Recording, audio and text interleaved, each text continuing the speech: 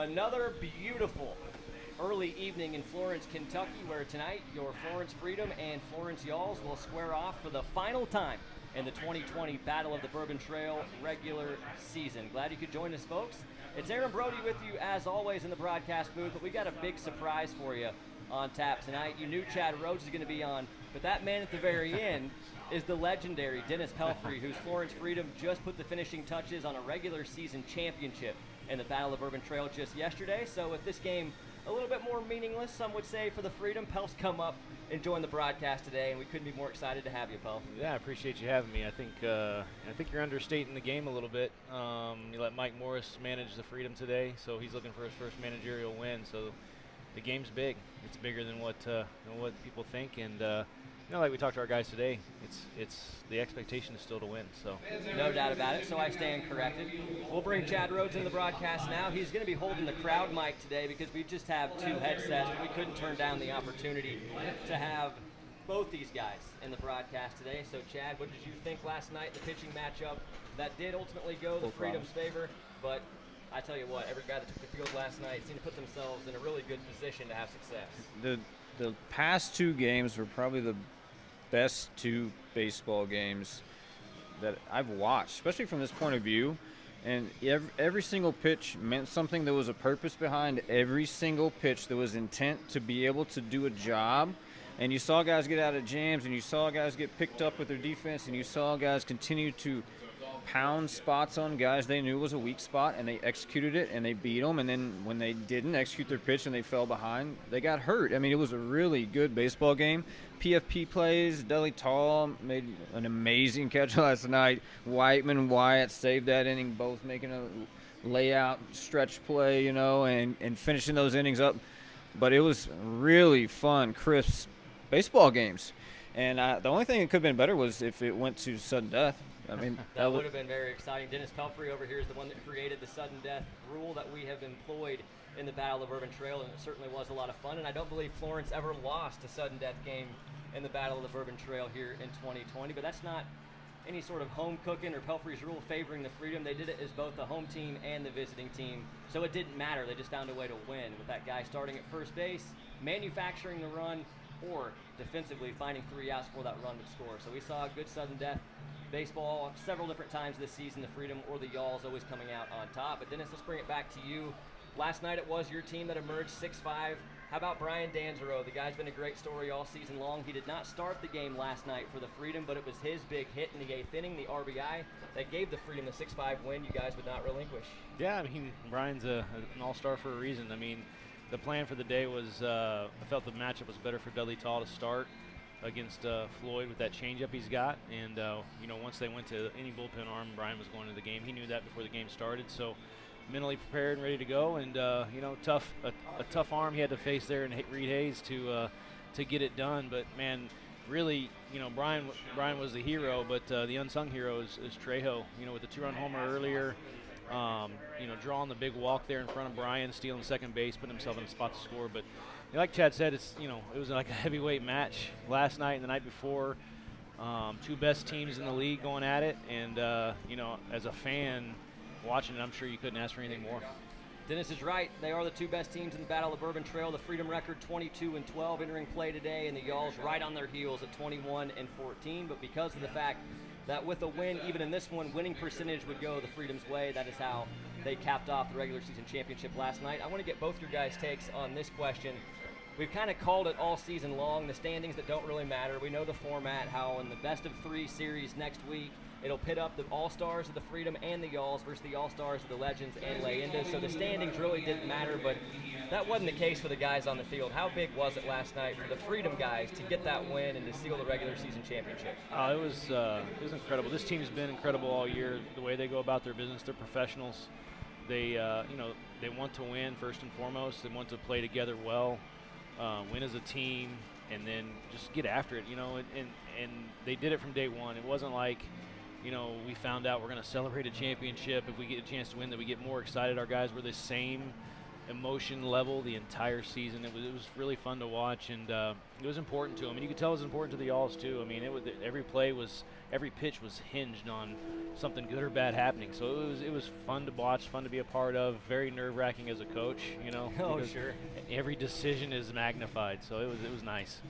Well, we do know that it's been competitive between the Freedom and the Y'alls all season long, but one thing different about the series this weekend is even the pitchers got to be on either the Y'alls or the Freedom. They were pulled up for the majority of the regular season, but that added element of competitive edge, I thought, showed these first 2 games of the series, Chad. It did. We talked about, you know, the past few times we played each other, and the competition between each other, you know, was a little bit different because it was more like developmental innings rather than, you know, straight competitive innings. And so this was, hey, the handcuffs are off, take the gloves off. Hey, we're going into doing what's going to make you successful. And so they did that. That's what we show, the aggression against dudes they're going to see every day, because, look, this is what's going to have to happen. And when it comes down to laying it on the line, I'm coming after you with my best stuff to create my space, to be able to get my outs, and to be able to do what I need to do. So that was really cool to see. You're going to see the same thing today. That these guys aren't taking – there's nothing they're taking off. These are their innings. They know that. And they're going to go out and they're going to show their stuff. So it's going to be fun. It's Harrison Merck and Darian Fleming towing the rubber for the Y'alls and the Freedom today. We'll step aside real quick. We're right up against the national anthem, but when we come back, starting lineups and first pitch in the regular season finale between the Y'alls and Freedom right here on the Y'alls Broadcasting Network.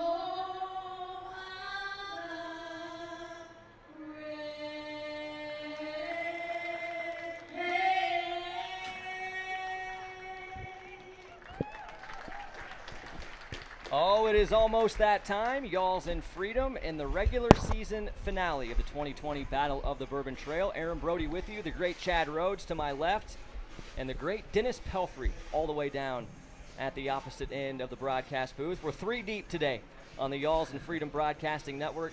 Again, the records today, the Y'alls 21-14, the Florence Freedom 22-12. The regular season championship is theirs, but you talked a little bit about it going into the national anthem. 2 lefties on the mound that typically profile as relief pitchers, but we saw this matchup in a start a couple Wednesdays ago, and both guys really showed they have the capability to start. They both pitched well.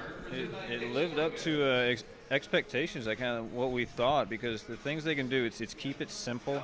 They have to keep it simple, and that's kind of, we talked with Mark, had the conversation with individual meetings we're having with the guys before they leave, and his was simple. It's you need to learn how to talk to yourself better and keep it simple. You know, it's not as complex and complicated as he tries to make it. And that's what we did with this throwing program. Took it to the mound, and it's like, hey, this is the perfect guy to give him some innings, to keep it simple and do it for long term. And when he does that, works ahead. Like you saw, he was 18-19 first pitch strikes last time, and he pitched a little backwards too, and he was able to throw his off speed over for strikes. If he can do that again, he's going to get this similar result. It's just whether he tries to make it a little bit more complex than it needs to be. Keep it simple, he's going to be fine. Fleming on the other side too, he knows he's gotten better and better and better over the course of this summer. He knows how to use his body. He knows how to stack his weight and kind of create angles that he has to create. And he knows when he's not hitting on his breaking ball, it's going to be a little bit harder to get his fastball to spots than it should be. So it's going to be fun to watch. But I want to, before you start in there, do want to get Dennis's what he's really looking for out of these new managers too. I want to kind of get his opinion on that as we go. Absolutely. We'll get that in a moment. Brandon Pugh steps in the box. He's the leadoff hitter for the Y'alls today. We've seen Brandon hit in the leadoff spot before, but that was in past Florence Freedom seasons. He was anchoring down the cleanup spot for Brian White all of 2020, but the man with all the speed, the table setter here in the regular season finale. Lefty-lefty battle to start us.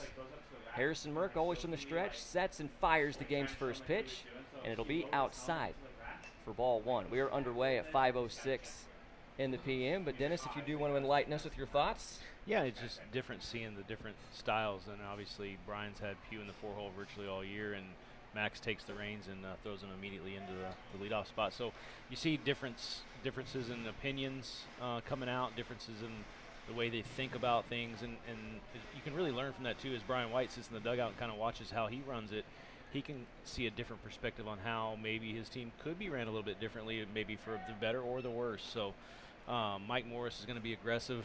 You know, he's been at my side for a few years now, and you know he's going to do a lot of things similar to the way I do them, but he's going to throw his own little things in there. So it's going to be interesting to see what he brings to the table as well. Merck fell behind 1-0, but has pounded the zone with back-to-back strikes. He's got the 1-2 edge on Pugh and deals again.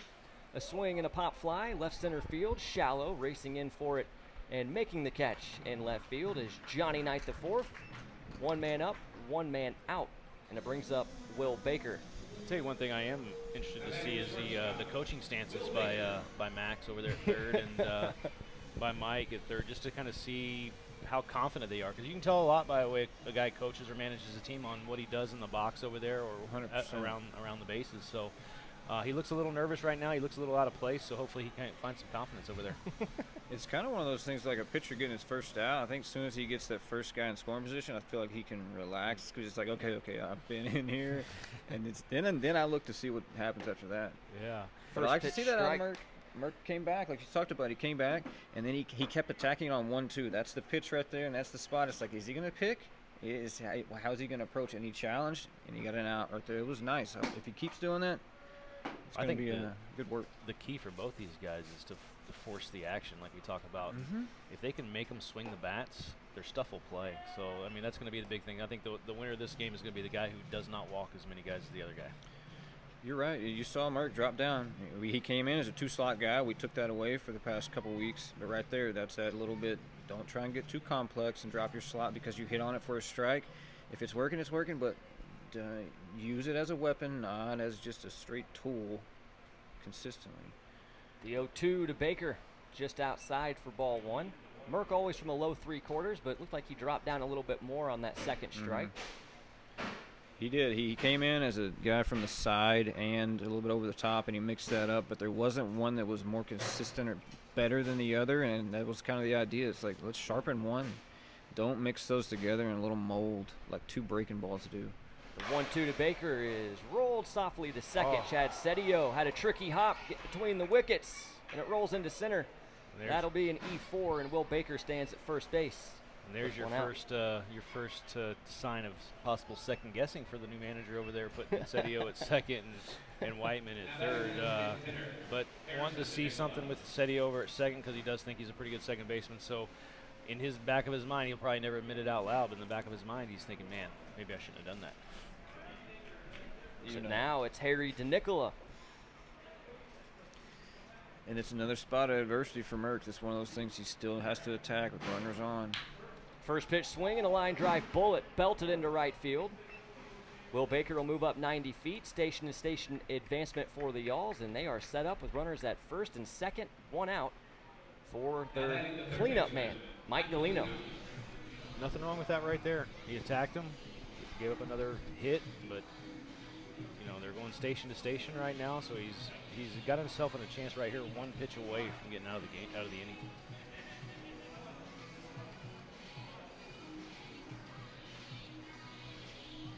Yeah, Harry's doing what he needs to do. That's what I said. Merck has to continue to attack, and if he attacks a guy like Harry, which Harry's going to get a chance to hit the ball hard, he did. But that's what Merck needs to do. You have to keep attacking. Look at that. Oh, coming right after him. Coming right after him, but missing outside for ball 1. I love it. I tell you, Merck's grown on me a little bit from day one of this thing. He's got a little bit of competitor in him. He's very animated when things aren't going his way or if they're going well. He shows it off a little bit, and he gets to where he's going to bear down a little bit and kind of go right after guys. So I like it. It's missed with back-to-back. It's 2-0 to Galeno. Yeah, he's one of the guys that you have to always keep his priorities in check as far as what he's thinking about when he's pitching, what is top priority, and if you have to keep that throwing strikes in order for the delivery and everything else to kind of fall in the place it needs to, because if you go delivery first or pitch first, he'll kind of go that and it'll turn into some other priorities that has nothing to do with competing. Yeah, Will Baker is going to get out there and get a jump. He's one of the better base runners I've seen too. 2-1 pitch is Beautiful skied Merck. into shallow right field. job. Racing in for it and losing the caps. E.P. Reese, he'll make the catch. I don't And there are understand. 2 outs. I don't understand, Brody, why all the hats keep flying off in the outfield. You know, it's been really something Yeah, I this think year. it's every fly ball. Every fly ball. The hat's Flared. coming off. Do they all just like to wear the hats a couple sizes too big? You know, it's hard for me to say, but I think some of them like the haircut they have. You know, They wanna wanna showcase show it. it off a little bit. So, Sure. but yeah, going back to Will Baker on the bases. I mean, I know Piotnik's a premium base stealer. Pugh, some of these other guys here, are premium base stealers, but Will Baker, from an opposition standpoint, he is the toughest guy to kind of read as a pitcher, to be He able is. to figure him out and keep him off stealing a base. His timing, it's the timing. Like, he times. First pitch swing and a line drive dart down the line in left field and rolling all the way to the wall. Look at Scoring Max's easily will be wave. Will Baker. Harry DeNicola gets the wave. There's going to be a play at the plate, Nice, but Max. it's not in time. The Y'alls will have a 2-0 lead on the Kevin Watley double here in the first. Max with a big send right there. That was a close play at the plate, and it's a big move for him right there to kind of take advantage of Mike's defense. It was. That looked like a first pitch changeup, kind of pushed over the plate. You saw Wally get around and turn on that one. Yeah, it's Watley usually takes that approach the other way, like the opposite field gap, trying to shoot that opposite field gap, and I left that changeup up just a little bit, let the barrel get through there, and yanks the double. Early strike to Blaze Spees, who stands in there next. He came right back at it. Yeah, I love it. This is great as a manager. Even if a guy gets banged around a little bit, give us a couple runs, you can absorb the blows. It's the walking guys and going deep in counts that gets the defense on your heels. It makes everybody frustrated. Kind of like how we started last night a little bit with Hahn. Like, it was just getting some deep counts and the game pace was slow. If you keep Yeah, the it game was. pace fast, the good things happen. But it was guys like, I thought there was a couple of bats in that Baker. It was the Baker, and I thought it was Spees for Hahn. That was when, like, the sequences and the pitches kind of got muddied together. It was just like I didn't understand what we were trying to do. Those were, I think, you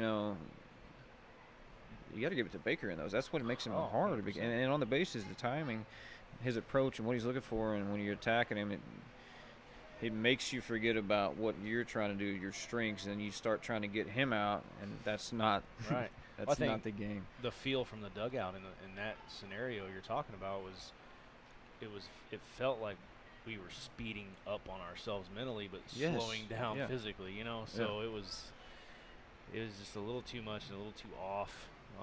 Look at Watley getting out there, very nice. Racing off the bag at second. Merck held him nice. Yeah, It good was hold. perfect. He's not panicked. That's a big thing too. He's not panicked No, out there. he's not.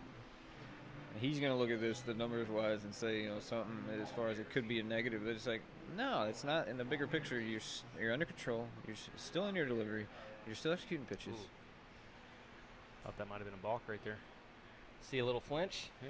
He's still conscious of base runners, so it's nice to see him pitch. 2-2. Very Couldn't nice. decide. Decided to go and didn't touch it. Blaze Spees is down on strikes, and Harrison Merck is through Good the way to top finish of the the inning. first.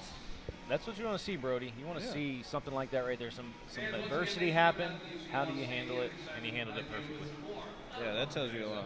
So the Freedom come to the plate, trailing by 2. Bottom 1 next at UC Health Stadium, but we will stay with you through breaks when we have the brass that we have on the headset and on the crowd mic today. We're going to let them rock through the commercial breaks. They can give you more of an insight than I ever could on the guys taking the field. So I'll tell you what, in that third base Freedom dugout, Mike Morris is getting sped up just a little bit right now because Max Del Bello pushed across 2 runs right there and kind of looked like a genius. So yeah, let's talk about that a little bit more. It is Max Del Bello making his managerial debut. He, of course, is the owner's son, David Del Bello, the president, CEO of the Y'alls. And he's been an analytics guy for you, Max has. Yeah. And how's that gone, and how has he shown the ability to manage the team here in a pinch? Well, I'll tell you, from an analytical standpoint, he's putting the right guys in the right spots in the order, that's for sure. There you go. To drive in those RBIs. But, you know, I think Chad spent a lot more time with him as far as going over videos for the pitchers and doing some of those things. But the kid is smart. Yeah, he is. He goes to Cornell University, so he's got to be a little bit intelligent, right? He is. So, He's sharp. You can have conversations with him that are, you know, on a different level in baseball. He understands, you know, why the moves are, you know, we were talking about certain guys and their stuff, and like he understands all that and spots to bring guys in, situational stuff for certain guys because he knows their stuff. He knows what they're capable of getting. So he's going to look for spots in the game to fit those guys in, and that's kind of what I'm excited to see, how he used those arms. Same with Mike. And, you know, we kind of gave a script as far as, you know, limits and pitches, and so like, this is how many. A plug and play how you want it. And this is how many innings you got, and pitches to play with this pitcher. Look for situations, but you got to make sure you get enough out of, you know, certain guys to be able to stretch it out and be able to get through the full game, feeling confident and strong that you did put guys in the right spots to let the game flow and roll and let the guys do their work. So that's going to be fun to watch too. Interesting move. Kevin Wiley, primary, playing shortstop all season over at second base. Will Baker short tonight. So that's an analytical decision, I'm sure, by Max. So we'll see how it pays off. Yeah, I'm enjoying that he had full reign to make the lineup moves. Kind of like that. You see Watley at short all year, but Max gets his chance, and he's like, no, we're going to move him to second. This is where I've wanted to see him all season. Yep. Well, Fleming got a tough task right off the bat here with Craig Massey. No doubt about it. Craig in the box. The lefty rocks and fires the first pitch, and he'll find the outside corner for a called strike. By the way, home plate umpire Dave Blanchett. Is that a new umpire? He hasn't been here this season, has he? Me and Dave have had many games together, that's for sure, and many arguments and many laughs. So he's, you know, he's gotten a lot better. He's gotten a lot better over the years, and I think, you know, see him setting up down the middle right there. I think he watched our show. He doesn't have the shield though. No, but he he's is missing the shield. Look, he's setting up middle. Look at that. 1-1 smash down the line in right field, but this will twist foul. You hear Dave's name every other day as far as the guys that are here. It's like I do like that the same guys coming and see the type of baseball that we're playing and see the caliber of umpire that we really expect and that needs to be here. And the guys who have stuck it out, you have seen them get better along with the players. 1-2 to Massey. Look out in the Y'alls dugout. That screaming liner looked like it may have got a piece of 2 of the men standing at the top step, but hopefully not. That was an absolute bullet, but they will find a new place to stand. They almost looked surprised that a ball came over there. I would say Massey was a little out in front of that one. About hit it through. This is where Fleming, even with Massey, can hit every part of the zone. He has to show him that he can get the ball to every part of the zone. That way Massey just doesn't sit and hunt middle in. Massey's a guy that you just hope he gets a single. You know, you know, it's so hard to contain him or, you know, stop him. You just got to hope to contain him. You want him to hit the ball on the ground, and you hope he hits it on the ground at somebody. Yeah. Like, that's how you get Massey out. Yeah. Breaking ball's down and away, so it's now a full count. And I think on this the is leadoff man. The most dangerous count. Brody can probably tell me most dangerous count for Craig Massey's full counts. Yeah, because the guys don't want to walk him. He knows it's going to be a strike. And he hits everything in the zone. Here it is. Really hard and right up the middle through for a base hit single. He did it to Floyd yesterday. 8-pitch first at bat, and then he hit that ball through the 4.5 hole. Same thing. It frustrates you as a pitcher. But that's what you want to do. Like, hey, man, why couldn't you have done that 6 pitches ago? Like, come on. Yeah. The absolute tone setter, you called him on episode 1 of the Game Report, Pelf. He's a tone setter. He's a guy, I think I said it too in one of the shows, he can hit in any big league club right now for any big league club. He can be a utility guy off the bench for any big league club right now. Simon Whiteman, the new hitter. Man at first, nobody out. Fleming will pick to first base. Yep, you got to watch Fleming and how he's going to use the pick. We talked about some stuff to kind of neutralize. He's a little bit slower to the plate with his lift. We talked about, quickening that up, not trying to be quick to the plate, quick to my lift, mix up the slide step. You're going to have to do those things against these guys. Massey takes off, headed for second, and he will be there safely. That might be the league lead of stolen base right there. I'm pretty sure he just took the lead over Rodney Tinney for the league leader. We'll check the stats and see, but I believe you are right. Tinney's been kind of in and out of the lineup of late for the Y'alls, so Massey's done a great job closing the gap, and now he's in scoring position. It was a good job by Fleming. He did a little slide step after picking over and showing his move, and he did what we worked on. That was the best he could do. Hope to contain him. Hope to contain him. Massey dancing off the bag at And second, he's headed going for third. Galino's hose is not going to be in time there. And safely, 2 stolen bases now for Massey, and he's 90 feet away. So Massey wants to get a run back. That's what he's doing right now. And Mike Morris. Mike Morris is forcing the action as well. They got to cut it in half right here. And that's Austin Medica behind the plate, so check that on the Galino throw. Galino playing the hot corner for the Y'alls today. It does eliminate the big breaking ball in the dirt. It's going to be buried.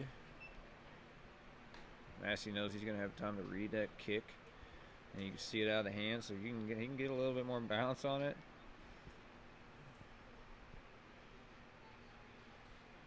Yeah, this is an interesting pitch right here. The 1-2. Breaking ball, cue shot, foul ball. We'll do it again. This opens up a lot of doors for Simon Whiteman right here. Infield's back. He can hit a little ground ball to second, first, short. Try to stay away from third here, but a fly ball in the outfield scoring Massey. So he's got a lot of options here. Plays the game really hard, too. Guy that you know quite well in the Giants organization, Pelf, but yeah, very intelligent. He went to Yale, obviously. He's a smart guy as well. There you go. 1-2 set hard on the ground to second. That will score the run. Watley to first in time, but a productive out for Simon Whiteman. And the Freedom cut the deficit in half. It's 2-1.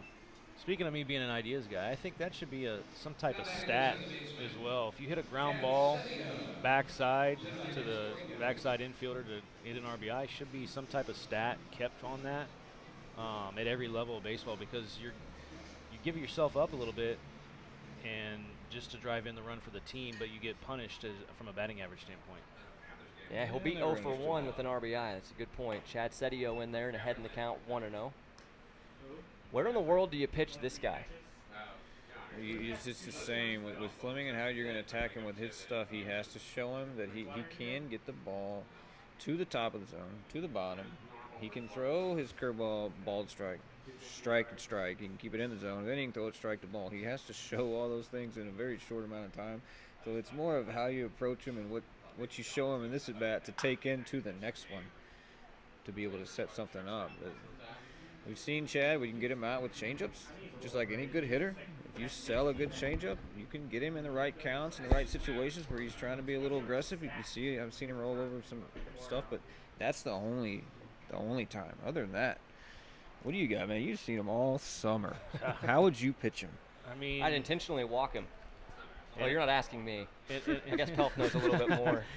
In all honesty, you're exactly right. You've got to show a good mix. I think if you pound him in and try to get 2 strikes right there, we get in a little bit right there on him. Yep. 3-1, even 3-1. You can get in there on him because he does a very good job of keeping the ball in fair territory. So the way his hands work through the baseball, if you get a pitch in off the plate that he swings at, he's not going to be able to do anything much with it with authority, and it's going to be in fair territory typically, and you're going to be able to get him out there. But anything out over the plate around belt high, he's gonna absolutely destroy. And so you just gotta mix it up well. Payoff pitch is down and away. Sedio will work the walk. The problem with walking him, like you talked about, intentionally walking him, is now you got Fitzgerald coming up, Wyatt behind him, and Sedio's a guy he'll steal a bag or two here and there. Yeah, you're never feeling good intentionally walking anybody in this Freedom batting order. There are a bunch of 3-hole hitters littered 1 through 9. They are. This guy, another one of them. Fitzgerald had a great night at the plate last night. He hit the ball hard. Couple of doubles, couple of runs scored. Yeah, he's going to be early action right here. He's looking for something over the middle of the plate, and he's gonna be ready to swing. This is downstairs for ball 1.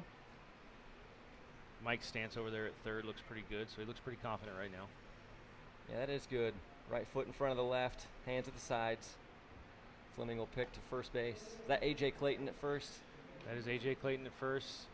I'm not sure about his posture. Well, now he's squatted down. That's more of a... The yellow bottom shoes, I think, give him away. It is grad assistant. Okay. Grad assistant. He's learning. Player assistant. That's been the cool thing about the league is it wasn't just get here, let's get some guys that play baseball and do that thing. It was, hey, what can we help create for these guys? We've helped coaching opportunities for everybody. For everybody. We got Cheek in the analytics department and helping anybody who is willing to want to use this as a boost in any other way than just a season, because we know it's more than that.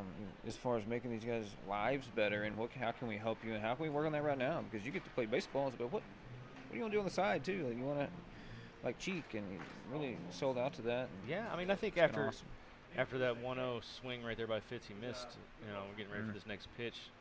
We'll talk about the parameters areas. Fitz is trying to get a big swing off right here on Fleming, and it's working to Fleming's advantage.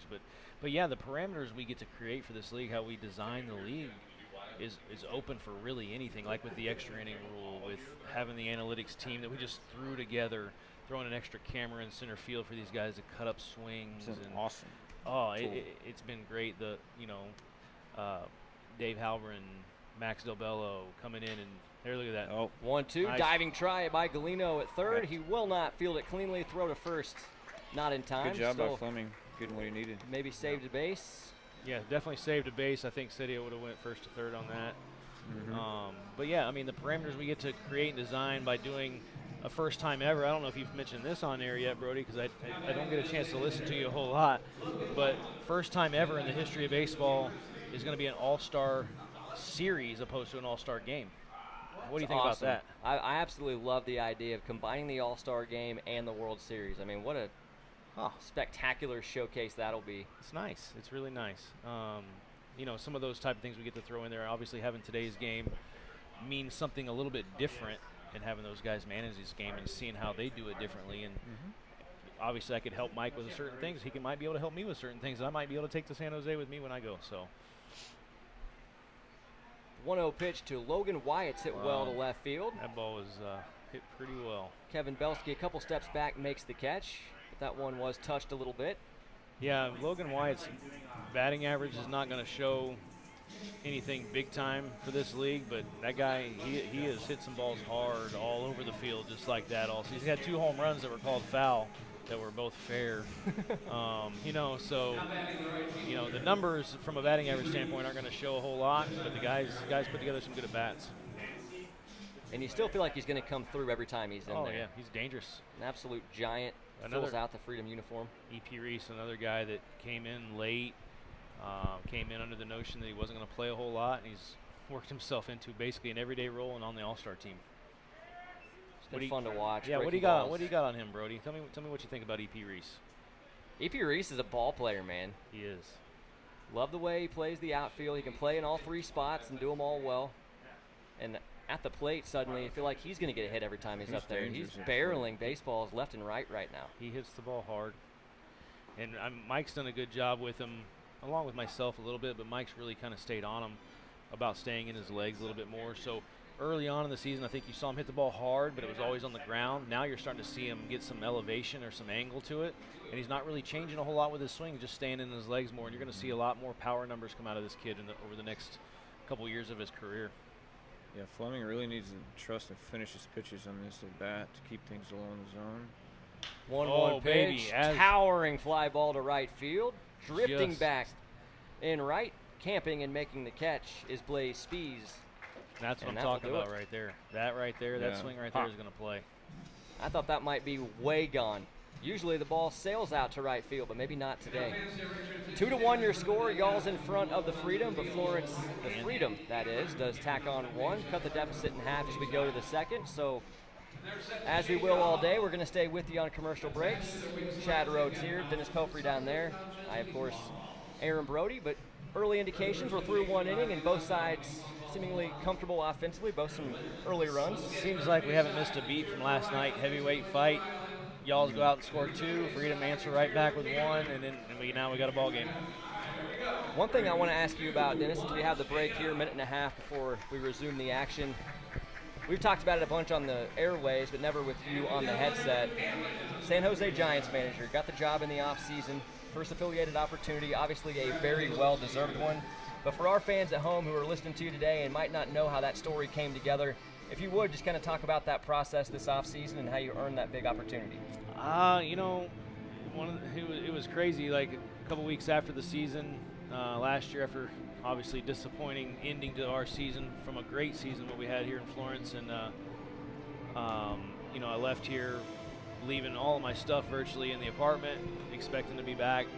Got a phone call, and the talk started. It wasn't an immediate thing. I mean, I think we started talking. It was about 10 days after the season last year we started talking, and I didn't get offered the job in San Jose until beginning of November. So obviously the Giants did their due diligence and did their research on me to see if I would be a fit for what they were looking for. And I told them also the same thing. Like, if I was going to move from Florence because I love Florence so much, then I was going to have to be a job that, I wasn't just going to be a guy. I was going to have a job where I'm going to have an impact in the organization, because I feel like I can have a positive impact on any organization. So that's kind of where it went to.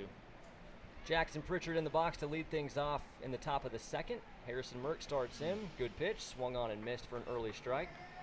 Well, It's certainly a very deserved opportunity, Pelf. A couple of Frontier League Championship Series appearances in your 5 years here. 16 guys sent to affiliated baseball. There's a few more than that go unnoticed, like the Ryan Colgate deal doesn't go underneath Florence because it was in the off season. And one's chop at the middle, ranging to his left. Fitzgerald gloves the high hop onto first in time. Skylar Ewing is another one that's not counted in those numbers. So there's a few other guys there. Some guys from Normal that got picked up a couple years ago to the Marlins, Scott Sebald, and I believe there's one other guy that were direct recommendations from Florence, basically. So Florence has done a great job, overall with everything they've done as far as the baseball stuff. So I mean, this place is special to me, no doubt. Sorry to undersell you there, Pelf. No, I just, when you say it, because it is, the 16 players, what is it, over the last 3 years, right? Is that what it is? Yep. The number? And Chuck Weaver in 15. Chuck Weaver in 15.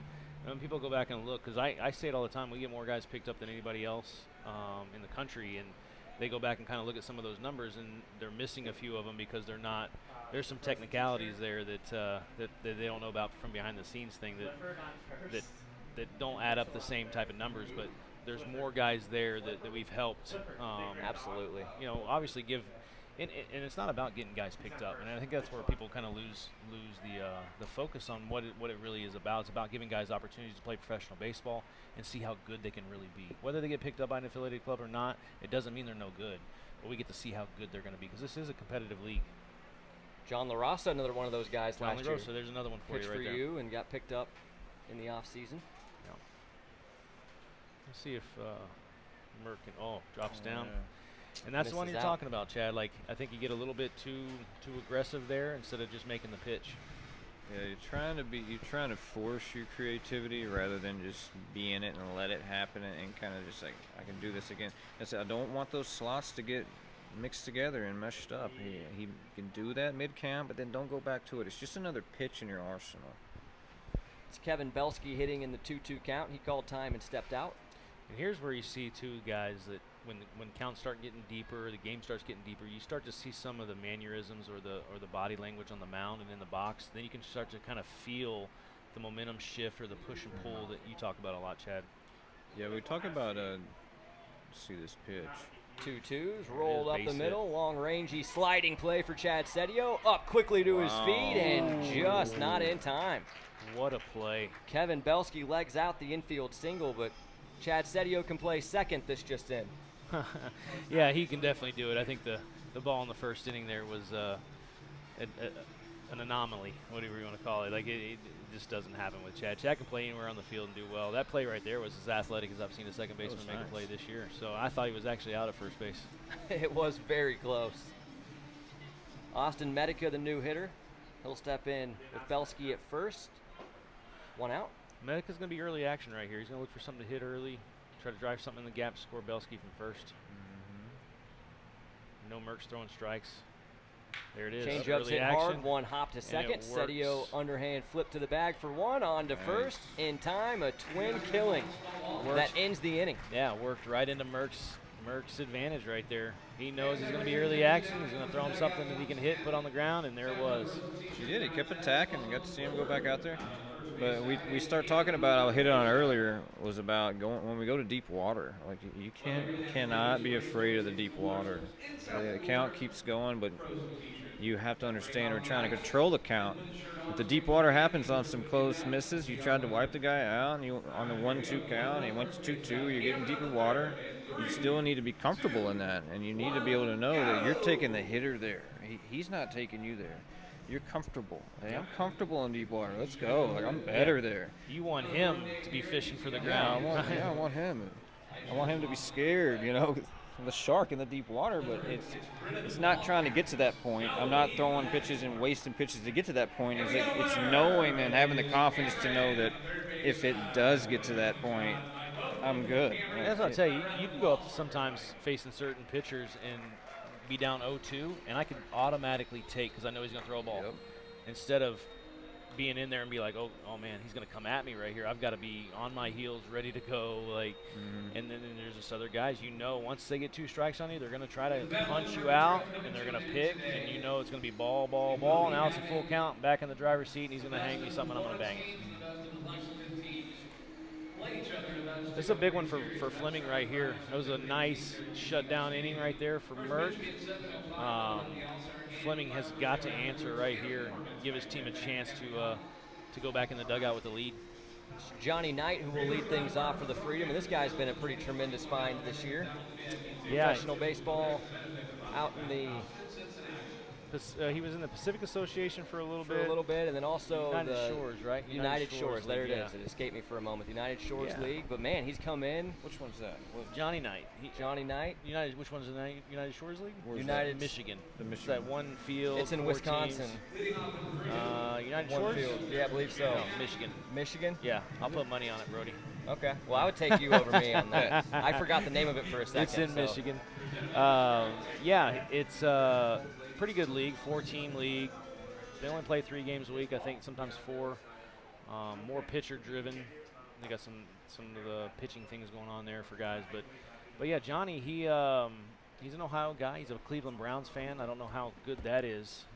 Rough start today. Rough start today for Baker Mayfield and the boys, but he is a threat in that batter's box. If early in the season, I think you notice when he swings at pitches in the zone, he does a lot of damage. And I think he almost got a little bit too confident there towards the middle part of the season, started swinging at just about everything because he felt like he could hit everything, which happens to a lot of hitters, and there's a ball driven right there. Yeah, he hit this one hard to left center field, but it's going to hang up. Be an easy play for Belsky. I got to tell you, up in this booth, I felt like there's been 6 home runs hit already today. It's a little different from field level. Isn't it? It really Yeah, is. I think in the dugout I'm saying, not today, one of those things off the bat. But up here in the box, I think I thought there was 6 home runs already. But yeah, so Johnny, he's getting back now to where he's swinging at good pitches and not trying to do too much. And now the barrel's starting to come back around a little bit. I think I was talking to Chad a little bit yesterday. Brody, you'll appreciate this. Last night in that game, there was a matchup that could have happened against Carl Craigie.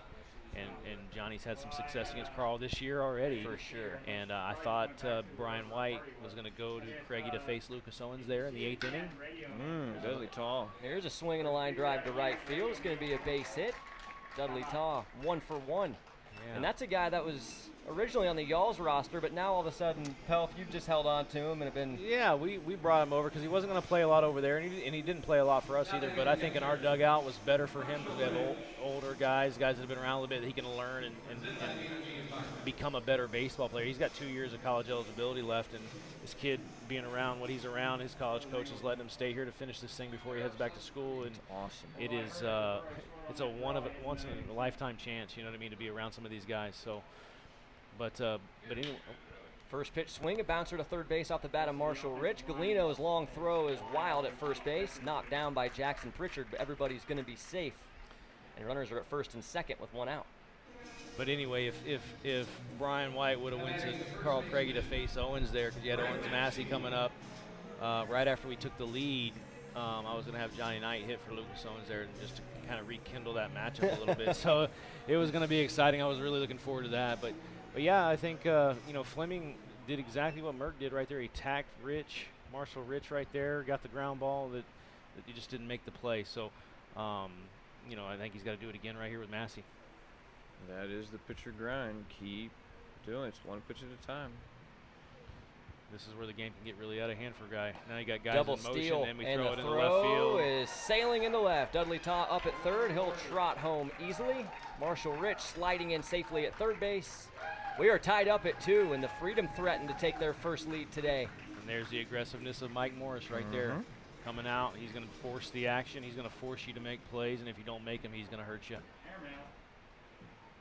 Great dance moves, by the way. Thank you very much. I was waiting to see how long you'd say something about that. In the second inning, there's a runner at third. This is where My best I'm going wasn't to trade my that out. Yeah, And Max. I want nobody on the bases.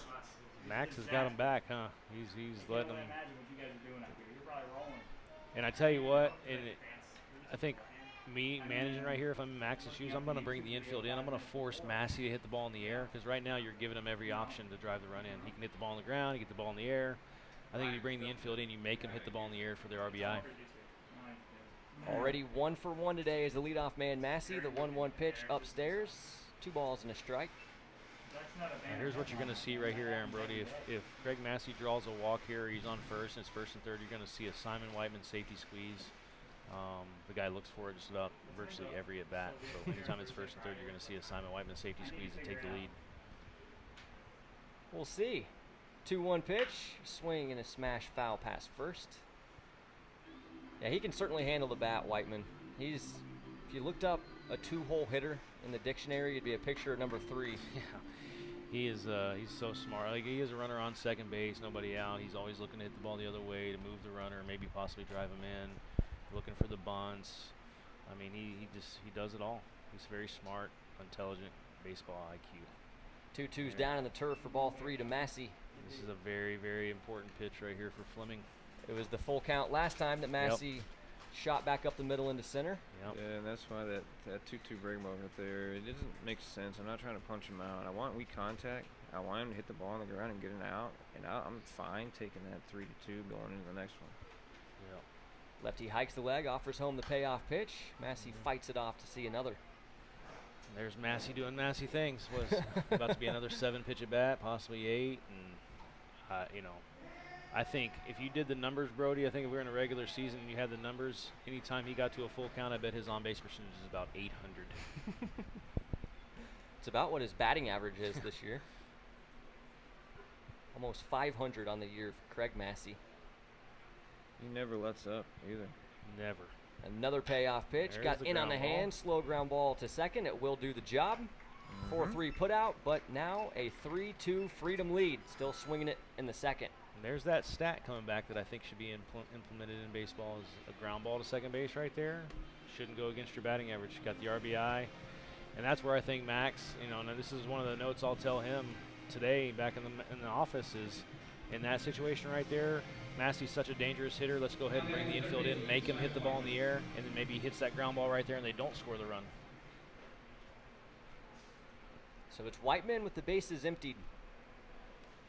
First pitch to him. Look good. Look called ball 1. Whiteman's got a very good eye as well. He takes a lot of pitches that are close and he gets the call most of the time. Fleming right back into the windup. The 1-0 pitch. Tempting but out. 2-0. He's fun to throw BP to.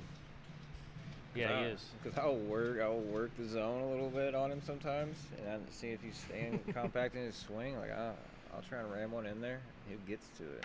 Yep. 2-0's hit hard. A 1-hopper to third base. Galino swallows it up. His throw to first better this time. and that will retire the side. But the Freedom take their first lead today with 2 more runs in the second.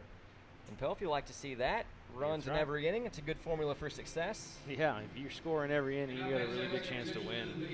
But yeah, I'm the same way with Whiteman and VP. I'll work him in, out, in, out, in, out, just seeing if I can beat him, and you just can't beat him. Yeah, he stays on it. It's fun.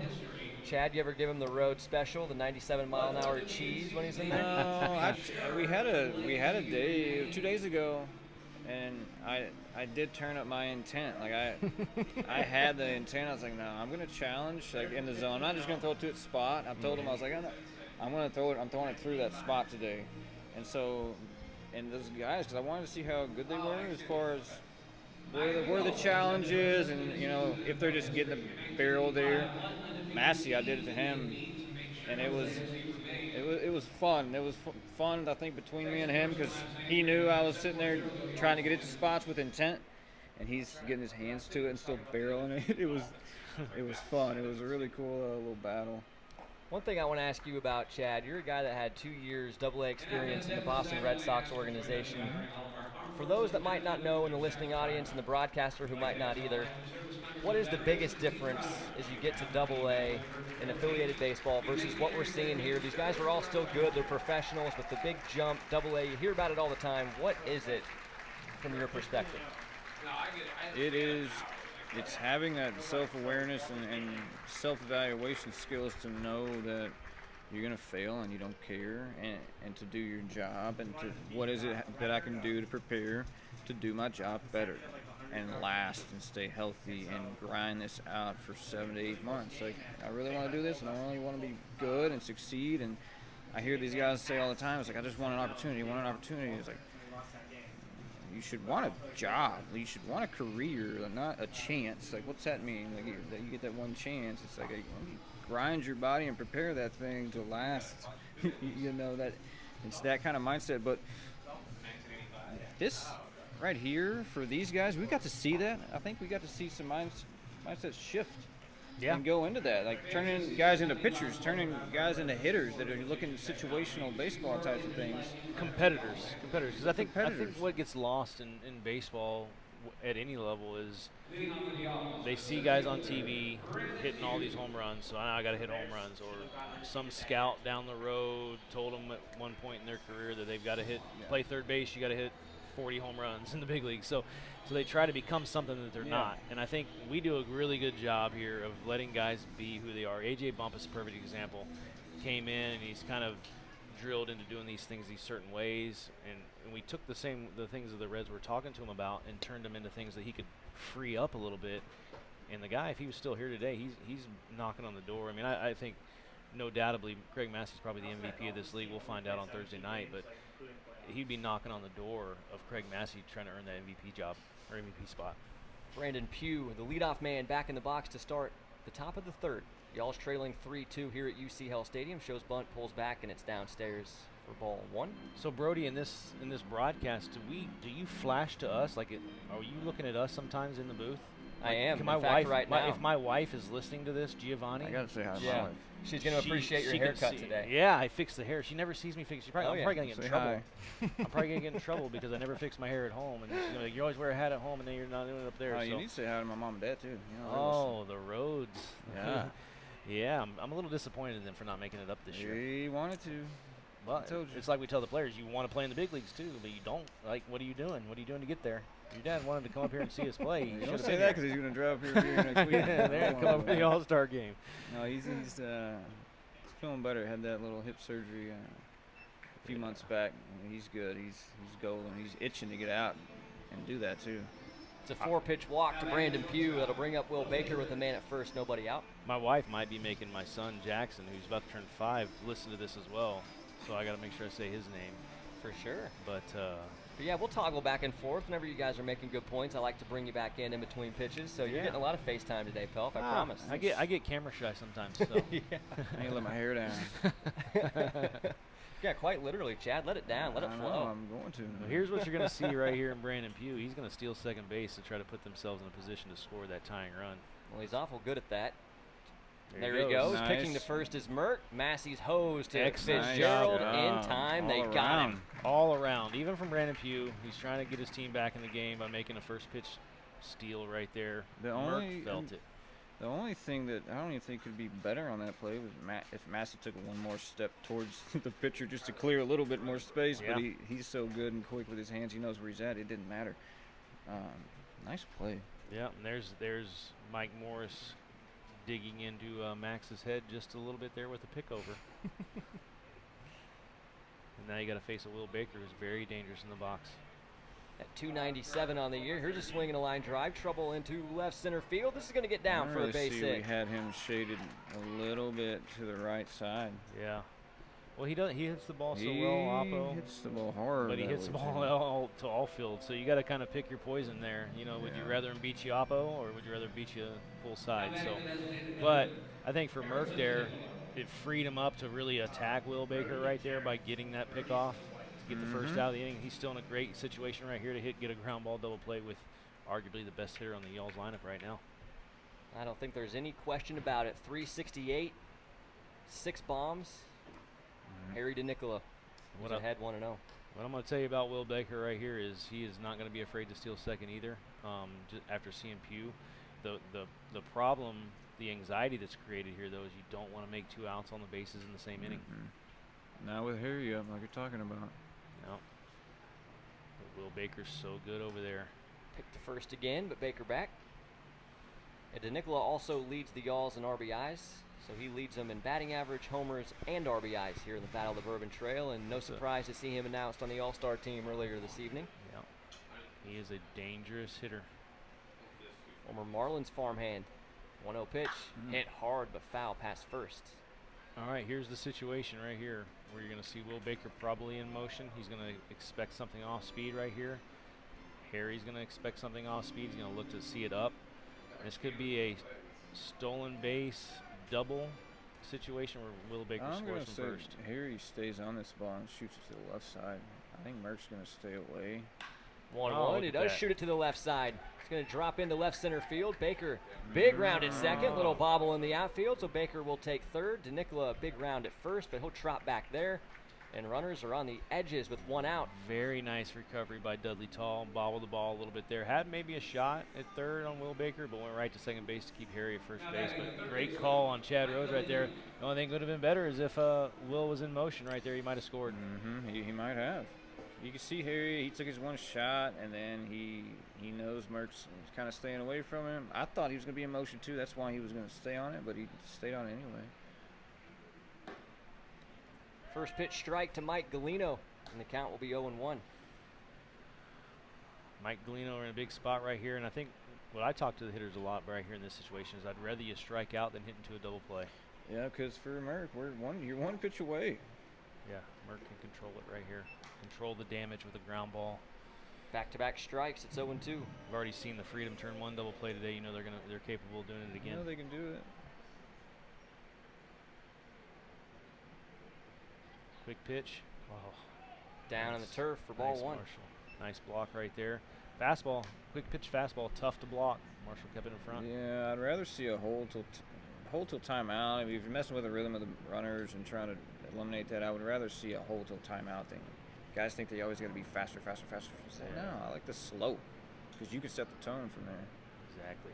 1-2 pitch, a swing and a drive, way back into left field, and this one is out of here. Mike Galino, a 3-run shot, and the Y'alls take a 5-3 lead. See the high fives here by Max. That's not bad. He's giving himself some room right here. And, fist bump there. I think he whiffed. Yeah, he might have whiffed on that one. He's got a smile though. He didn't whiff. He saw him smile. Loves it over there. Yeah, he looked right in that dugout at Mike. Hey, when he plays the show, he plays for homers. Yeah, plays for he the got homer. his big 3-run homer. It's his first of the year, but snuck it in. First last time game of the regular season. First time tonight that saw Harrison Merck sped up a little bit out there that we talked about earlier. You know, he felt under control the entire game until that at bat right there. But that was what we were talking about. You're still just 1 pitch away. Like, execute a pitch right there, and that at bat, there's no trouble at all. You're really not. that bad. You got 2 guys on, but I'm still just 1 pitch away. Give me a ground ball and get out of that. First pitch to Watley, down in the turf for ball 1. I want to see him come right back in and attack. Kevin 1 for 1 with a double today.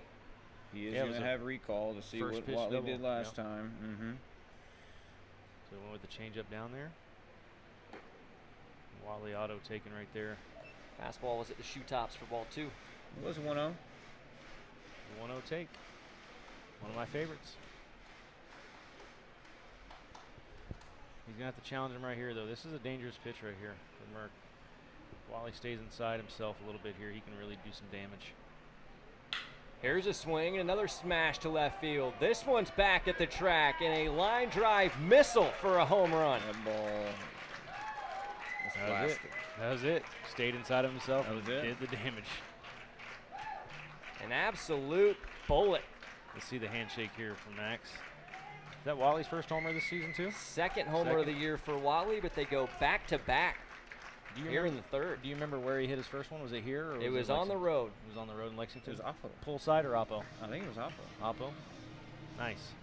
We watched it on the Lexington replay. There's a mound visit by AJ's AJ. going out. Probably just to calm him down, yeah. Yeah, just got to catch his breath. We wouldn't have Clayton mic'd up today, would we?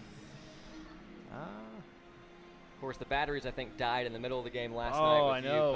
I didn't realize it till the end of the game. Yeah, every cuss word takes more juice out of the batteries. There was only a few slip-ups this year. We did great there. Well, I know. It dies in the first inning when I'm on it. Yeah, I think. Yeah, you did. It was when Craigie got hurt, I think.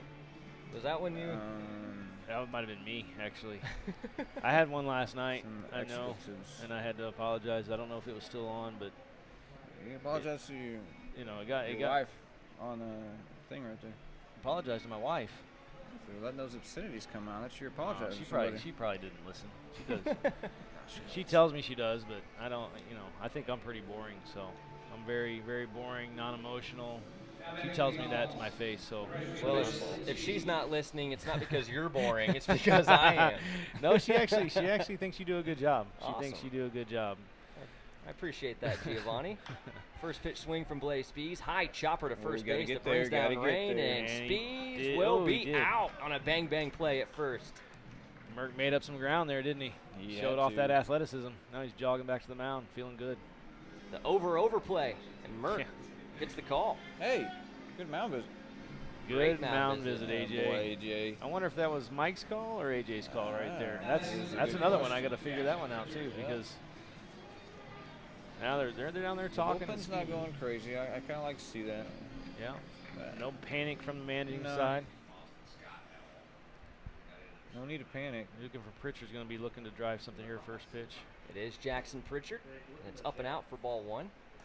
And I tell you, if Pritchard can control the at-bat, I know he's struggled a little bit this season, trying to figure some things out, swinging at some bad pitches here and there. But if he can do kind of like what Watley did that last at-bat and control the at-bat, stay within himself, he can do some damage. Now, the two differences in the two at-bats right here, both guys played for me. Both guys know about the 1-0 take stuff I talk about. Jackson Pritchard didn't take it here. Watley took it, hit the homer. Let's see how this at-bat turns out. Thought Pritchard was a great story last year. Oh, he had some big at-bats, didn't he? No doubt. The 1-1 pitch to him is on the black. Some big hits and some big moments, some pinch hit homers, like walk-off pinch hit homer. I mean, he was as electric as they come. It's like he came through in every big spot offensively. I like to say that I put him in the right spots. But that you did. No. First guy here, he was hitting the ball hard and driving balls. He has. He's a good player. I think he gets a little bit of overwork. Overcoaching himself. We talk about that sometimes. He gets in his head a little bit too much about doing certain things. He's got the body to do it and the tools. You just free it up right here. And he's worked a good at bat now down the full count. This is where the challenge has to be from Merck. Merck has to challenge him right here. Got a challenge. Puff, you would know this better than me, but was the plan all along last year to carry 3 catchers? It was just a fact that Galino and Pritchard made themselves impossible to release. It's the ladder. It's the ladder. Oh, hard Max. ground ball in foul territory, and Max Del Bello wears it off the shin. Right off the toe. That's probably the first one you've seen all season, and it happened to be his first day over there. So The ball will find you. the ball's going to find you. Ball finds the new guy. But Actually, no, he yeah. zigged when he should have zagged. You're exactly right. I mean, Rinsky had to come in a little bit late last year because of the college coaching thing. So I told him he had to give me my 2 weeks of spring training before we would sign him, and so he came in, and obviously we were really high on Galeno. Very nice at bat right there by Pritchard. Drew the walk. So he's setting it up for the next guy here, getting with 2 outs. Another chance of driving another run right here with a double in the gap. But yeah, Galeno we knew was going to be a guy, and Pritchard was he was a tryout guy. We brought him in, and they were both doing really well. So when Rinsky came in and came on board, we had to figure it out because Pritchard running the bases so well. I think that's what helped him a lot. Is he ran the bases so well that we could use him to pinch run late in the game for Rinsky or for Galeno, and not have to worry about it behind the plate because he did a good job catching as well. And yeah, the pinch hit walk-off homer. We all remember last June 25th, I think it was, against the Gateway Grizzlies that night. That was off their closer, Grant Black. It was. Very good pitcher. One of the best pitchers in the league. Obviously one of the best bullpen arms in the league. I think he did well against everybody except for us. I think we handled him very well all season. Every time, I think he had 2 or 3 blown saves against us, but man, that was incredible. Yeah, he likely still has nightmares about Florence Freedom because he was dominating everybody else, but you guys just had his number. I think it was 4 blown saves last year. Yeah. For Grant Black facing and the they were Freedom. all against us, and and he dominated the rest of the league. And you know what? This offseason, I think he got an opportunity with an affiliated club. Obviously, with the COVID hitting, he didn't get a chance to go prove anything. But I want to say the Cardinals picked him up in the offseason, if I'm not mistaken. He threw hard. Good kid. I like the kid a lot. We talked after the season. He was trying to figure out why we had his number so well, and there was a couple things he was doing that he was tipping his pitches a little bit, and told him about that. So hopefully he corrected that, and hopefully you see that kid in the big leagues one day. Nice pitch. Called strike 3. Kevin Belsky saw the minimum, and he is out number 3. But the Y'alls played 4, courtesy back-to-back homers from Mike Galeno and Kevin Watley. And they lead the Freedom 6-3 as we go to the bottom of the 3rd here at UC Health Stadium. This game is shaping up to be a classic. I'm telling you right now, it is. It's going to be that heavyweight bout, because you're going to see the Freedom like they've done all season long. They're going to answer back probably this inning. We'll see if that bullpen gets going here for the Y'alls. Freedom have scored at least 1 in every inning. First 2 at bats. It was 1 in the first, 2 in the second. So certainly a long way from over by any stretch. But we're getting to the points where in the game you can look at spots in the lineup you're trying to mix and match with the arms you got in the bullpen, especially early on. You have your little bit of longer bridge. He trying to get Merck through that inning. He did. Merck was fine. I'm glad he stuck with him. He's fine. Just keep executing pitches. Got a little big in that situation against Galeno. I thought he, like you talked about, sped up just a little bit. Probably try to throw with a little bit more of the anger, just aggressiveness than just pitching. Came back to bite him. But we're at the point where we can mix and match, because I want to get – there's 2 guys that I got to be able to get me through the 6th. And then I can play, and depending on where the game's at and how I want to shut it down as it goes. So that's going to be cool to watch as it gets going. Yeah, if you can get through that 6th inning and still have a chance to win the game, you can get real creative with that bullpen. So it's really going to depend on those guys that come in and bridge those innings or outs to get to that 7th inning with a chance to win the game. Whether you're down 3, up 3. It doesn't really matter. You can get real creative and try to, engineer a comeback. Mm-hmm. When we talk about it, it's for the pitchers and finding those situations. You got to know what you're looking for, and it's easy. If you know the spots, you know the guy's stuff, you know who he is, you know when you can bring him in to keep the game flowing and to keep putting the pressure on guys and teams.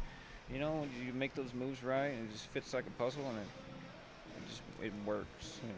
You know those spots. There's certain of those spots tonight. You can see them. And you can see that bullpen for the Y'alls now. Yeah, Reeds is going. He's going. You got Cedio, dangerous at bat right here for Fleming. Oh, he flips the nice curveball in there. Good curveball for a called strike 1. Wyatt's after Fitz. Yeah. So you start looking in the lineup when he would fit. It's when right after Max that. would fit Reeds in. You got EP Reese, so it's probably going to be that Johnny Knight, Dudley Tall, Marshall Rich spot. Right there towards the Reeds, bottom. Yeah, 7, 8, 9. He's not going to let Fleming face Massey again. Get around 1-1 that pitch. far. Lined into right field for a base hit. Sedio's on the He's going board. to look to take second right here. Well, Big aggressive round, but he'll be he should've- satisfied. he should've. Throw gets Ew, away. Still could have. And still he'll decide to stay at first base. It was backed up nicely by Mike Galino, but you don't see that every day. Usually the Freedom capitalizing on those mistakes, ending up at second base.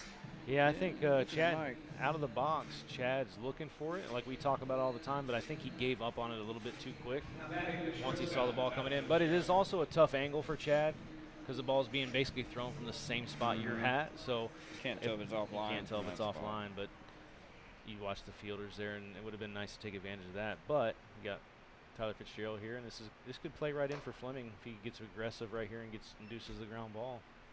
Because the Y'alls can turn the double play as well, and I want to see Watley turn the double play at second base.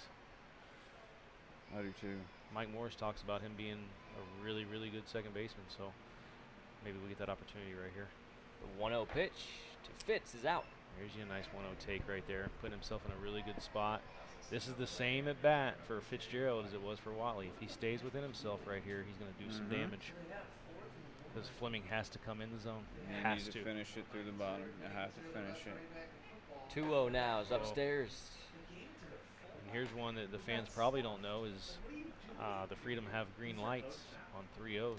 Any situation they want, if they feel good about it and they want to get a good swing off right here, then you got free reign. And we know that as pitchers, so I'm not going to be surprised if he does. 3-0 misses out. It's a 4-pitch walk for Fitzgerald. Fitz may be up there in the around the league leaders in walks too. The guy walks a couple times a game, it feels like. Yeah, his OBP is solid. Now you're in a very interesting situation right here. This is where I would go out and have a mound visit right here. Yeah, Just I talk to was him a little thinking bit. about that too. You know, I'm sure he doesn't want to go out. And my strategy here would be to go in, not necessarily talk about Logan Wyatt in the box, but talk about what we're trying to accomplish to take his mind off of Logan Wyatt and speed it up on him, I right? want to get him relaxed. That way he can trust to pitch and execute pitches and not throw to Wyatt. Execute your pitches for the job. Nice job right Nice there. flipping Good that hook. ball in there. That was Logan beautiful. Wyatt A will lot fall of trust. behind. Mm-hmm. A lot of trust in that right there is nice. And I'll tell you, he's one pitch away from getting 2 outs or one pitch away from tying the ball game up. So this is a big at bat in the game. Yep, it is. Fleming readies, hikes the leg, and the 0-1 to Logan's down in the turf. Great read Good by grip. Sedio. Back. And Both base runners move up 90 feet on the dirt ball reads. Yeah, that was I don't like well the throw executed. there. I don't like the throw there by Galino from his knees, trying to force something there. Because as a baseball player, if you try to force things, that's when you create problems. Luckily for the Y'alls, the ball didn't get away there and throw a runaway. Little breathing room here for Fleming, though. He can kind of be a little more selective on how he pitches Logan Wyatt here because you have the base open. The 1-1. Down and away, ball 2. This is where if you're Max right here, if the count does go 3-1, I think you might as well go ahead and just put him on because you don't want Logan Wyatt getting something over the middle of the plate here. You guys flash a sign for that, the intentional walk. It's a 3-1 count. I think I would just tell the umpire, go ahead and put him on right here. Let's see what Max does. It's 3-1 count. Yeah. I saw his shoulder shrug right there. Now I will say that I would not intentionally walk anybody in this league, the league we're doing, because there was a couple times we could have walked Brandon Phillips. With Wags to win a game. there. Yeah, to win a game. Come but on, man. You couldn't dream about yeah, exactly. So I highly doubt they're going to walk him. But it needs to be a very selective pitch. 3-1. Went to the challenged him. breaking ball, and it was Challenged check swung and fouled off. I actually thought that was a fastball, Brody. Was it? that. Yeah, it think looked so. like he rammed him a He little bit. He challenged him right there. It was pretty nice. Now here is where you can throw that nice breaking ball and fool Logan He Wyatt. can. Radar gun let me down. Yeah, that thing. Can't trust it all the time. Nah, never look at it. Yeah. So now the payoff. There you go. That's not a bad pitch right Went there. back to it, but it was down and away, and Wyatt will work the walk. Base is loaded for EP Reese. Not a bad pitch, in my opinion. Oh, going right to Reese Call here. to it. Now this is dangerous in my opinion because Reese is such a pull side type of hitter.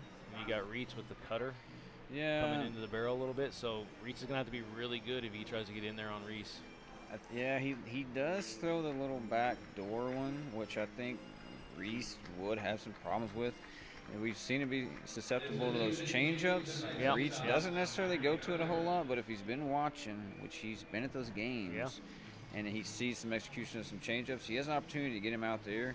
But yeah, kind of inducing a ground ball, which is what he wants and needs. Yeah. Actually, there's not a whole lot of leeway and space to get a pitch in there, other than to me that the backdoor cutter to get him looking out there and then get him aggressive. I could throw a changeup. Yeah. It's not going to get me a ground ball, I don't think, with his changeup, with that stuff. Backdoor cutter can. Yeah, backdoor cutter I just can. don't like the backdoor cutter as far as I'm not going to tell a guy to throw backdoor cutters. Yeah. But if he's got feel and knows that he can get ground balls with it and he trusts it, I don't mind him throwing it. It's one of those things. Yeah. So, No, I agree. I just think that the backdoor cutter is such a hard pitch to command, in my opinion.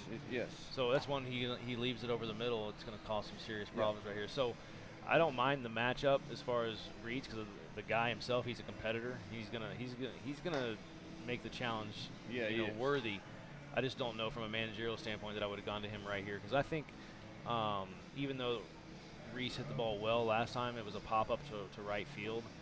I think you can get the ground ball to Reese with Fleming, and then you go right to Reeds for Johnny Knight. I think it was the right move. Now he could have been up on his pitch count. I don't know how many pitches he had thrown in the inning so far. The bases are loaded. Damage is about to be done. But just like in last night's game or 2 nights ago, A.J. Clayton had second, third, nobody out and got out of it. So we talk about that a lot where it's like damage has already been done. Now we need to control the damage. And we did a phenomenal job of that in game 1 of the series to end up taking the lead in the series 1-0. But dude's pitched and made plays. And I think we made 3 errors behind him, maybe 4 errors actually. Brody corrected me on that. We forgot about the Lars Liguori pick over to first base for the 4th error. Because I kept saying on the mic, I think there's only 3 errors, guys. There's only 3 errors. And Brody's texting me. I'm like, it's different scoreboard. Yeah, there were some debates on hits or errors early, and I was just making sure. I just like to say it, and I think I said it 15 times just to make sure we get it on record, saying I know how many errors there are. But I was actually wrong. So. Wrong. All right, here we go. Now this is where I think Pritchard at first base needs to be at least in his back pocket or in front of Wyatt right here. I think so too. Because I want to have a shot at throwing the guy out the plate because you don't want the freedom to creep back in at all if you can avoid it. Matt Reetz's first pitch to Oh, reach is beautiful. skied into shallow left field. Looks like the shortstop Will Baker is going to battle the wind and make the catch for out number 2. 1 pitch and 1 out for Matt Reetz. Very nice move, Max. Very nice move. 10th appearance for the right-hander out of Jacksonville, Florida. Spanned 16 and now 2/3 innings this season. ERA at 4.96. But it seemed like Reach was a lot better than that. I think it was one maybe shaky appearance in Lexington that kind of skewed his line a little bit. Yeah, this guy's pitched well. He's pitched really well. We just did announce him as the to the All-Star team. He's on that, so he's an All-Star, and I think he deserves it. Dude's a competitor. He's been in every spot. He's spot star. He's saved games. He's been in the middle. He's bridged. He's bounced back quick. Been used in some spots to bridge some really tough Here games. every day works. Here every day. He's on time. Yeah, Good nice. dude. He's a coach back home in Jacksonville too. That was a good job on Max right there, Delbella, Nice. knowing that Reese's early action. He's going to swing early. So the cutter played right there. It was nice. It was nice. You got to keep executing right here. You can get Johnny. You can get you to 6-4-3. Oh, he'll hit the ground ball. But you need I to think it's stay gonna be on a- it and execute. It's probably going to be more of a 5-4-3. Johnny likes to get that head out. just a Yeah, he little bit. does. That cutter, 5-4-3. Slider, we try to front hip. I think you try to rip it too hard. That's the energy control. Yeah. You don't need more. Just stay through it. Trust yourself. Drive it on outer half. Johnny Knight in a 2-1 count. Bases juiced. Just 1 out. 6-3, Y'alls in front, but clinging to that 3-run lead. Here in a jam. 2-1 pitch. Swing and a line drive into left field for a base hit. Chad Sedio's going to score. Tyler Fitzgerald gets the wave, and he will score. And just like that, it's a one-run game, 6-5. Just like that, the Freedom answer back. Answer back. They've still scored in every inning. 1-2-2 and still swinging it. Johnny Knight, Tanktown, the mayor, finding another barrel. Found one, yep. Execution, you got to finish. Didn't finish it, left it up just a little bit, didn't bite. I tell you what's dangerous about Dudley Tall right here is the guys haven't seen much of him at all. He is. So He's you scary. don't know what to do here. You don't. You don't know what's going to get him out. You just got to make pitches and hope you get him out. The only thing you know is he hit the ball hard last at bat. Yep. Smoked it to right. That's the only thing you know. First pitch to toss, swing and a high fly Ball's ball hit into well. center That field. ball's This hit ball's well. hit well into right center now. But making the catch is Brandon Pugh. Tagging up from second and making his way to third will be the heady Logan There. Wyatt. Look at this. Oh. Look And at now this. trying to scamper into second base and diving in there, but out. Johnny Knight. You know So what? that'll end the inning. I love the play right there, though. He saw the ball get away. Just didn't expect Watley to be on top of it right there, but it was still a bang-bang play at second. And you know what? If he's safe there, the wheels start spinning for the defense. The ball was well struck. The ball was hit really well. He caught it right at the snappy tomato sign on the warning track. Yeah. The ball does not go out of the yard there. I haven't seen very many home runs in 6 years go out dead center, and that was pretty close right there. So Austin Medica will lead things off for the Y'alls when we get back to the action in the top of the fourth, but it's a 6-5 game. Freedom is dead. No, I'm going to get some.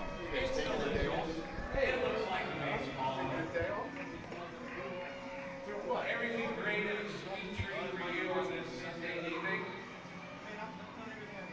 Now, if you would like a good day of that of your own, there's a small order you can grab them at our concession stand. And of course, with Bill Edson, you can hear us by heading over to Beanhouse Main Street Cafe, Main Street Village in Covington.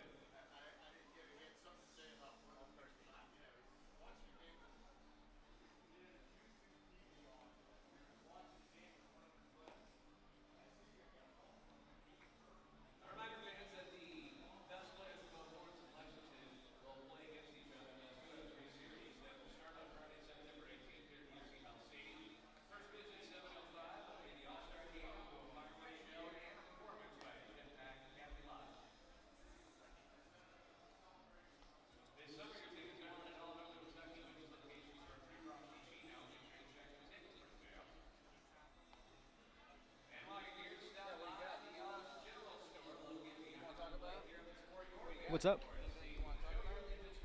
Yeah, we can bring it back. I was just checking the fantasy situation. Oh, no, you're good.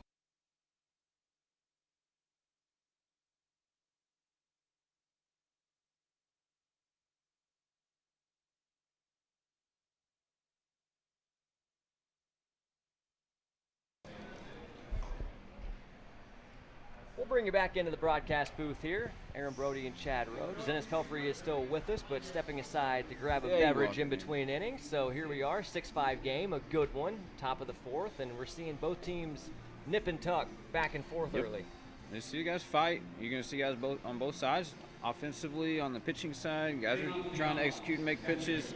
You guys are still grinding out ABs, and nobody's throwing anything away. It's nice to see. We talk about Max and Mike going at it as far as new managerial debuts. It's been fun too. Austin Medica in there, and the first pitch from Mert, right on the outside black for a called strike.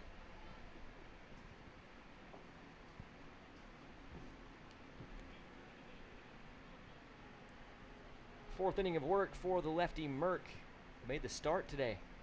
Second of the year. You got somebody going in the pen down there, and this might have been one of those situations where you plug and play. You got a leadoff guy's going to be a lefty. I still got Merck out there. It's a matchup that I want to see. Second time through. I want to get him through 2 times. So he could be having the guy ready in the pen, and then this is Merck's guy. He gets him out, and the next pitcher's in.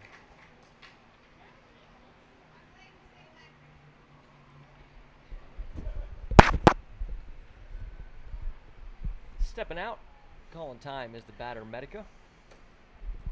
We got who's after Pugh on the line? We got Baker, so we're gonna get down to Baker. It's gonna be Medica Pugh for Merrick. Quick visit from Marshall Rich. You see who they got up in that Freedom pen or no? No, I can't tell. Always difficult to see who it ever is warming up in that visitor bullpen. That's an interesting visit right here. 0-2. Yeah, so what do you think the discussion was So there? here's my opinion on it, and I've talked to Rich about this quite a bit, but I think Rich is wanting a certain pitch, and he shook, and he called it again and shook again, so he's going out there to tell him why, or ask him why he wants to go with what he wants to go with. I hope he asked more than telling him. Mm-hmm. That's what we talk about, Rich. Is getting to know the guys that you do have to ask and as you do have to tell. 0-2's fouled away. We'll do it again.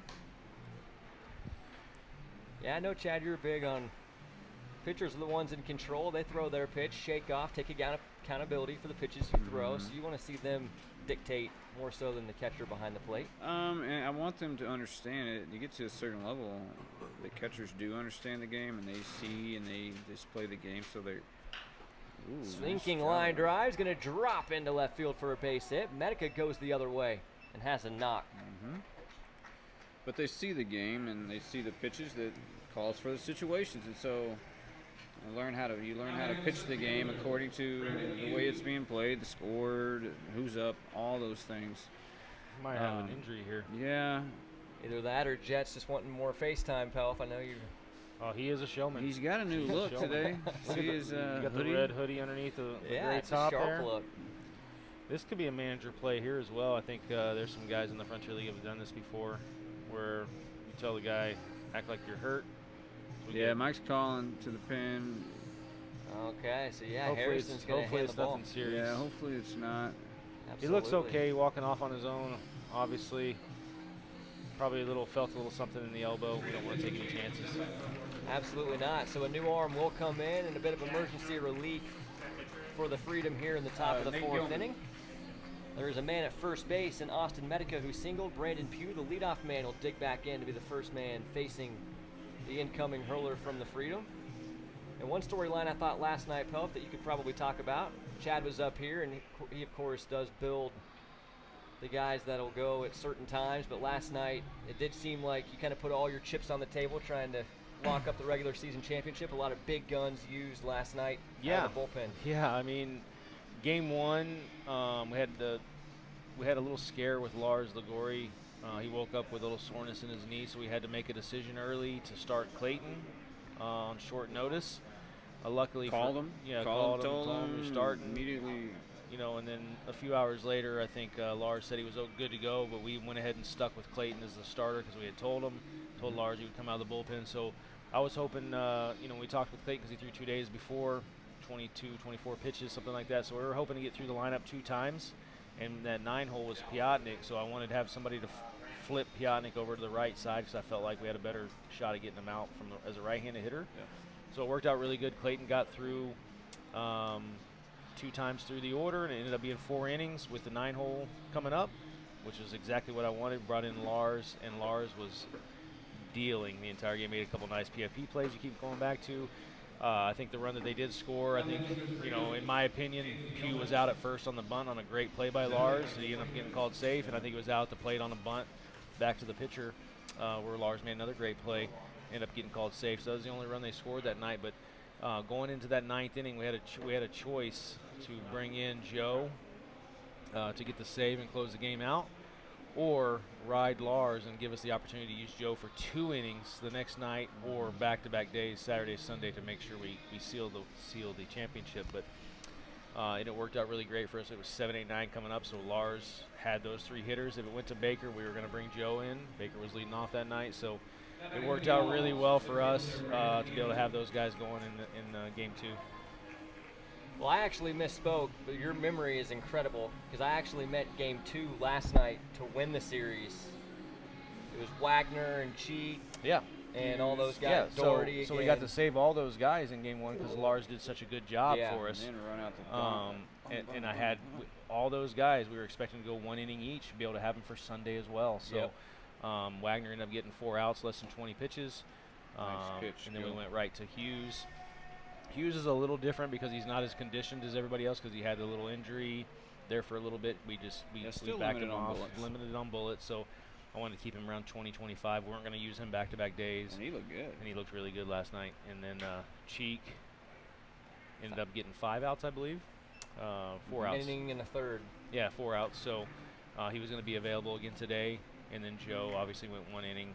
And if they tie it up there off of Joe, we send Joe back out for the 10th for the extra inning Pelfrey rule, and went right there anyway. So Brandon Pugh, the leadoff man, back in the box, man at first base, and Nathan Gilman, the right-hander, on the bump for the Freedom, first man on in relief today. Dangerous pitch right here, 0-2. Brandon Pugh is dangerous with 2 strikes. Yeah, Gilman, so he stays relaxed, stays stacked.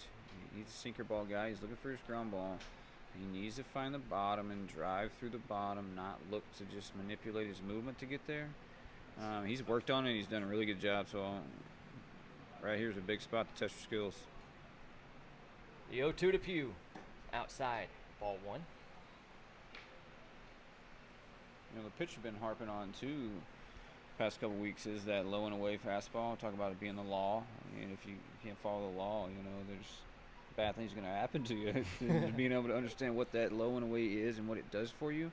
And, man, the past week, you've seen guys really stick that. 1-2's popped up, foul ground, third base side, making the call and making the catch. Simon Whiteman's first pop-up at third base. Was Simon Whiteman. And he did a phenomenal job. 1 away. I think a baseball player is a baseball player, Aaron. You can put them anywhere and they can play the game. I know. I was a tremendous player myself, and were you? Very, very much the same. What position did you play?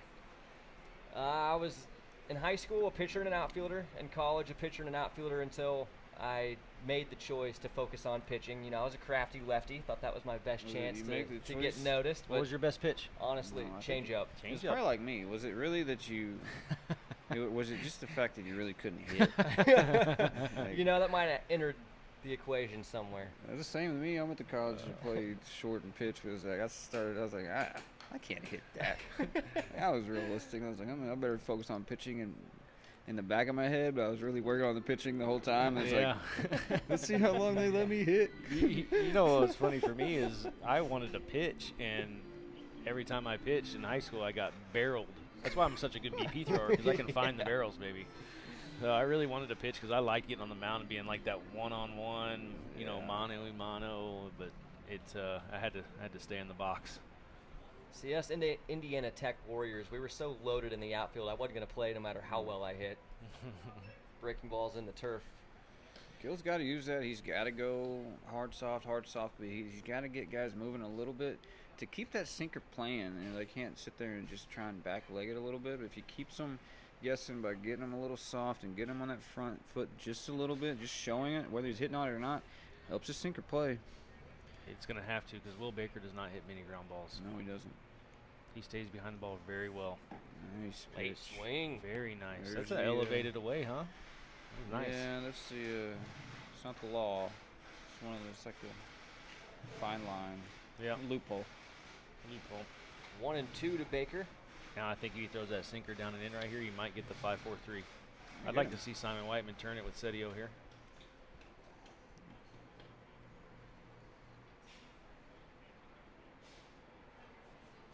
Gilman sets. And the 1-2. Lifted to right. This one's back, but not deep enough. E.P. Reese makes the catch, and Baker's out number 2. Very fundamental outfielder, E.P. Reese. He does things right out there with his body. Yeah, managed to get behind that one and still catch it coming in. Even though it was over his head off the bat. You see, like when he got here, he was, kind of lumped right in. We do outfield drills on Tuesdays, and he had missed the first couple. We do them together as a Y'alls and Freedom Club, and he stepped right in, didn't miss a beat. It's Harry DeNicola now. 2 outs, man at first base. Gilman fires. Nice block behind the plate by Marshall Rich. It's 1-0. Don't need more. You have enough. Stay through. Trust your delivery. Came out of it a little bit. If you see the ball running, shooting out of the hand more than you do staying on it with depth, you can tell he's just getting a little too much energy in that front side. Trying to muscle to catch up. That's where he stays relaxed because you don't have the breathing room because the guy on deck just hit a 3-run homer his last at bat. So, I would say in a different scenario that it might be okay just to pitch around Harry right here and face and hope to get the ground ball. But Harry's another guy just like Will Baker, doesn't hit many ground balls, and when he hits the ball, he hits it hard. His count is 2-0. And the pitch from Gilman just outside for ball 3. I tell you what, I'm pretty impressed with Dave behind the plate tonight. He's setting up in the middle of the plate, and he's able to see the inside outside. He watched our show. I guarantee it. I'm going to talk to him after the game. Episode 5 of the game report definitely held umpires accountable. Wait. It's called the game report? You put an arrow Someone on tell there. Brian White that. We noticed that in the show. Me and Chad were laughing. Hey, look at that. They got an arrow. That was so funny. Yeah, Brian White. He had the one where he said he said exercise 2, I think, for episode 2, and then he said the development show for the player game development report. show last week. It was like, no. Yeah, I hope everybody listening getting to watch those because we're pretty truthful on there and speak our minds. 100% honesty about the guys. Yeah, and speak our minds about how the game, at least from our eyes and our opinion, how it should be played. What we're trying to do, worrying about ourselves and not the other teams. Because, Brody, you've had to see it, over the last couple of years, teams get frustrated with the way I do things. Mm-hmm. And they shouldn't. They shouldn't get frustrated because it's not their team. You know what I mean? No. Beat us. Beat us. We're coming to beat you. Big pitch. 3-2 pitch. Medica should be in motion here. Payoff on the way. Medica does move, and it's a high fly ball. Nice, Gilman. Nice. Shallow in center field. Dudley Tall in. Hey, retired all 3 face. Gilman. Nathan Gilman. He was he was similar early on. Pitched really well, then fell into a little bit of a funk, maybe a little too confident. And then his past couple outings, he's done a pretty good job. He does. We sat and had our individual meeting, and it was the same. Like, I like to ask these guys what it is they've learned the most about what they thought they were going to know compared to what it is they know about themselves now. And he was a guy. He's like, I learned how to pitch, what it was to work the count. Instead, I'm just a guy who goes out on the mound and throws until they tell me I'm done throwing. That there's a point and there's a purpose and there's an intent behind it and there's a job to do, and that you can become better at your job. Just do the fundamentals, do the little things, and pitching is the fundamentals of pitching to me.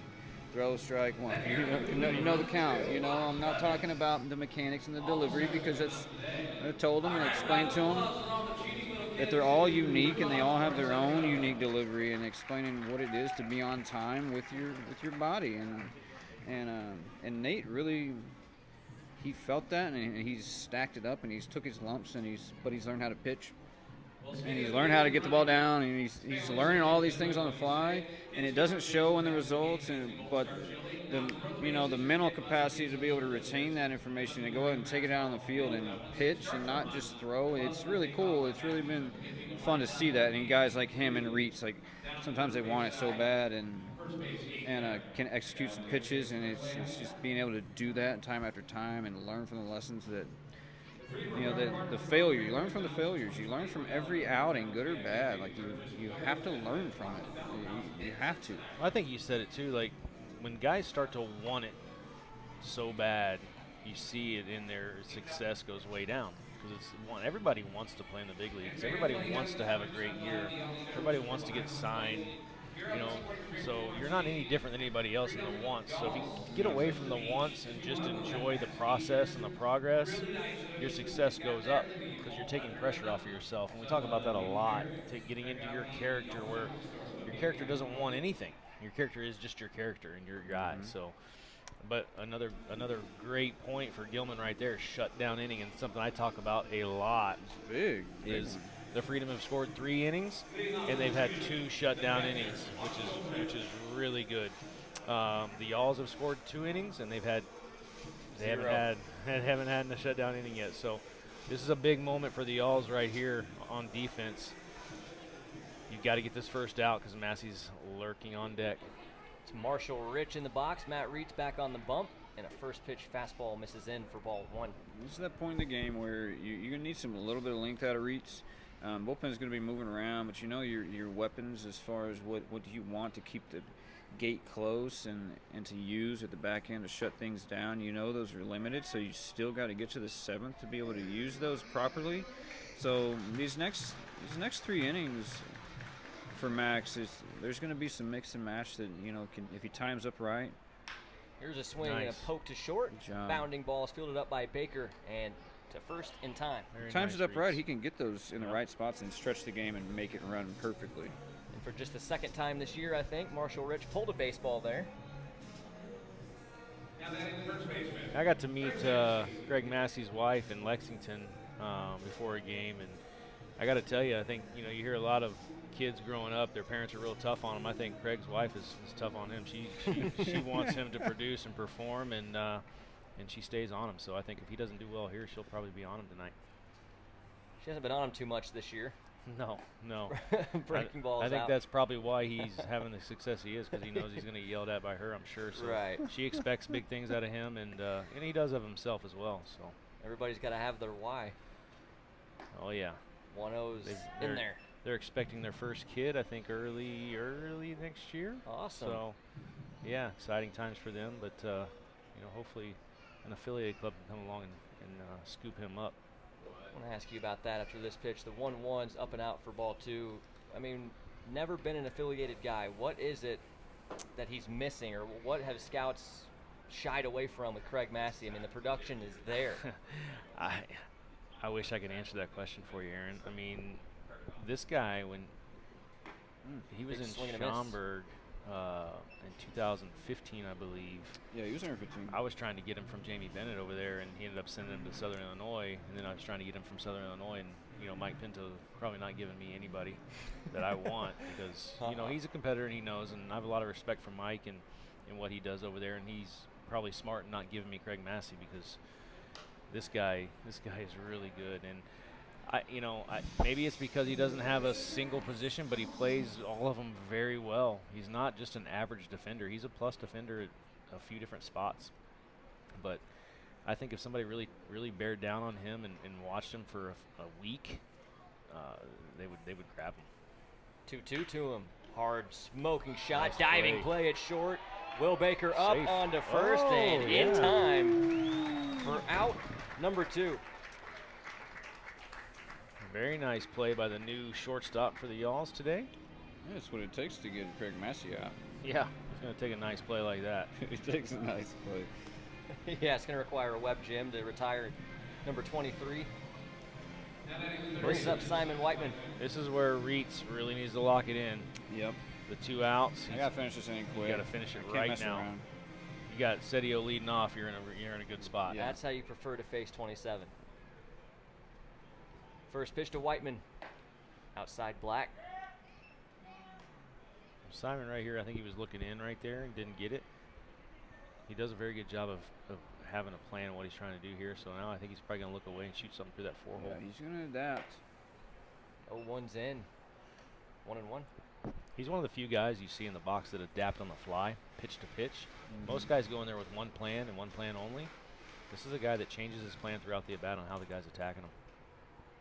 And he's facing a guy at Reitz. I mean, Reitz has gotten trouble. I think some of those. There it is. That Oh, ball's hit up. 1-1's crushed to left field. This one's back. Belsky leaping at the wall, not getting it.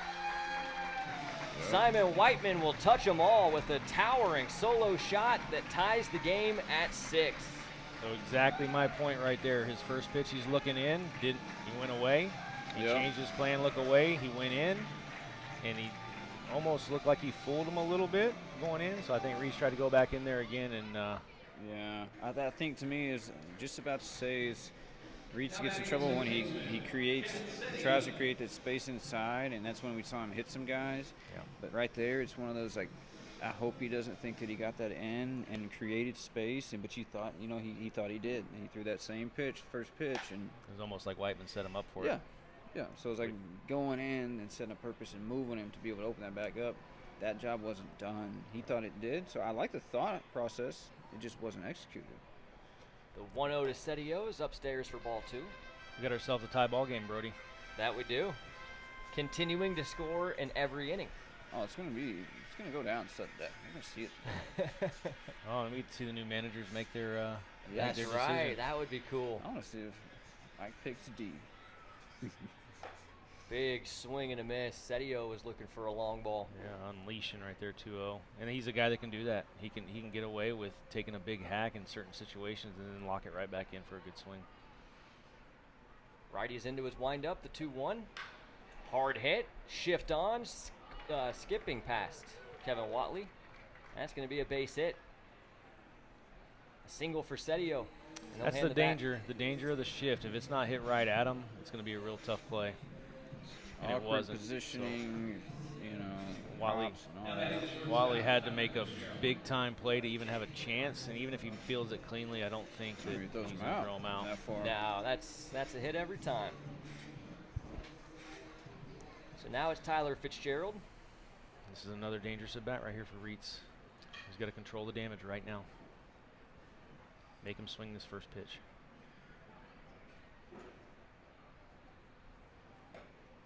Looking for the inside edge, didn't find it. It's 1-0.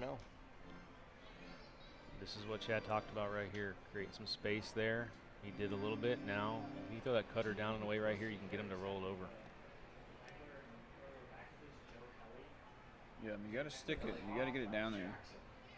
1-0. Oh, we're back. Rushes him back. All right. So we talk about too, you know, Chad uses the term control the emptiness, and the emptiness is the space between the rubber and the home plate, and who's controlling that battle. And right now, Fitzgerald is owning that space. He does. 2-0's eye level. Yeah, it's good. I don't like the 3-0 visit. Yeah. This is really giving Fitzgerald that space. He's giving him the entire space right here. And that's all it is. It's like sometimes you know the pitcher knows he needs to slow down, drive a pitch through there. I don't need that affirmation. I do like that he goes out and takes initiative at times. There's been times where I've wanted to tell catchers to go out. There's never been a time I've told guys they go out too much, but that was kind of one from like, 3-0 pitch and a 4-pitch walk. Because then right there, you're one pitch away if he does miss or your umpire didn't give you one, and then you walk him, and it's the time and the flow of the game stops. It kind of gets stunted a little bit. And now it's like a reset. Wyatt got to see all those pitches. He had time to think about it. So how do you control? Excuse me. How do you control the emptiness as a batter? How do you do that? How do you impose your will there? As a hitter, and Chad can speak for the pitcher here in a second, but as a hitter, the at bat itself, like Picked a nice second, play. and it was Got in him. time. Nice Wow. play. Setio's out number 3, diving back into second base. We'll stay with it through the break. Get the breakdown on controlling the emptiness. yeah. So from a hitting standpoint, it's how the at bat goes. Are you looking rushed? Are you looking panicked? Are you hacking at the first pitch? You see, like, so if you can get in there and take the first pitch, especially for a ball, it gives you more confidence. Pitch to pitch, the confidence of the space gets controlled. So it's a move back and forth, and you really see it. You can see it from the dugouts. Really, you can see who is controlling it. It's a push and pull. But in situations where it's ball 1 as a hitter, and then you take another one for ball 2, and you're not even flinching at it, and then the 2-0 pitch is borderline. You just take it like a champ. For ball 3, you've really pushed that emptiness all the way back to him, and you're controlling that whole space. Let's say on the pitcher side, we talk about knowing, having confidence and trust in their stuff. I was talking about this with Clayton, and kind of how you judge you guys' stuff and where you start from, and I said delivery's all well and cool. I was like, but the delivery tells me if he is allowing himself to be able to be consistent when he throws the ball to the plate. But that has nothing to do with the intent and what I look for when it comes out of a guy's hand. So I look at the delivery, make sure it's clean, and it's allowing the pitch to come out clean on time. And once you have that, which that's where most of these guys are now, I really watch it. What's coming out of the hand? know the aggression. What's coming out? Are you picking? Is it soft? Is there a finish to it? Is it sharp? Is there an angle? Is there life? Is there bite to your pitches? That's what they are able to put into those and drive those pitches through the zone. We talk about you got to drive it through the zone to get it to the gloves. So what's the intention when that ball is in the zone and has a chance to be able to be hit? And so it's controlling those thoughts and putting that into the ball and taking that, knowing that I'm driving this pitch low and away. I'm not worried about, if I miss, it's going to get hit. That's how we can control it as far as keeping the mindset of attacking and driving pitches through. It puts us in the driver's seat a little bit. Body language comes into play a lot. It's hard to explain when I talk to the hitters about it. The way that I explain it to where they can really understand like something visual is the 1-0 take, and we go into that 1-0 take. But I feel like it should be an automatic take for everybody, and I explain why. And we don't have enough time on this show for me to really get into it, but. but 3 hours in and out. It's a lot of detail into that, because when I talk about 1-0 take, people will say, oh well, there's a thing on ESPN I think last year or the year before where Bryce Harper hits like 420 in the 1-0 count. It's not actually in that count is what I talk about. I talk about the at bat itself. The 1-0 pitch is a leverage pitch and a hinge pitch, or a trap pitch is what I call it. It's a trap count, but if you take a very good 1-0 pitch for even a strike, but you take it well, you're still controlling that emptiness, you're controlling that at bat. It's Mike Galino in there leading things off for the Y'alls, ahead in the count 2-0 on Nathan Gilman. Pitch on the way, make it ball 3. Galino coming off a 3-run homer, and he's in a 3-0 count right now. Nate's pounding him in, running the ball off the plate a little bit, trying to control his two-seamer and sinker rather than just trusting to keep it at the bottom of the plate and let it work. Splits the plate there. Gets a called strike. It's 3-1. Tied up at 6 in the top of the 5th inning. You're going to look for Galino right here to look for something out over the middle of the plate. He's going to come unglued. 3-1 pitch. Pounded into the turf to third. Nice fielded by Whiteman. that one. Very good pitch right there. You gotta be careful in those 3-1s as pitchers not to leave something over the heart of the plate. And he made a really good pitch right there and got him to beat it into the ground for a foul ball. Jarrett and Landon. So he's fought back as Gilman. And now it's a payoff pitch. Keep it over the plate. A swing. Capped. Shallow in left center field. Racing in and making the catch is Johnny Knight. And that's that emptiness that was controlled there. You saw the push and pull. 3-0 count. Galino had control of that emptiness. Then a 3-1. Gilman got a little bit back. 3-2. Now it's pretty even. And then Gilman ends up winning the battle. Deep waters. It's a good way to fight back there from Gilman. Fell behind 3-0. Ends up getting the out. It's the 10th appearance for Gilman in relief this season. Another dangerous at bat right here for Gilman. But if he continues to make pitches, he's going to be just fine.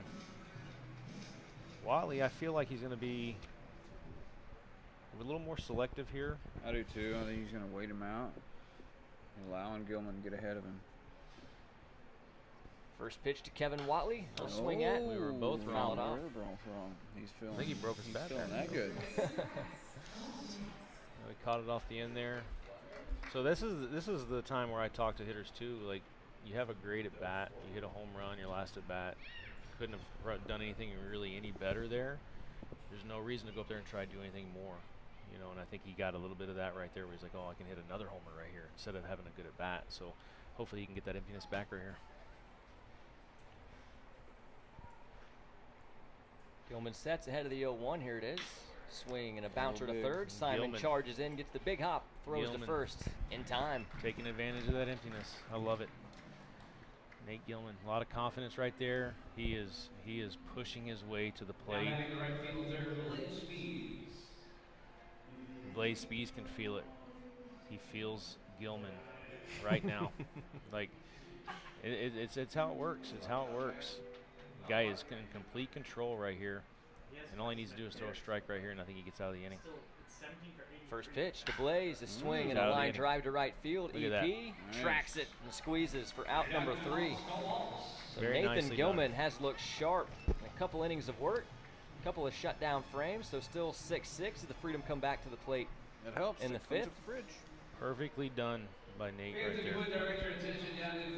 Bring you back into the broadcast booth. Aaron Brody here, Chad Rhodes, the Battle of Bourbon Trail pitching coordinator in the middle, and Dennis Pelfrey, the, I guess, 6th-year Freedom skipper. 6th year. But also now officially the head coach, or the manager rather, of the San Jose Giants, Advanced Day affiliate of the San Francisco Giants, official this past offseason. But man, this has been a really good game, back and forth. Freedom trying to make it 5 straight innings of at least 1 run scored. Even though you're not in the dugout pulling the strings and everything today, Pelf, it still seems like you're down there the way this team's playing. More of the same. Yeah, I think, as a manager, I want to be behind the scenes. I want the players to have all the credit.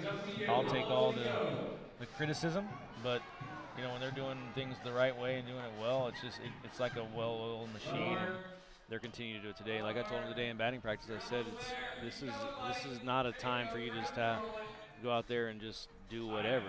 The expectation is still to win, and whether I'm behind the wheel or Mike Morris or whoever it is, the reason we're in the position we were in, the reason we won this league this year is because of the guys on the field, and I think you're seeing it today. They're doing the same thing. They continue to battle, continue to fight, and I think the same goes for the Y'alls. Regardless of who's running the show for them, they have something to prove today too. Because if they win today, then they have the same amount of wins as we did for the season. They just had 1 more loss than us. That's really impressive. So what have been both your guys' takeaways from Brian White in his first year as a manager? Obviously, he's allowing Mike Morris, or actually Max Del Bello, to be the manager today, but it really seems like Brian worked himself into a lather as the season went on and took some strides in that first year as a skipper. It can't be easy, that first one.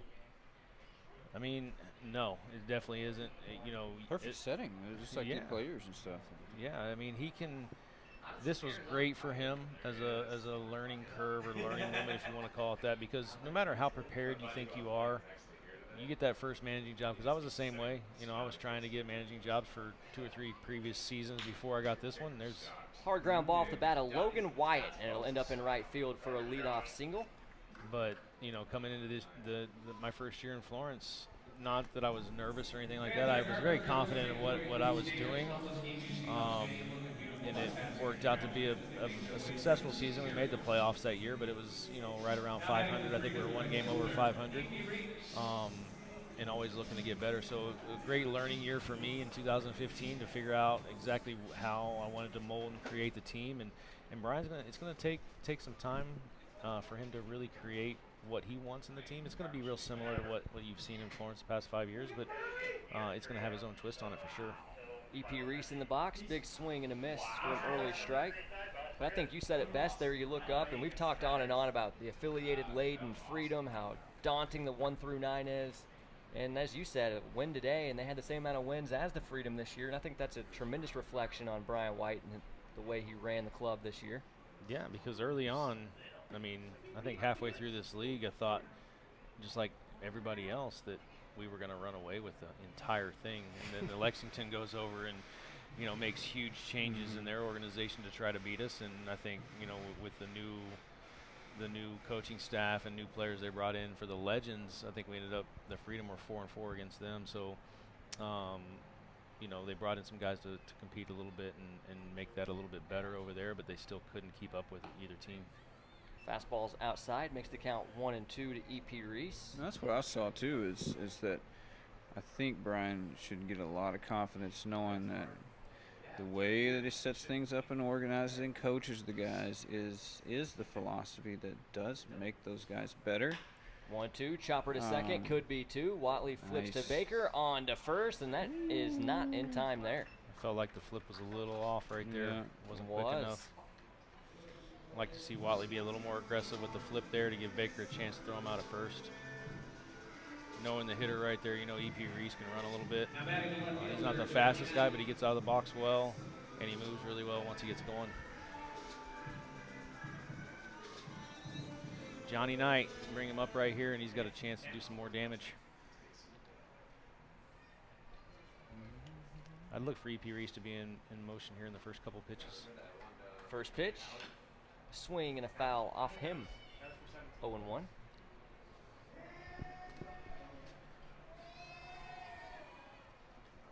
he's got to know the way the style and the way he goes about his business will be successful. I think there's proof in the record, in the way the team grew. I think we talked about this, I think it did take a little bit longer than the freedom to be able to mesh. But once they got rolling, they understood the way that he wanted to play. You saw they went on a tear. Well, I think the Legends team only won one game against them all year, and it was one game with the new regime over there, and how they kind of flipped the team there halfway through. But the I think finale with Brandon Phillips playing a couple Sundays ago was the only one. The only one. The Legends beat them, and and I think the Leondas beat them. It was pretty close, more close to like a 500 record against them maybe.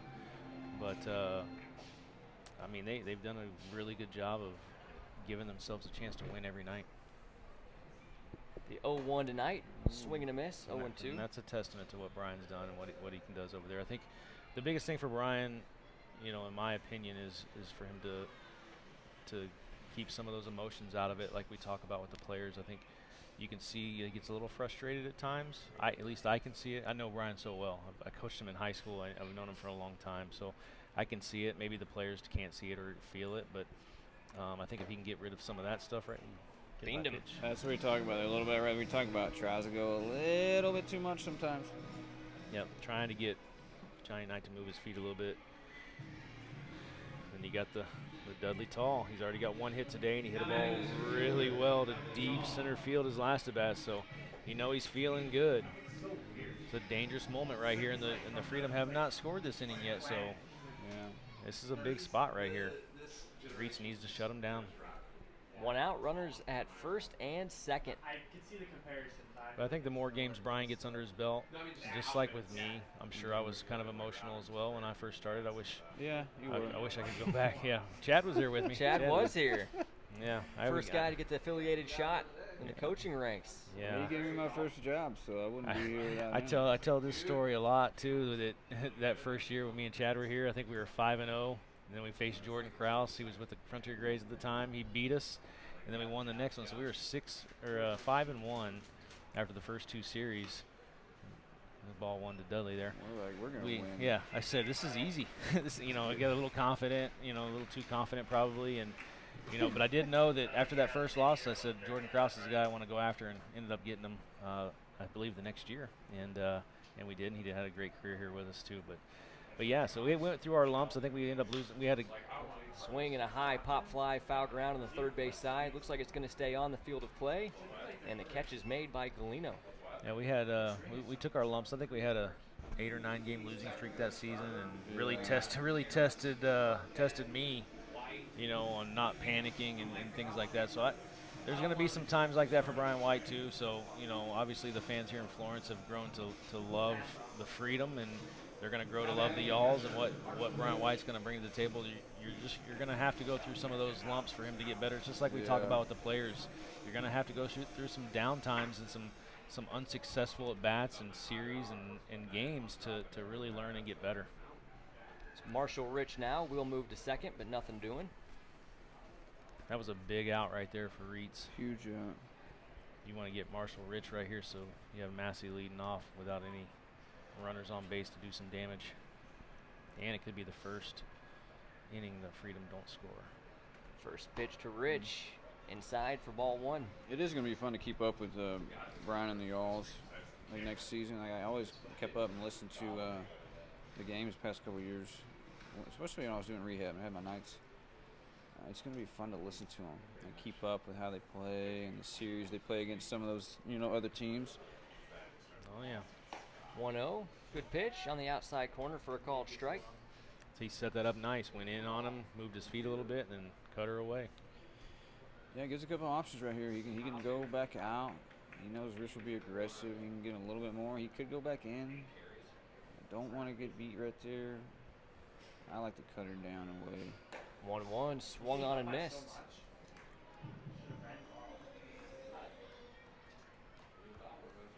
Right side is kind of open a little bit for Rich. There's just sweet spots at 4 holes. Got a little bit too much space for my liking for a cutter guy. Yeah. The 1-2 pitch, little in. Hey, he's already hit one guy this inning. So Needs to be careful here. This is the big pitch right here. 'Cause if you go to a full count, now you got 2 runners in motion, and a single could score 2 runs. And there's 2 outs, so if he beans him, he can't take any money from Chad with a double play That's true. on the next guy. I still owe honey to thank you for reminding me. I not forgot Kenny Pearson and Jackson Owens. I got 2 guys. 2-2's foul back. And this is where you see some of this control and the emptiness come into play. The 2-2 count, you'll see a few foul balls, and then you really get to see who takes advantage and who takes control of the at bat. Yep. How is the guy going to continue to attack on the mound, or is he getting, almost given in to where he's like, just put it in play, and then he get hurt? You measure a guy's mettle a little bit. Some of those counts and how they attack and challenge, and the hitters too knows what they're trying to do. Breaking Very balls nice. popped up shallow in It's a center. good one. Coming in and making the catch. Newly traded player. makes Captain of the the catch. outfield. Oh. Thought Dansrue may drop that one just to let the Freedom take the lead there, but Showing favoritism. Yeah, Brandon Pugh not in center anymore. Danzero put on the new uniform after killing the Y'alls last night and giving the Freedom the regular season championship. Isn't that something, how this league, how we can kind of do some of the things to help out and do it. Danzero, the game-winning hit last night, and then he's on the other team the next day. It's one thing that's made it pretty fun all season long. Yeah, and I think, Yeah, Remington coming in. Oh, yeah, here comes Remington. Remington trying to bridge it to that 7th inning. See what else he's got in that bullpen. But Let you guys carry it. all right. Yeah. Yes, See that one? Would you rather have that one for now? Until you get back. Turn that off. That one? He's struggling with those headsets, huh? You just got to flip this one like. Nope. Let me show you here. Just do that right there. There you go. There you go. Man, all right. I'm unmuted. We got these all to it to ourselves. Yeah. Jesse Remington coming in right here. It's a big moment for him, too. We had our meeting yesterday. We talked about, he's asking me questions. He asked some good questions, He was the guy who watched those game reports and he took those, he could see the way we saw him and he understood it wasn't just your stuff and your spin rate and your, how hard you throw and all that. It's more about pitching, man. Are you attacking? Are you coming after those spots? And he saw that and took that to heart, and he does. And when he challenges and really just trusts that all the work that he's done, The stuff works. Like when he frees it up and he just pitches, like it plays. It really does. And like you said, you can see when he gets mental and he's trying to, I gotta shape the breaking ball like this, or I need to throw the pitch here, and I'm just kind of forcing it to spots. That's when he gets himself in trouble. But very likable guy. Good for the clubhouse. Hard worker. And he's got some pitchability. And man, you unlocked him, and he looks really good right now. Jackson, Pritchard. Yeah, Pritchard's going to be aggressive right here. He's going to try to get something going early. Take strike one. He's looking for something in right here. He's seen a couple home runs already hit today by his team, and he's going to try to do the same. Pritchard fouls this one off to fall behind 0-2. Just Remington out there, the new gun. Tim. So Gilman, This is what I like about strong 2 innings, and now the lefty. Yeah, strong 2 innings for Gil. I tell you, this is what I like about Jesse. He's going to attack him right here, 0-2. He's going to force the action. That he did. It's fouled off to stay alive. And that's the intent out of the hand that you can tell, because he's a guy. It's a little bit more visible, I think, to us that we can see when he doesn't trust because he's thinking about his delivery, he's thinking about something else. But here you can see the intent out of his hand is for a purpose. Here he goes. He's coming at him again. He 0-2. sure did. Fouled off change up. himself. Look like a little slider, I think. Trying backdoor. He's got complete control of the emptiness right here. Complete control of the at-bat. Jackson's in full defense mode, and you got to keep it that way. If you let him sneak back into the at-bat, Jackson will become more offensive and do some damage. Fastball up for ball 1. Not a bad spot right there. I don't mind it. This is where you show that intent right here. You've got to go get him right here. And I fully believe Remington will do it. Right Lefty's into the windup, the 1-2. Line foul out of play. Top 6 and tied at 6. Is that 8 hits apiece?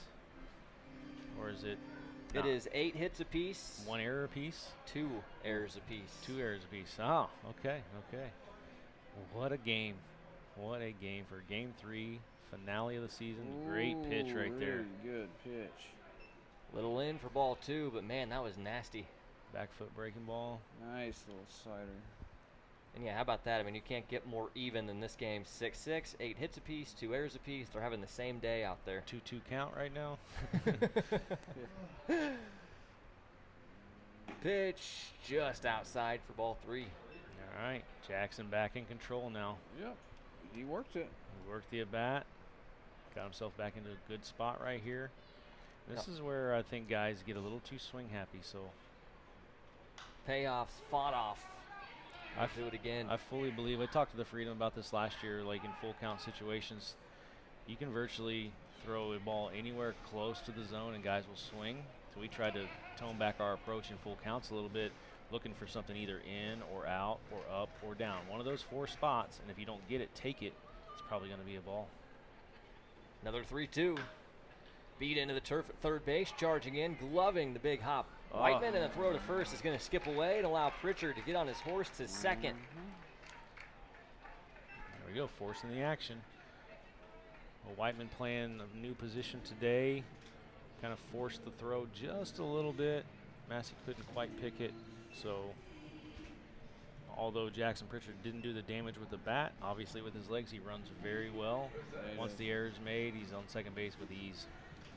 I'm muted here. I think that's a single, then an error? Yes. So a single and then an error, allowing Pritchard to take second. Yeah, tough play right there. You know, obviously with 2 strikes and big hitter up. Danzero. It is Danzer. First pitch. He likes that first one.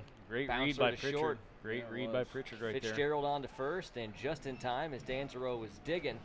But this is something we talk about a lot too with base runners at second base, knowing where the shortstop's at. Because then the ground ball to short, you know whether you can get to third or not when the ball's hit. Pritchard knew where the shortstop was, saw where the ball was hit, immediately went to third base. Now we got a runner at third base, less than 2 outs. Infield's going to come in here, a full infield in. Not what I like typically. I don't think you've seen me. It's either half. It's pull side. I like the pull side guys playing back and the oppo guys playing in, just because I feel like a pull side ball is going to be hit pretty hard, so you're able to throw the guy out the plate anyway. But Mike's chosen to have everybody in right here. Good pitch right there. early strike to Austin Medica. It's 0-1.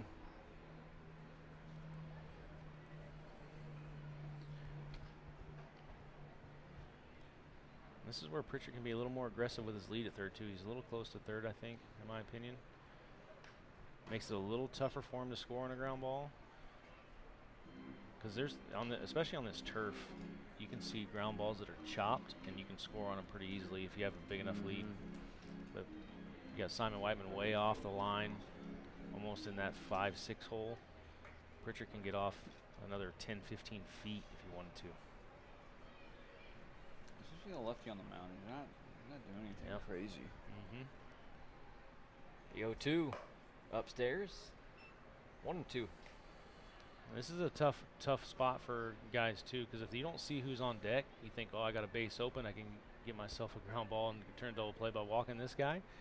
But you got Brandon Pugh looming on deck, and he is one of the toughest guys to double up. 1-2 pitch. Very Got nice. him swinging. Breaking ball did the trick. Medica down on strikes. 2 away. You know, one of the big questions in my head right now is how bad Max's shin hurts. How big's the bruise at this point? It's been 2 innings now. It's hard to see in the dugout, but you got to wonder if he's icing it between innings. Man, need to text Jet. You got an ice pack on that thing. Yeah, we never saw Jet after the No, new he manager was didn't go drilled. out. Yeah. Hanging him out there. 2 outs, runner at third right here. This is a big one. Brandon This Pugh in is the box. Pugh, and you can't really dance around him. There's Baker on deck as well. Breaking ball was in. That lineup rolls over. It gets thick. Oh, yeah. It was dangerous. Yeah. Where can I get the mic for the N6? Are you going to bring it up to by the dugout? The 1-0 Or do I need to meet you somewhere? at the eyes. Bring it up to the dugout. I'm about to do the happy birthday shout out, so I'll bring it up right after. This is where Brandon Pugh can utilize that speed, lefty on lefty, that pull side bunt. He does so well with 2 outs right here. Would be a nice play. Give him the lead. It would be a nice play. 2-0 pitch, runs in for ball 3. You got the first baseman playing almost in the outfield grass, second baseman playing deep. A decently placed bunt is an RBI single. 3-0 count, obviously not going to do it right here. He's going to make him throw a strike. Mm-hmm. You get back to finishing. 3-0's out, a 4-pitch walk to Pugh, and runners will be on the edges with 2 outs. We'll see how Mike plays it here, how he's talked to the guys today, but the way that I've done it all year, especially playing against the Y'alls with Brandon Pugh or Piotnik or even Will Baker at first, is almost let them take second base. You know, obviously keep an eye on them, try to make them not steal, but eventually they're going to steal. You can only hope to contain them, so be sure you're making good pitches to the hitter, because that's where they hurt you. If you start worrying about the running game, you make a bad pitch, and next thing you know, you're down 3-4 runs. Will Baker to the box, trying to put the Y'alls ahead. Go ahead, run 90 feet away. From a dugout standpoint, you don't see any panic in that freedom side right now, but this is a dangerous moment. Runner takes There off. he goes, and we throw to And third. they'll throw to third. Everybody's safe, but a good idea. Good idea. Pritchard not very far off, though. I think a different kind of base runner over there, a little more aggressive, you might have a shot. Yeah, but are you looking for a throw in this type of game, this spot? That's what I just said when you walked away for a second is Oh, my guys, the way we talk about it in that situation is just let them take second. Mhm. Who cares? Let's just focus on the hitter, because if you don't, you're going to be in trouble. You're going to make a bad pitch. You're worried about the runners, and then you're going to be 3 or 4 runs down. yeah. You got to make a pitch here. You don't want to face Dina Cola You here. got to do your job. You just got to make a pitch. 1-0's Nice. across. Get right back in there.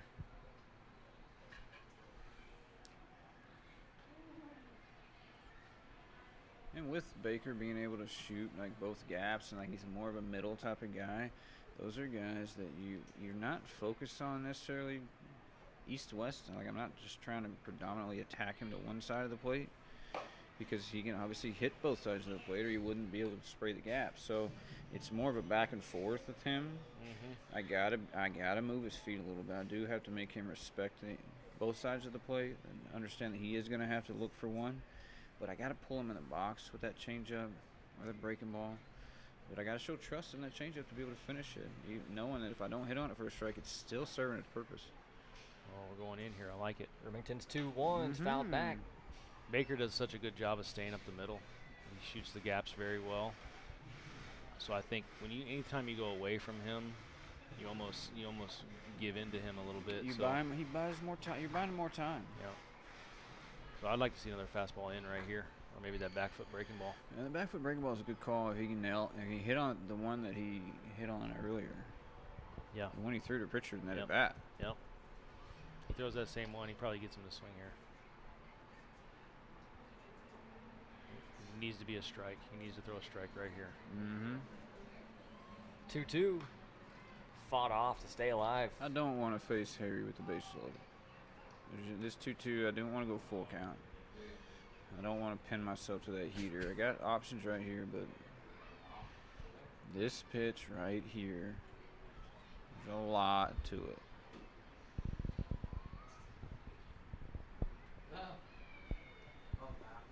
Any kind of base hit right here, too. Pugh's going to be able to score pretty easily. Mm-hmm. Big moment in the game right here. Big pitch, 2-2. Pitch on the way. Good pitch. Called strike 3. There it is. Nice Went job, inside. Jesse Remington. Went inside with the fastball, just like I wanted right there. I love it. Yeah. I love it. Got tough when the tough got going. Wow. And we are still tied after 5.5. The Freedom will come to the plate in the bottom. Aaron Brody, Chad Rhodes, Dennis Pelfrey with you. It's been a really fun broadcast today, Chad. Dennis obviously taking a quick pit stop, but Hey, I'm couldn't ready ask for the for next more. game report. We Yeah. can talk about this broadcast, but you're going to be in the middle of the I next will. game report. I am giddy. Interview style or Interview whatever. style. I'll be the host. I've already got Give me a little preview of some questions. some What bullet do you- points. What do you want to talk you want about? a little What do you think heads people up? want to know about? I think the people want to know about how you guys feel about the competitive aspect of this Battle of the Bourbon Trail relative to a typical Frontier League season. Yeah. We'll talk to you a little bit more, kind of get a little bit more on the behind the scenes of the guys that develop the most. I'll probably have all you guys pick the one guy that's not the best player in the Battle of the Bourbon Trail, but the guy that came the farthest. Yeah. You can do that. Do some of that. Looking think we forward could to do that. also just kind of telling your guys' stories a little bit, because one thing without a host being in there, and I don't blame you guys at all. You don't want to talk about yourself. You don't want to brag about yourself, but you guys all deserve to have your backgrounds told to our audiences, because they hear me call you the great Chad Rhodes and the great Dennis Pelfrey, but they don't really know maybe all the ins and outs of what you guys have been through. So we'll talk about your playing career and your coaching career, you and Dennis in 2015, and kind of how that turned into an opportunity with the Marlins. We'll talk about your Marlins days. I've got some plans for the next one. I'm looking forward to it. That's Yeah. going to be a fun one for That'll me. be a really fun one. And we had Mike having to show off his socks for his girl. I'm sure my wife.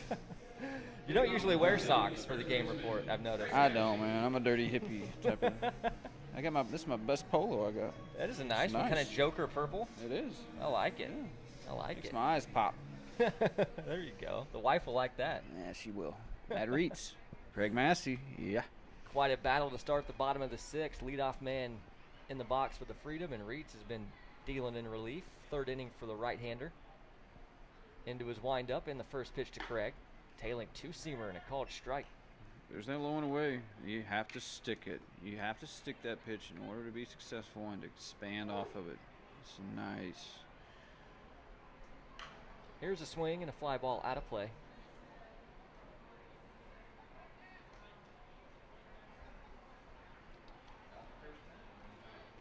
Also looking forward to getting a little more info on Dennis and Brian and them meeting in the high school ranks. That Dennis is his coach. That'll be something fun. to Yeah, ask and then about. having Brian he was a catcher that I had when we were in Fort Worth.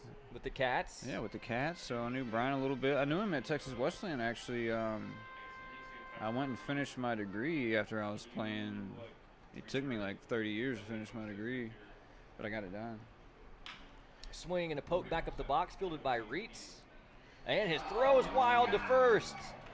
Massey is going to be on his horse to second, and he's still chugging, picking him up and putting him down, and he will coast into third on a play that has to be made, and Reitz just Gotta be made. misguided the throw. Yeah. You got time to set your feet right there. You got a couple options. You get that one. You set your feet, replace someone, make a nice fundamental throw. It's an uphill throw. That's the hard thing about that throw. We saw Edgar Martinez, one of his outings when he faced off Villalobos the first game against these two teams, the same type of PFP play that started a 5-run inning in the fifth. It's those little things, so you got to watch how he reacts to it. But it's a simple uphill throw. He just tried to decel. Yanked it. Now he stares in at Simon Whiteman, who homered his last time up, and wears a pitch to take first base. Being aggressive, we talked about it. Trying to create that space. He knows it wasn't intentional. No harm meant right there. He's trying to go in. Whiteman is all over the dish. He's about to throw BP to him. As like going in it's hard because I feel like I got to throw it at him to get it in on him. Oh, this Max's first mound, is it? He's calling for the lefty. Making the change. I'm just seeing if he has a little limp. He's moving slow. He's moving a And little. it's got to stiff. be a Stiffened it up. grapefruit-sized knot on that shin for him. I thought Reach did a good job. That play right there, it's got to be made. I mean, it's costly. It was a big play. It's an easy one. He knows it. It's not one of those things like we talk about. And this is a lesson you need to learn. Is Right. we need to go out and take 1 million PFPs. He knows, and so it's one of those things we hit on the PFPs once a week. We do the little reminders, but those guys know those types of plays. What happened? Big at bat with Massey, a little chopper back to him, had plenty of time. It looked like he was stepping off the edge of the mound. Didn't really set his feet right. Kind of yanked the throw. Pritchard didn't have his feet underneath him and threw it against the wall. What was the count? We were 1-2. The count, 1-2. So We he got attacked ahead. him, yeah. Yeah, Nice. 1-2. Threw a little cutter and capped it right back at him. Nice. And then he hit Whiteman first pitch trying to go in. Who's your new pitcher, guys? Kenny Pearson. Kenny Pearson. Yeah, so the lefty will take over. Kenny Pearson. Coming off, 3 innings 2 nights ago? Pretty Yeah, he efficient. did go 3. Pretty efficient, except for the inning he hit the first guy, hit Massey actually, and then Massey walked walked, Whiteman. and then he executed pitches. They manufactured around. I think it was a couple of walks that bit him. Yeah, it was hit by pitch to Massey, walked Whiteman, and then Cedio. Oh, we stole second, third, Yeah. and then sac fly. So no hit in the inning, but we scored 2 runs. Oh, I was talking about before when you were gone, Aaron interviewing us on this next game report. I'm excited about the next one. Yeah. And I I question get stuff to he's make got. my debut on Game Report, pal. It makes it so much easier for us. We're so much better on the fly. Oh, I'm hoping for some questions that stump me a little bit. I mean, Me there's too. got I'll just give to you that be look. some stuff. Maybe the fans want to know. Maybe they can send you some messages. He says he's got it. He says he's got it. I've already kind of Pretty got confident. some loose notes, some field notes on Pretty the confident. direction I want to take it. Pretty confident. You confident in the Cowboys tonight? I know you're a big I Cowboys am fan. confident in the Cowboys. I mean, I'm not confident that it's going to be a blowout, but I think it's going to be a fun, high-scoring game that I do think they can win for sure. Well, of course they can. Are they going to? Is the They're question. going to win. You're they're saying going that to win. on air. I'm saying that. I'm putting it on a record. Wow. You know, I was actually in attendance in AT&T Stadium last year in December when they played the Rams. You came to and Dallas right where I throttled live, them. and you didn't say anything to. That's right. I snuck in and snuck out without so much as a text. Pretty. I see where I stand. You wouldn't have gone anyway. No. You're right. I would not have gone. See, I kind of felt like if I'd reached out, I would have just got stonewalled and been embarrassed. I was there with my girlfriend. That's you not controlling the emptiness is what that Yeah. is. That's what you thought. Chad Cedio in the box. He'll fall behind 0-1 as Kenny Pearson you finds what, the I outside do like the edge. matchup. I If you're looking for a ground ball, I mean, I love the matchup. Kenny Pearson is tough. so tough that angle. Even on righties, but on lefties for sure. The ball's heavy. It's got depth. The angle coming in. It's mean. How about- he's hard to face. How about the feel of the game? Every pitch Every has pitch. meaning. Yes, it's awesome. Just like guys. last night, just like the night before, just like every baseball game should be. They understand the count. They're pitching. They're playing the game right, man. It's fun. You got the heart of the order up for the freedom. You One see of the guys best- shifting the way they need to be shifting. You got stuff going on. Looks like we've got a ball on the field. Maybe Yep. trying to buy some time. Or some bad catch going on in the pavilion. Looks like I'm going. That's always a possibility. I'm going with the bad catch. You got all-star versus all-star here. Lefty versus lefty. Whiteman at first. Ooh, Jammed Got him. to pop Nice up. stay Pops in it there, up. Yeah. That's that pitch you're Third talking about, base. right off the edge a little bit. Yep. He thinks he can get to or foul off, hit Yep. something hard. He sees it really well. It's what he's looking for. And you make just enough off the plate, make him swing, and you beat him. Mike Galino made the play in foul ground on the third base Mike side. Galino's been pretty active over there today. He has. Made all the plays but one, I think. Yeah, there's one throw. There was one throw after a nice play to Since get then, to it. he's been really good. This is where Whiteman, you're going to see Whiteman look to be in motion here. Massey's going to score on the throw to second. I would love to see a delayed steal right here. Delayed steal by Whiteman. Wish we had Mike mic'd up. Yeah, that would be nice. Kim Brown took the mic from me last night. Did she give it back to you? No, I did not get the mic back, but She's- she did mention that she was she's on got and it. it was dead at the time, and she was actually happy that it was. A few different points in the Yeah, game. oh yeah. Yeah, she came down to see the finish. I think it was nice for her to see the Freedom win one. You know, obviously Clint Brown and her were big factors in my career, and I appreciate them. And Tied him up on the 2-0, swung on and missed. City of Florence has been great to me, and Well, you've been great to the city of Florence, Pelf. I appreciate that. In Cincinnati, it's not easy to find good sports teams to watch. No, we were fun to watch. Cincinnati area, Fun but to watch. here in Florence, there's a perennial contender with Dennis Pelfrey at the helm. Taking off for There he second base, goes. swung on and missed, and they will plead no contest. Whiteman in safely at second.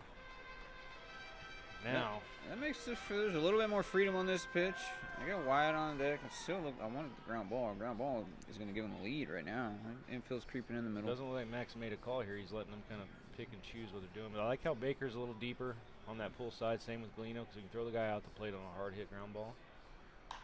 2-2, fights it Very off. tough pitch right there. Kenny Pearson. When this kid throws strikes, he is tough. Because I don't think he understands like that angle coming in at a righty that's going to bite back over the plate.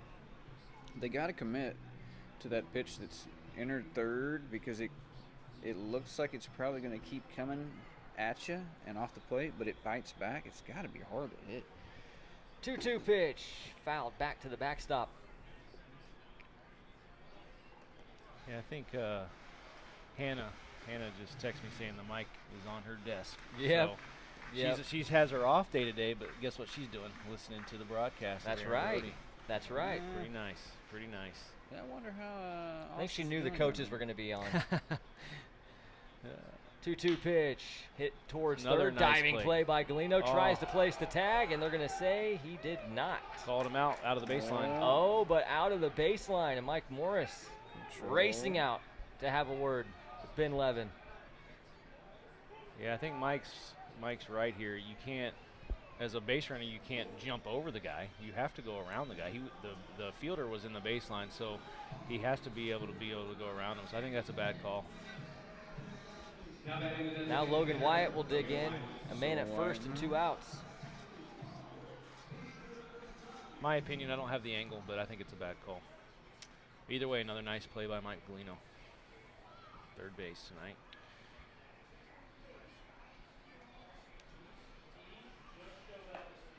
Another good pitch by Kenny. Made a good pitch Called there strike. on Fitzgerald too. He did. You need to limit some damage. You know. As long as he doesn't walk guys, he's tough.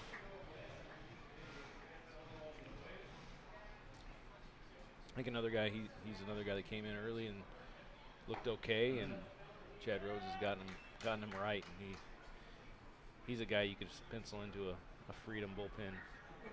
You really could. Any of our years. You could pitch in this league, no doubt. He's gonna get better and better. He focuses on his command, does the right things, keeps working.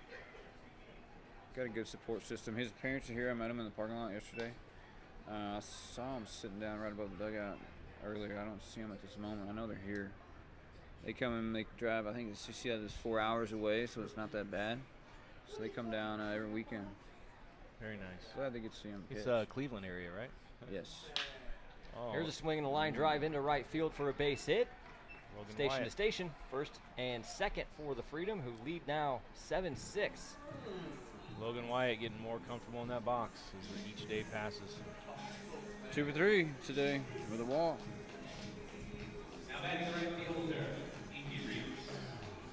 Dangerous at bat right here for Kenny. EP is going to be early action. Got to throw him a good pitch early.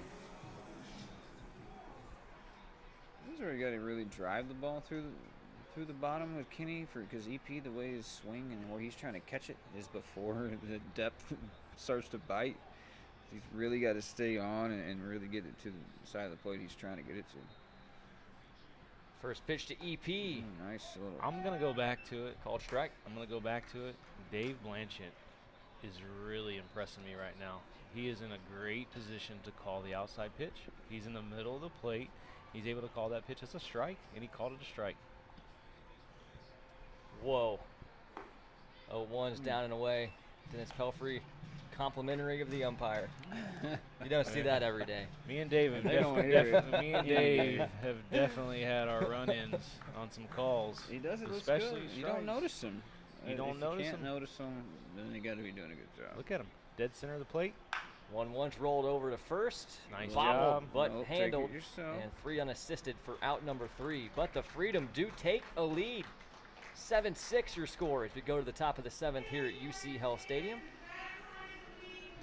Bring you into the broadcast booth. Aaron Brody, Chad Rose, Dennis Pelfrey, And Telf, your freedom back in front by Back one. in front. Really impressed with Mike Morris right there, not getting thrown out of the game. 'Cause he is. It was. Took a couple hard jab steps out, but kept it in check. I mean, this game's important to him, and I know when it, for me, when I have an argument with an umpire and I know or I feel that I'm right, I may not be right all the time, but I feel like I'm right because it is important to me.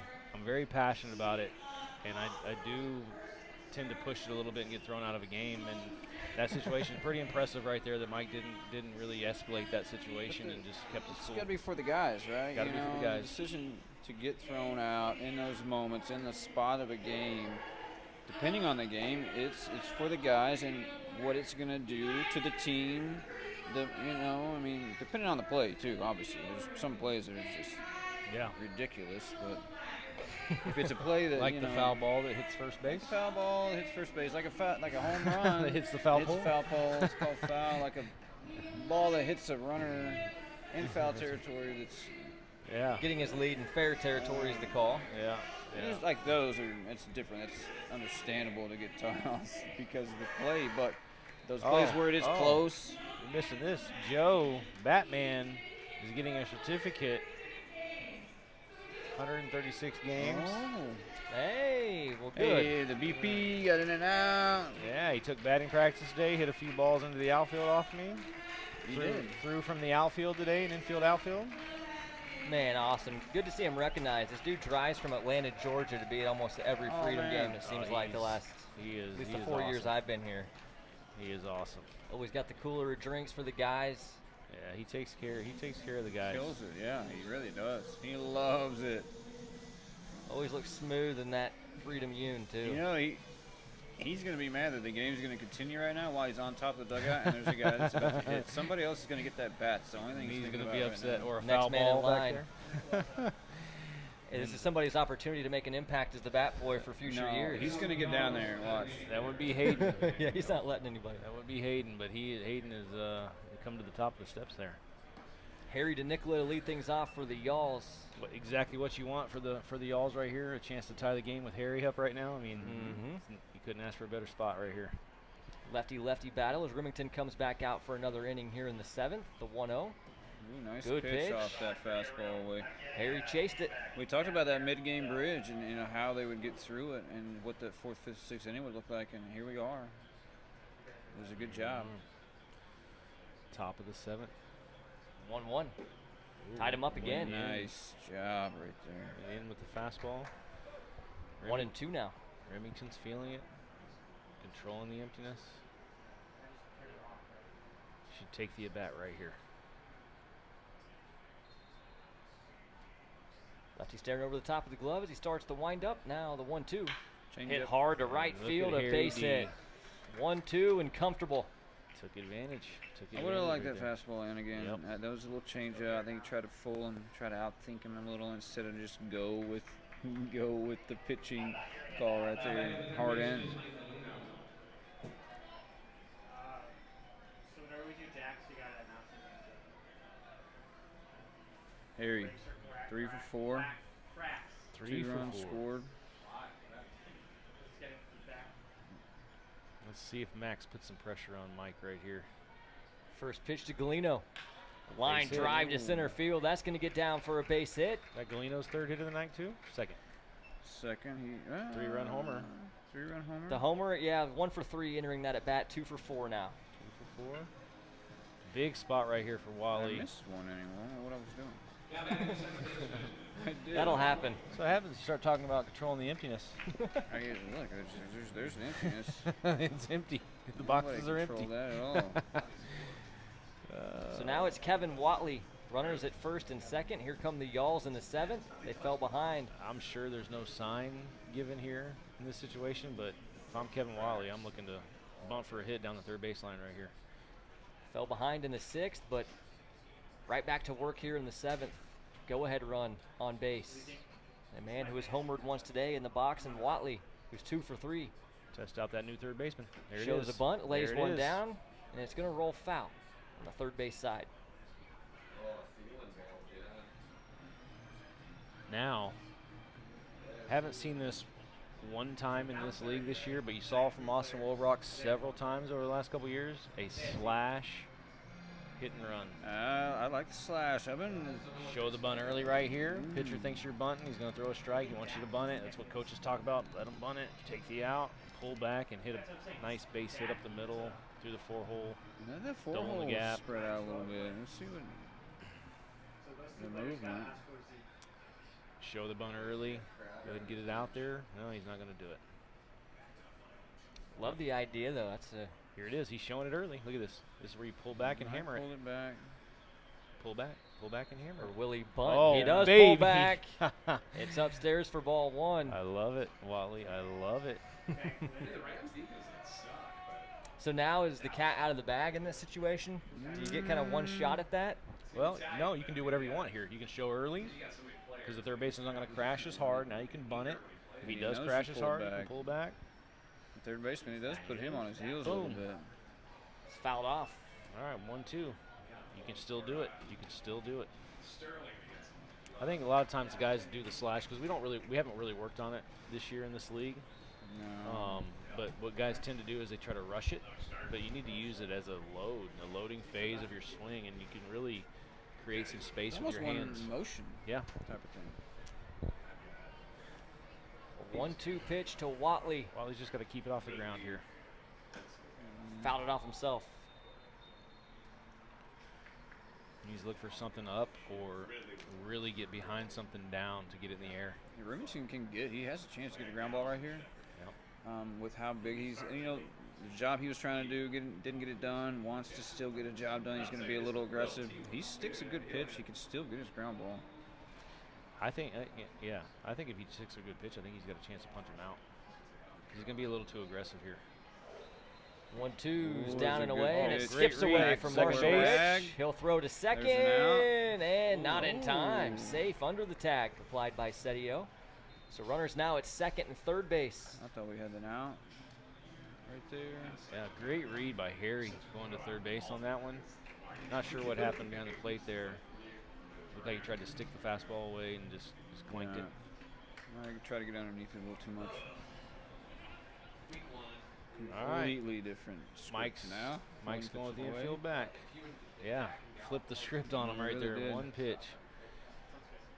Now Watley. 2-2's fouled off to stay alive.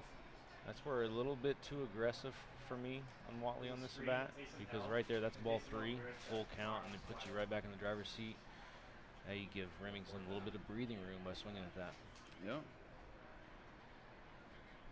He knows, now Remington knows he doesn't have to throw something over the middle. He can throw something No, close. it doesn't even have to be. It just has to be down. It has to be executed. 2-2 pitch, fouled back. He knows. He got him in swing mode. This was what we saw with Jesse and that caught him at bat. We talked about you had him in swing mode, and you keep challenging the certain spots in the zone until you keep fouling him back. You can throw the change up in the dirt, the breaking ball in the you can dirt. do He's a going to lot. swing. He's going to swing. And he felt and saw we're in that same situation as far as I wonder what his gut's telling him right now. And see if he goes with it. Same situation as far as the Freedom had the lead in that spot too. Ended up being a 3-run homer to tie it. Another 2-2. Popped up and out of play. What an at bat. It was 14 pitches for Cottom, and this is what, 8 right now for Watley? Upcoming pitch number 9, yep. Number 9, yep. So It's the exact same. Exact yeah, same. we were in a 2-2 at that time. I don't think we got the full count until pitch number 10 against Cottom. So he knows he's got room to play. He knows he's in swing mode. This is going to be a 2-2 goes the other way and lines it to right for a base hit.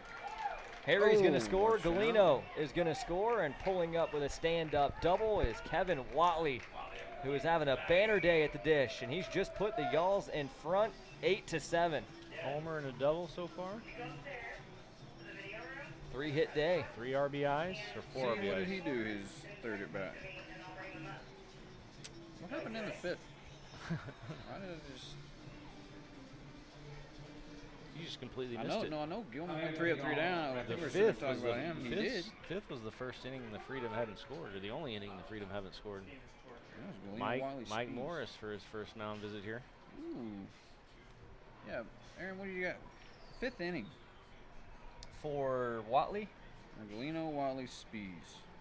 for all 3. This is for your So I book. can tell you Blaze, since he's up now, he struck out, grounded out, and out on a line drive, I believe, to right field, to E.P. Reese. It was a LO9. Watley. Probably go back into the box score here, and I mean, you're supposed to be paying attention to this too. Who I am? Yeah, you're the one up here all excited about the booth, but there's a job that's going on right in front of you. so I can't see the box scores until after the game's Well, it's final on Coast the fault I anyway, score so here. This is matter. the first time I've been in the box. 6 years. First time Really? ever in this box. It's a cool view, isn't it? It is. It's nice. Like you get to see how the pieces move. It's really cool. Yeah. I like it. It's Blaze I Spees prefer in to the be box in the now. dugout, but Sure, Oh, yeah, I want to sure. be in the trenches. Here's a high chopper to play. second Tough base. play. Leo Gotta waits get for rid the of it. second hop, spikes it in the turf. Nice dig by Massey, but it's not in time. Spees has the hustle single, and runners are set up at Hey. first and third. I think that's one for Chad. We're just not being over there enough. You know, trying to come in and give the hop a little bit higher. Get the big hop there, and Yeah, we've seen those at both positions of guys. So now it's Jackson Pritchard. Y'all's in front 8-7. 2 more ducks on the pond. Still nobody out here in the 7th. I'm not sure. Let's see Jesse stick with executing that low and away. Picks to first. Minimize some damage right here. All right, I'm gonna go Either of get you your guys order. big into the Managerial. footwear, shoes? I gotta go out and help with closest to the I'm a big New Balance guy. You're a New Balance guy, so no is, I guess, the answer. I was going to say Jackson Pritchard's always top notch in that department. Yeah, he's got a bunch of different Jordan's ones. Very picked nice. to first Get rid of it, base. Massey. Spees dead to Yeah. rights, and he's out. That was nice by Watley, not trying to force something there. He's still at third base with less than 2 outs. Yeah, the shoes are. There's some pretty extravagant ones out there. That's for It's sure. not Joe wears the best. Yeah, Batman Joe. Batman Joe.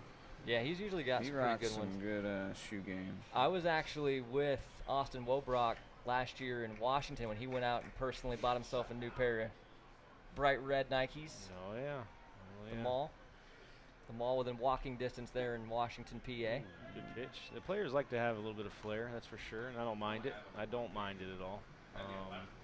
Some of the look, you know, there's a few of the Y'alls guys that have the pants up over the knees. I'm not a big fan of. Yeah, I don't get it. Yeah, it's just not my style. You know, it's a bad look, or the hoodie on the field, or It's you know, different. It's different. just different. It's not. I'm not saying it's right or wrong. It's just No, it's just not. that next thing. I was like, I wonder, the pants gonna go back tight, or are they gonna be baggy? Yeah. But now it's like, hey, the pants are going above the knee. Wait, what? What? Where did that come from? What do you mean? 1-1 sky high We for didn't ball see that 2. coming. Looks like Mike's got some action in that bullpen. Yeah. Wonder if it's you know, he's got Taronis in there. Yeah, we got Taronis out there. We got Tripp. Trips out there. Yeah. 2-1. Foul back towards us. That's Yeah, one thing too. Like last night, how you know something I would have done differently if I'm in Brian White's shoes is had Carl Craigie lurking in that bullpen. I know you want to try to save him to close out and win the game, but I hate having that feeling knowing you have your arguably best bullpen arm in there and you He's don't left. use them and you don't use them at all. Maybe he could have came in the 8th inning. Because you never know what happens after Dansrud gets that single. You know, maybe bring him in for Dansrud, but you have Reed Hayes there facing the righty-righty. But after he gets the single to take the lead, you never know. Lucas Owens might dump one in for another, you know, RBI right there. So bring in Craigie to kind of shut the door, slam the door, maybe create some momentum for your offense. So obviously it's easy to second guess and look back at things, but that's something I thought about after the game too. It's hard to go in the locker room knowing you had your best bullet in that bullpen. Payoff pitch to Pritchard. Ooh. Inside for Good at ball bat. 4. Good at bat, Jackson right there. Very good at bat. Take his That's gonna Jordan be- 1s to first base. Runners on the edges, and that likely will do it for Jesse Remington. Dansrud looks like the captain of the Y'alls with the black helmet. Everybody else has the red. Yeah. So it's, Captain Dans. Captain Definitely Dan. has commanded a presence in the room the season he's had. It looks like we got Matt Taronis. Matt Taronis coming in to face the righty. It's gonna roll around to Medica and Pew here in a second, so I could see that. Yeah. I thought Raymondson pitched well. He was sticking that pitch away. Some of those at bats, like it gets in the middle. He let the one from Watley get away from him. Yep. That's the one. I mean, obviously we had the error, and then the chopping hit by Spees, almost impossible to get him out there. So it's just a little bit of bad luck, but I felt like he could have buried an off-speed pitch to Watley to punch him out. Yep. He wasn't swing mode and left something out over the outer half of the plate for a guy to kind of poke the bat out there, and obviously hits the double to score 2. We saw him make some good pitches in that inning before to finish off with punching out Baker on the inside fastball, and we saw him move and stick both sides of the play. I like to see him work. It was good to see him, and hopefully he gets in on Tuesday, Wednesday, gets another outing. You know, he came a little bit later, so he didn't really get a whole lot of votes as far as from the guys to go to be on that all-star team. But I do hope he sticks around. It's just, he's gotten better. Those starts, we got to see some logs, some innings, and we're gonna some money. We're gonna have those 2 games on Tuesday and Wednesday. They're not really publicized, but I think the gates will be open. Fans can come and go as they please, and come watch us play each other for a couple games to get ready for that all-star same type of baseball. Same type of baseball. I mean, it's got to be weird or tough as a Florence Freedom fan or a Florence Y'alls fan, just a Florence fan in general, to come to these games, because who do you root for? Who do you root for? You know, so it's. But at the end of the day, they get to see a good baseball game, and they have the past 2 nights, and this one's shaping up to be a classic. I think you just go for both teams. Yeah. When you play each other, it's like you just can't lose. So you come out, you have a few on a thirsty Thursday, and just know you're going to go home happy either way. Sounds like a lot of Cowboys fans. Sounds like a lot of Cowboys fans. Root for both teams. That way you're not disappointed. Oh, please. We're loyal to a fault. Trust me. Speaking of football, though, Pelf, how's the fantasy team doing today? You hanging in there? I got Brian Jett today, and I'm absolutely destroying him, I think. Are you? I haven't looked at it in a little while, but I've been gun shy to check because I'm playing Kevin Hahn, and he has gotten just a monster day from everybody. Yeah, and you guys that remember Tony Vaca that played here a few years ago, I'm in another league with some of those guys, Jordan Brower, Tony Vaca. I'm not going to say the center fielder's name because, you know, he's talking a lot of trash on the texts. But he played center field here, got hurt a couple times. But Mercurio. Yeah, there you go. I'm not saying his name. But, you know, they're in the league. So it's pretty cool. Josh Henderson, Andrew Godbold, they're in the league. I'm trying to think of who else is in there. We've got a few guys from Did you say Wobrock, or is he not? Wobrock's in there. Wobrock is in there, yeah. If you can believe that. If you can believe that. He actually had a pretty good draft, I think. So. Okay. Man, I missed that guy. Oh, yeah. Him and Mercurio both. Those were 2 of the Hall of Famers in my book. First pitch to Brian Dangereau. He goes after it, fouls it off. Loves that first one. Aggressive by Pritchard. He's on the move. Yeah, you can't be upset there as a runner. I think that you want to be in motion there, and Dangereau shoots a gap, you're scoring. So yeah, it's not necessarily about the stolen base there. It's just about being in motion, creating some havoc. And Captain Dangereau is wearing the black helmet here, and he is looking to do some damage. We've seen Chironis. We've seen him be hit or miss. When he's on, he's good. Innings are quick. Yeah. Oh yeah. But we've seen some of the. Well, it's the same thing you keep talking about when he'll get ahead of guys and then trying to punch them out, and it ends up being full counts. But when he just attacks hitters, this stuff's pretty good. He's got a couple wins on the year. 9th appearance for him today. 10 1/3 under his belt entering this one.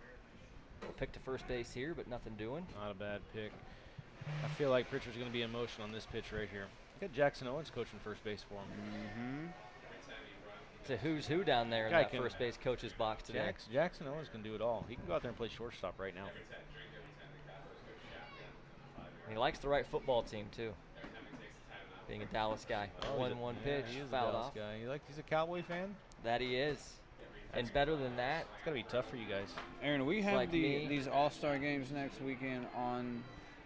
Are they being televised too? Are you up here doing these? You got me and Pelf coming back or off what? Tuesday and Wednesday. No, on the Thursday, on the Friday, Saturday. Oh yeah, no, I will be doing the game here, and then I'm going to be doing the games in Lexington as well. Yep. Nice. I'm going to be able to do that for the those postseason. will be televised.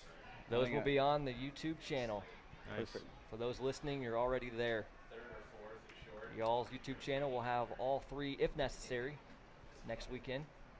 Hey, I'm not sure if I'll be in the dugout for the games or what.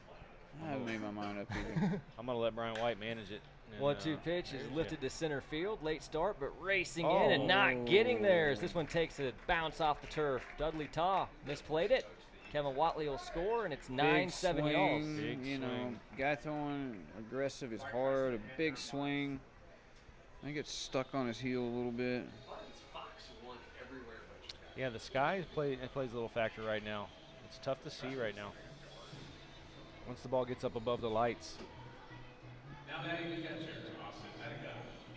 Yeah, play definitely needs to be made. I'm pretty sure Watley tags up and scores anyway, but now instead of having 2 outs, runner at second base or first base, you got 1 out, first and second. So it could be a big swing. Let's see how Petronas handles it here. Austin Medica in the box Right and back a in called there strike. with a strike. Right back there. I love it. I love it. That's the way it needs to be done. Attack, attack, attack. 14 hits today for the Florence Y'alls. Out hitting the Freedom by 5 as we stand here in the 7th. 14-9. And they're up The 1 0-1. run. Oh. 5-hole back to the backstop. Everybody moves up 1 base. And runners are now at second and third. This is where we talk about controlling the damage. Control that damage because the damage has already been done. Now we keep adding to it. So you have to control it. I fully expect the infield to be in here. Can't let this game get away from me in the 7th. We talked about it earlier. The 7th inning, getting to the 7th inning is going to be crucial, and then how you use those pieces in the 7th. And this is exactly how it's playing out. Let's see if Toronto's can make a big pitch here. Lefty, lefty. Infield in across the diamond for the Freedom. We got Pew on deck as well, so a pair of lefties right here. Chance to get a couple outs. The 1-1. Fouled straight back. It's commanding right here. I like Matt's stuff. You know, I think to me it's just the fine tuning of his command. You know, I think some of the pitches he thinks that are down are more lower mid thigh and coming from his aggressive nature, and then if he gets on it a little early, that's going to start pushing up even more mid thigh at the belt instead of those sticking through the knees. You know, the hollow of the knees. 1-2's downstairs. Oh, he's a presence out there. And he's on that first base side of the rubber, and he's coming at you as a left-hander. And I will say, you talk about the shoe game. Matt Tronis has the sock game going. Dude, he does. I was going to those say are that. Nice. Those are really nice. Throwback stirrup look. Hit the Stripes light. around the calf. You're going to see a ground ball to short right here, and I think Watley's going to be real aggressive, which he should be, with 1 out, runner at second base. 2-2. Fouled off. First Yeah. base side. Yeah, I still think the ground ball to short's coming. Medica's swing kind of plays to that backside a little bit. He's going to try to stay on it with that front shoulder, being it's a left-hander. And he's going to chop one to short, and you're going to see a play at the plate right here.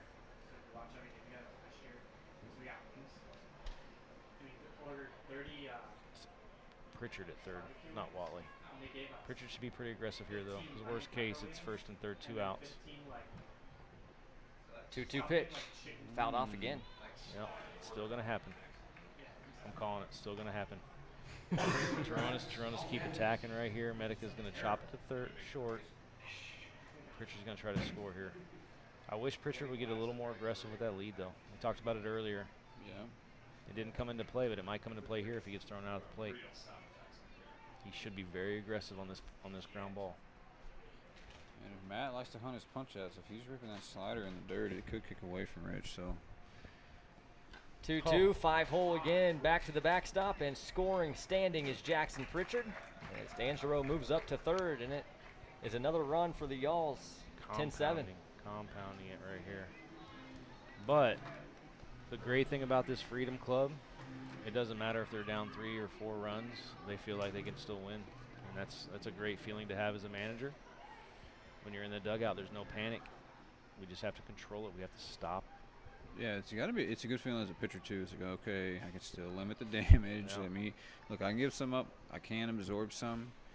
I do need to limit this and get this momentum back going on our side. 3-2's downstairs, and it's a walk. Medical will take his base, set up runners at first and third, and back to the top, and Brandon Pugh again. You know, this is one of those times when, for a guy like Matt, it's you don't need more. You don't need more aggression. Look, you're 1 pitch away. Yeah, you're 1 pitch away from being out of this. You really are. So I think if you seek that and trying to get him to focus on that thought of it, it's like there's other ways right now if you can get outs. You can get a pick without throwing a pitch, and you can work something. But you're one pitch away from this inning being over. So I like to see him relax, breathe, and just attack the bottom right here. Trust his angle. Yeah. Yep, it's going to have to be a really good turn to turn double play on Pugh. It will. First pitch, down and away for ball 1. Getting to where Matt's just forcing a little bit. Just pitch, baby, just pitch. Yeah, just one pitch. It's just a good fastball through the bottom. Gives me an opportunity to let Pugh hit it on the ground, roll him up, and I'm out. No damage done, no harm done. But I have to be in that mindset. I have to be able to see those things and think like a pitcher and see where I can get my outs and not be so caught up in the last pitch. So we talk about those guys. When does one pitch in and the next pitch begin? Like I don't think a pitch 5 pitches ago was ended for some guys. Sometimes it's like he still has stuff attached to that one. It's like nah. You got a job to do right here, right now. Let's execute this pitch. What's the situation? What's the call for? A fastball low and away, sell out to location and go. Yep. From a manager standpoint, now you start counting down the outs you need to get to win the game. Mm-hmm. So now Max should be over there at third base. Not only thinking about trying to score here, but he's got to get 9 outs. Got to figure out a way to get 9 outs with only giving up 1 run. You got 1 run to give if you need to, but 9 outs you got to get. How do you piece that together in the bullpen? That's what you got to be thinking about right here. That pitch right there, that pitch was separated from all others. It was redirected. It was a boom. Yep. It was a stiff fastball, middle in. Here's a swing and a line drive, trouble in left field. This ball is going to get down and bounce all the way to the wall. Danzero scores. Medica is going to get the wave around third base. There will be a play at the plate. It's not in time. Medica in there safely on the 2 RBI double from Brandon Pugh. That makes the score 12-7 in the 7th, and still just 1 out. It's 12 or 11? 11-7, I think. Yep. It's 12. Scoreboard's off. It is off 1. Okay.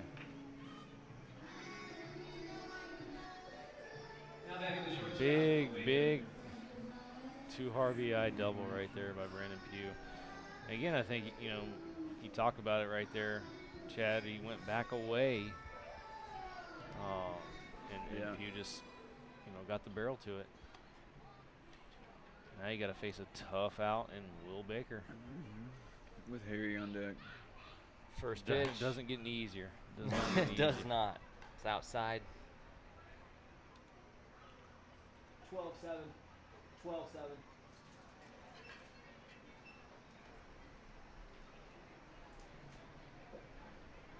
Nah. It's only 6-7. I didn't know it was that easy to change those runs like that. Breaking ball downstairs. Well, it's funny, right when you were asking me about it, Brian White texted in 12-7 now. Yeah. He wanted that 1 run reflected on the scoreboard, too. Oh, yeah. It's that Y'alls dugout. They're getting a little antsy right now. They're wanting to keep adding because they know. There we go. There goes Runner Pugh. takes off for third base. He'll have it. Pugh now 90 feet away from another insurance run. Yeah, they know that the Freedom can score 5 runs just like they just scored their 6. So Yes, they do. Mike choosing to have the infield back here with Pugh at third. Will Baker. Will Baker doesn't hit too many ground balls, so he's playing his odds here, getting the pop up on the infield maybe. 2-1 squeezes the outside corner. 2 balls and 2 strikes. This pitch has to be a strike right here, Chad. Has to be a strike.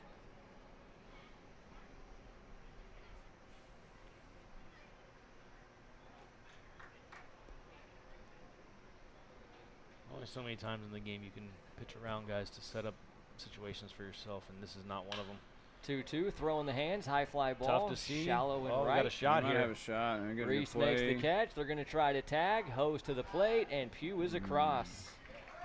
The lead now 6. 13-7 Y'alls. Not a bad throw by Reese there. We did work on outfield throwing today, but Brandon Pugh's electric speed is just going to outrun the ball typically every time. Agreed. Now batting the designated hitter, Harrison DeNicola.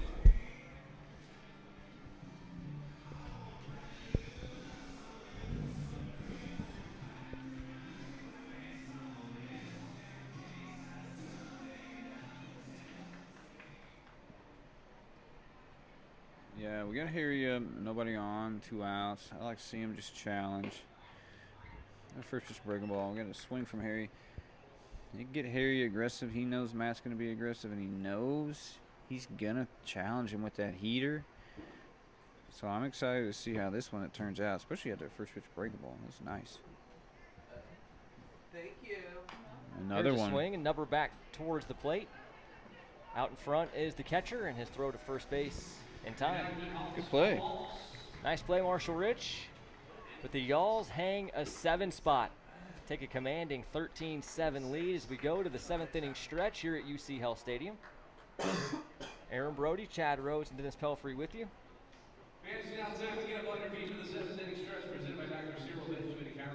There's Chad, the man hanging in there. You got a man in the background. Got Amanda Sipple in the background, Director of Food and Beverage, making her debut on the broadcast and promptly stepping out of the camera shot. But here we go. Big inning for the Y'alls there, Chad. They blow this one open, bat around and then some, and now lead by 6. They do. They got a chip away right here. You know, we got Kenny still going back out. They know they're limited in the bullpen. We got guys in the reserve as far as Martinez, Villalobos won an inning. They want to win. And if they have anything to do with being able to put nail in a coffin in this game, they're going to be itching to get in there and do that. So I'm going to be interested to see how Max uses those guys to finish this game up and hold on to that lead. But let's see if the Freedom can show their patience they've shown before to make that comeback by being patient and stalking the other pitchers. They know who they're facing. They know who they can wait out for counts. And they know who they can attack and try and jump on in certain counts. So I would like to see them do that with getting some guys on base. But I hate saying that against any type of pitcher. Anytime I'm saying something about somebody's offense, I'm saying something bad about one of my pitchers. So. I know. Tough tightrope to walk. But now I want to see Kenny continue to attack, not trying to do too much. We talked about that before. Sometimes he gets some really quick outs, and then he tends to kind of, it's not get passive. It's just like, I got freedom to want to throw some more pitches and let me play around a little bit.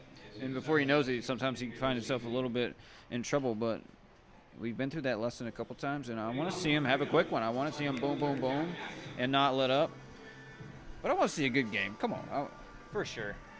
That was one of the funny moments that we had you mic'd up for way back towards the start of the season when Henry Owens had the long outing for the lay-in, give up 5 homers in the inning. You were mic'd up with us that day, and you said, man, I hate to watch this. This is bad. I just hate watching any pitcher, especially when you know like they have ability to be able to be good, and you could see that a couple little things and probably some different focus and habits would make this guy really good and back on track again. It's like it's hard to watch sometimes. It's like, man, I wish he would just do this or think that.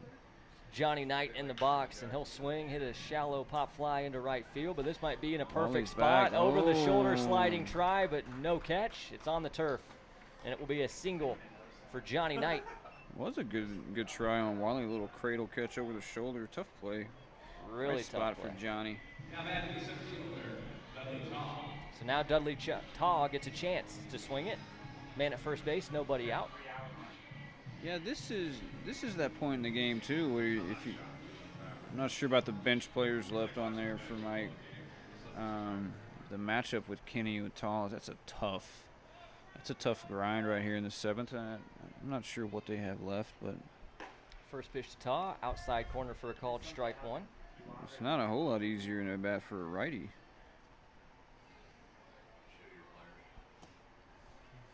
We do have Trejo on deck. Trejo will pinch hit in Marshall Rich's spot. So breaking ball misses out to even the count.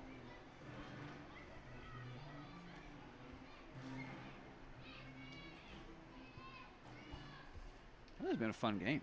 Has been. A lot of action. A lot of different conversation.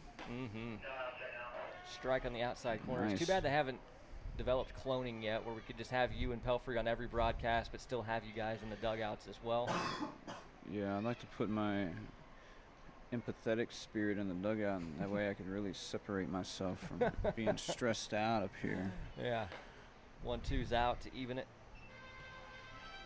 But it is nice to see these guys pitch. I know we talked about having those games, and they have come into their own. Each guy we had conversations with knows who he is. He knows what he's good at now.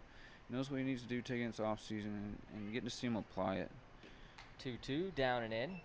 And Now a even full count. trying certain spots and things to certain sides of the plates that they wouldn't even be able to try or think about trying or doing 4 weeks ago. Yep. So the count is full on Dudley Taw. As Pearson sets and fires the payoff.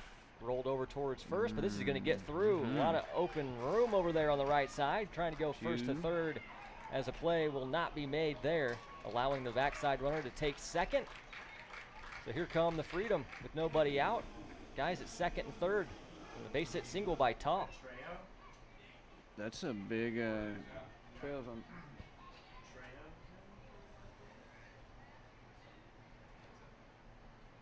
Yeah, this is trail. Now hitting for the Freedom, Cesar Trejo. The pinch hitting Cesar Trejo makes his way to the plate. Couldn't draw it up much better for this guy. Good run producer and 2 guys in scoring position for the man who hit a towering 2-run homer and added a single last night in the Freedom's clinching 6-5 win over the Y'alls. Quick mound visit here to set up the sequence to a very dangerous hitter. Yeah, throwing that ball in. I mean, you're up 6. I want to contain right there. I want to get that ball in, keep that runner at first. I'm not trying to cut that off so much at third. If they do score him, there's no outs. I'm not going to force that throw. You know, I'd like to see him throw that ball in, hit that cut right there. At least be able to keep tall at first. Keep that double play in order. Now after the quick visit from the catcher, Max Del Bello makes the slow walk out to the mound. We'll see if he makes a change. Pearson did have to wait a long time in the dugout before coming back out. A 7-run inning for the Y'alls. Maybe some of that entering the equation. That's not easy to do. Mordecai, it looks like Mordecai's firing down the pin. We'll see the matchup with Mordecai versus Trejo. You know, we got the lineup rolling over with Craigie. Pitching change will be made. Pearson will step aside, and it will be a new arm and Ryan Mordecai. Ryan Mordecai. And walks in from the bullpen like Charlie Sheen in Major League. The wild thing. He does. Soaking in the moment. You can see the glasses with a little skull and crossbones. The haircut. Yeah. Now if he could just behead a mannequin on his first warm-up toss. Put the exclamation point on it. Well, he's got to face La Pesadilla. The nightmare. The nightmare is first at bat in a pinch hit situation. You know he's coming out. He's going to be aggressive, and it's a mean, intended swing. And it's one of those guys we talk about with the pitchers, with the guys like that, where there's a plan, there's an approach he's hunting. I'm not going to say it's necessarily situational. So there are some holes that get exposed if you just pitch and you're not stressed out or phased by the big time situation. There's runners second, third right here. You know, you got to hold those guys because that's going to chip away. If they get those 2 right there, they have 9 outs. Yeah. 9 outs right now. They have to get 2 right here, and they're down 4. Anything can happen. So it's a big situation. But if you know a hitter like Trejo, I'm calm. Execute your pitches, and have simplicity under pressure. That's what we talk about with the pitchers. Just keep it simple. You got a job.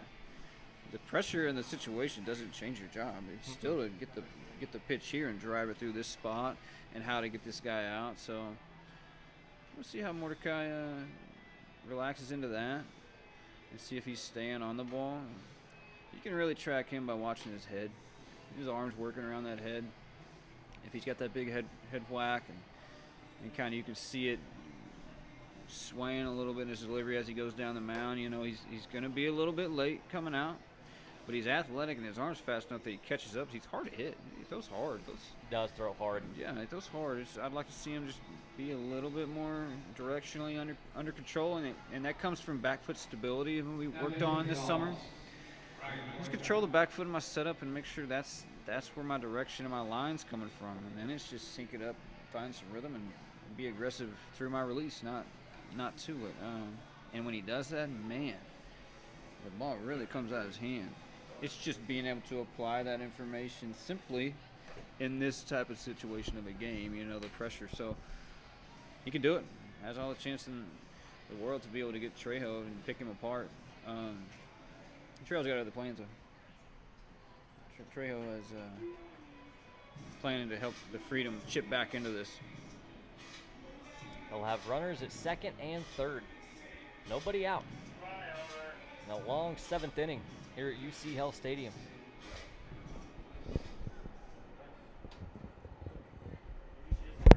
Mordecai has the first pitch. Here it comes. Called strike on the inside edge. It's 0-1. And there we go, right off the bat, going inside, showing him that he's not afraid of this at bat or the situation. Always big to get that first one across. Huge. Now the 0-1. That'll be out. A ball and a strike to Trejo. Mordecai has nice life on his fastball. He can really spin it. Beat guys with that. If he stays through his slider, it's nasty too. 1-1 is downstairs for ball 2 to Trejo, who enters tonight and this at bat, hitting .346 on the year. 4 homers. His 4th coming last night, towering 2-run shot to left. 21 RBIs on the year, and missed some time with a tricep injury early in the Battle of the Bourbon Trail.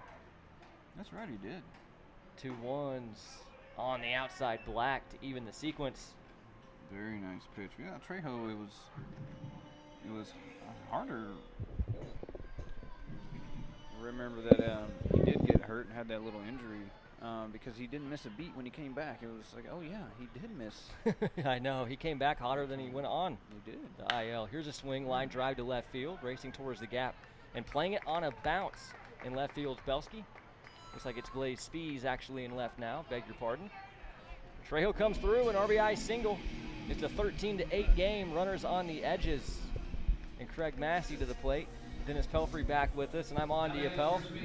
You do a disappearing act. All of a sudden, the Freedom rally here. They get a run, and now you're back on. Yeah. Well, I had to go down to the dugout there and tell them what to do. No, I'm just kidding. Yeah. No, actually, I know you did. I had to have a phone call with player development guy with the Giants, so just talking a little bit about the guys that are here and how they're doing and stuff like that. Awesome. Craig Massey in the box. Early steal from Trejo, and they will have no shot. Trejo doing Trejo things. How did he get on? Did he walk? Line drive base hit for a change. Oh, yeah. They just brought in Mordecai to face him. Line drive base hit. Where did he hit it To left field. Left field. Steals second base. Now we got second and third here with none other than Craig Massey up. In a 1-0 count, pitch on the way, down and in for ball 2. Guy comes up in big spots. Big spots every time. I think it's a testament to that lineup too, rolling over for him. Like, put him in the leadoff spot. Some people might say, well, I want him in a spot where he's going to drive in runs, but his second at bat, third at bat, fourth at bat, he typically always has guys on it to drive in. Here's a swing and a hot shot to right field for a base hit. Oh, Mike's going to send him. 1 run will score. They will wave the runner home. Close. Play at the plate, and in time. Trejo gunned down for out number 1. Yeah, I got to say a bad send right there. With Whiteman coming up first and third, would have been a safety squeeze op. But that shows you feeling a little bit of the pressure of the game here, bottom of 7. Now remember, Mike, still got 8 outs left to play with. Yeah, you got 8 outs. Should have had 9 outs until that one. Yeah. But yeah, it's always nice to hear from the Giants and want to know how the guys that they send here for me are doing, and they want to know about the guys and what they need to work on and things like that. So it's really nice. I send them videos each week of what they were doing in the box, BP and defensive stuff. So. And some of them watch the game reports. They watch the game report. Some of them are watching this thing right now. Ooh. Simon Whiteman in there. Upstairs fastball for ball 1. Do they ever ask you about the radio guy or anything? They have not mentioned the radio guy, Oh, of course. but I don't say anything's bad. That's I what's would call you more of a video broadcaster now. But, Yeah, you're right. that's what I TV. told I'm you. going the TV route yeah, after this. You got the hair, the hat. I think the only thing that's holding you back is the Cowboy fan thing, but Right. Yeah, You that know. that does bite me everywhere. For being America's team, they do have a lot of haters out there. I'm trying to get as many guys as possible to get their eyes on Craig Massey and Sedio, because Sedio recently released by the Tigers. I think he needs to be in an organization, and Craig Massey has never gotten the opportunity. And Craig Massey with another quiet night, 2 knocks, a couple RBIs. It's probably scored 2 runs too, I'm sure. It's every night. He's got 2 runs as of now. On first base, he has a couple bags. See if He's he gonna tries steal. for some.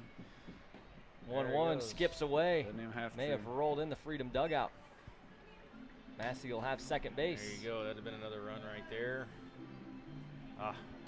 Mike's going to be thinking about that one for a while, especially if they end up losing this game. Yeah, and he needs to get over it because it's right there. He's still within grasp. It is 4-run lead right now for the Y'alls. Threatening here. With your 2-3-4 up, Simon Whiteman. Get a nice little base hit over the second baseman right here. Breaking balls down and away. 3-1. I'm not real sure, but I want to say Dave, the home plate umpire, is kind of working himself back to the inside part of the plate now. So he used to sit over in the middle for the entire 3-1's game. up. That's a walk. Strange. A walk for Whiteman. He might be leading the league in walks. He does earn his way on. Brings up Chad Sedio with 2 men on. Do you have the numbers in front of you there with the total RBIs for the season? I want to see how close Massey is to Sedio. I know Sedio had a commanding lead there for a long time. It is 48 to 33. So now 34, I guess. For 34 for Massey. Massey. Got the 1 so today. Yeah. Still a chance for Massey to get up in the 9th inning too, which is big. If Massey can get 14 more in this game, he'll jump him. He's got a chance. It's 50-50. Yeah, I knew it. I knew it. First pitch to Sedio. Big swing and a miss. Sedio got a chance to put the Freedom within 1 run right here, but you don't have to. That's the thing where he needs to kind of tone in on the bat here. A nice single base hit right here, scoring 1 run, making it 1st and 3rd for Fitzgerald is just as good. 0-1 pitch, hit well to Ball's left hit field. This really ball's well. up, racing back at the track, and this one is gone. Chad Sedio's 12th home run of the year is a 3-run shot, and it's a 1-run game again. That's over 50 RBIs. Now we can let Mike think about it. Should be a tie ball game. Is that 50 RBIs now? 50. 50 on the nose. Actually, that's total bases. It was 48, so that's 51. Wow. 51 RBIs and this is game number 35. Yeah, you're playing game 35 here. Unreal. Just gets about a little over 1 a game. But surprisingly, Massey has almost double hits. He almost has 70 hits, right? What do you Yeah. have, 60 something? 61, 63 61 entering tonight. A couple 63 more. now. Yep. So Tyler Fitzgerald ahead. 2 guys in this lineup doing almost impossible things. It's crazy. All saying they've done it consistently. Consistently all season long. Oh, there's another one hit really well by Tyler Fitzgerald. Way back to left. Spinning him like a top and he somehow drops it. making the Drops it. adjustment, but it's on the turf. Spees couldn't look it in. And Tyler Fitzgerald will have himself 2 bases. That's got a right tough there? call for the official scorer. Yeah. I want to say, in my opinion, he played that into a hit, but that's Kind of just did me. with the circuitous route. Yeah, he lost it Late off the adjustment. bat. But another ball barreled by Tyler Fitzgerald. Past 3 nights, he is barreling the baseball. So it'll go down as a double. So it goes back to the shutdown innings we talk about again. The Freedom didn't have a shutdown inning, gave up a 7 spot after scoring 1, and then after getting a 7 spot for the Y'alls, they're giving up a 5 spot so far. It really should be 6. The send of Mike Morris there a couple plays ago. I'm gonna keep doing it. Yeah. This is Just- why. This is why I probably shouldn't be in the booth talking, because Oh, there's Oh, your one gets to the fastball. backstop. Fitzgerald will have third base. Logan Wyatt, the new hitter, and a 1-1 count. But what I will say that I love about Mike Morris is he's not going to change what he's doing. He's going to continue to be No, he's aggressive. not. And it took a good throw, kind of, to get him at the plate. But Trejo, it looked like that caboose jumped on his back there the last 15, 20 feet. Now we got a chance here. Infield's in. Logan Wyatt, already two hits tonight, right? Couple knocks, couple singles. Couple hits and a walk. So this is where Dave, I was looking back, go back to the home plate umpire. For the left-handed hitters, he's setting up in the middle. But for the right-handed hitters, he's setting up on the inside part of the plate. So if he just stays right where he's at for the entire game, I like that a lot. But I like where he's at right now. 2-1. Started to go. It gets to the backstop. The run will score, and he must not have fouled it off. Oh, they're going to say he hit did. him. Oh, it hit him. So Fitzgerald will go back to third base. They're calling it a dead ball, swing. foul ball. Foul ball on the swing. Well, it's not. It's a swing, but it hit him. Not a foul ball, but it's still a strike. So half swing, full strike. Dead ball. Dead ball. Let's see Mordecai lock in. Take the effort out. Execute a pitch. I don't need more. Just speed Logan up right here. Nice little breaking one's ball. fouled back. Yeah. Yeah. It will keep him back. You're just going to see him use it when he gets in trouble. When the fastball gets a little spray added to it and he starts scattering that thing. You'll see him go to that breaking ball because he knows it's gonna keep him on his backside and he can't get out front and try and push it. You got to be back and you got to be on time. I'd like to see him do that with his fastball instead of yanking and kind of adding a little too much effort. 2-2 to Wyatt's outside for ball 3. You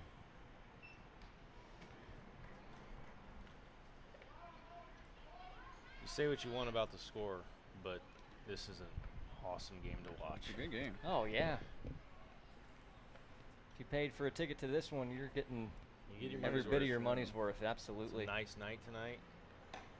Payoff pitch just outside. I'm Wyatt going will to say take it first. again. I'm going to say it again. Dave Blanchett in a perfect position to call the outside pitch there, setting up the middle of the plate, and he didn't miss. He did not miss it. So now it's E.P. Reese, runners on the edges. The tying run 90 feet away for the Freedom and just one out. This has been a marathon of a 7th. Got a little bit of action in that Y'alls bullpen right now. Just moving around. Some guys moving around. So these Mordecai two can get out of this. He can. I know that's what he wants, but looks like Max is got a lefty up down there. See who might be oh, Villalobos. Villalobos. He's That's gonna who it make is. a move. Villalobos. He's got. Reese. This is where Mike Morris Yep, you gotta look at the make the bench. decision here, but I do like E.P. Reese in this matchup because Villalobos doesn't have much action on the fastball. He's going to attack, but he doesn't have that two-seam run or the sink that a lot of lefties do. And EP, It could play right into E.P.'s got swing. hand speed. Looks like Cam Hatch, same type of fastball. Yeah. Maybe it's a little firmer, but it's smoother. So if it's in the zone, you saw what EP did to Cam. Yep. He turned on those fastballs. Yeah, and you pretty know quickly. Villalobos is going to challenge him too. Yep. Villalobos is a competitor on the mound, and I'll tell you, the only thing that worries me about this matchup right now is Villalobos hasn't come out of the pen in a while in this league, so this is going to be a little bit different for him, a little bit new, but I think he'll be just fine. Excuse me. When I had him last year, he was more of a mid-inning kind of bridge guy. You know, he gets some 8 innings every now and then. And when he was rolling on point, and you could tell that the bite and the breaking ball, you could tell when he was on point and used his changeup more. And your fastball wasn't really the primary go-to weapon. I mean, he had it, and it was there. It just wasn't, what it is here. So I think him waking up and understanding his fastball is his primary weapon. He pitches a little different than I've seen him, so I like him out of the starting role, but I want to see him revert back to bullpen Villalobos and know that, hey, you're in a tight spot. You're not settling into anything. You're not trying to establish anything. You're trying to come in right here and close the door. Stop the bleeding. Yeah. See if he can. He's got runners on the edges. Just one out. And E.P. Reese to the plate. Well, just like you see players make mistakes. Yeah, Villalobos. Keep going back to the Villalobos. Mike Morris sin there. Coaches make mistakes too, and it's one of those things that the game speeds up on coaches sometimes. The game does that to a lot of people, and the ones that really handle that stuff well are the guys in the big leagues that you really don't see any kind of emotion. It's pretty awesome to see. And these are great learning moments for everybody. Mike Morris may be a manager one day. I don't know if that's what he wants to do or not. But he's going to pull information from this one. From this. He's going to learn from this. And it's okay. I'm going to be aggressive. I'm going to be aggressive. And it's like, well, there's times where it's like, maybe I shouldn't be as aggressive. And you got to figure out those points to become his own guy and to become his own. You keep creating that character we talk about. Yeah. Here we go. Big battle. No, EP's going to be swinging right here. And Villalobos going to be throwing a strike.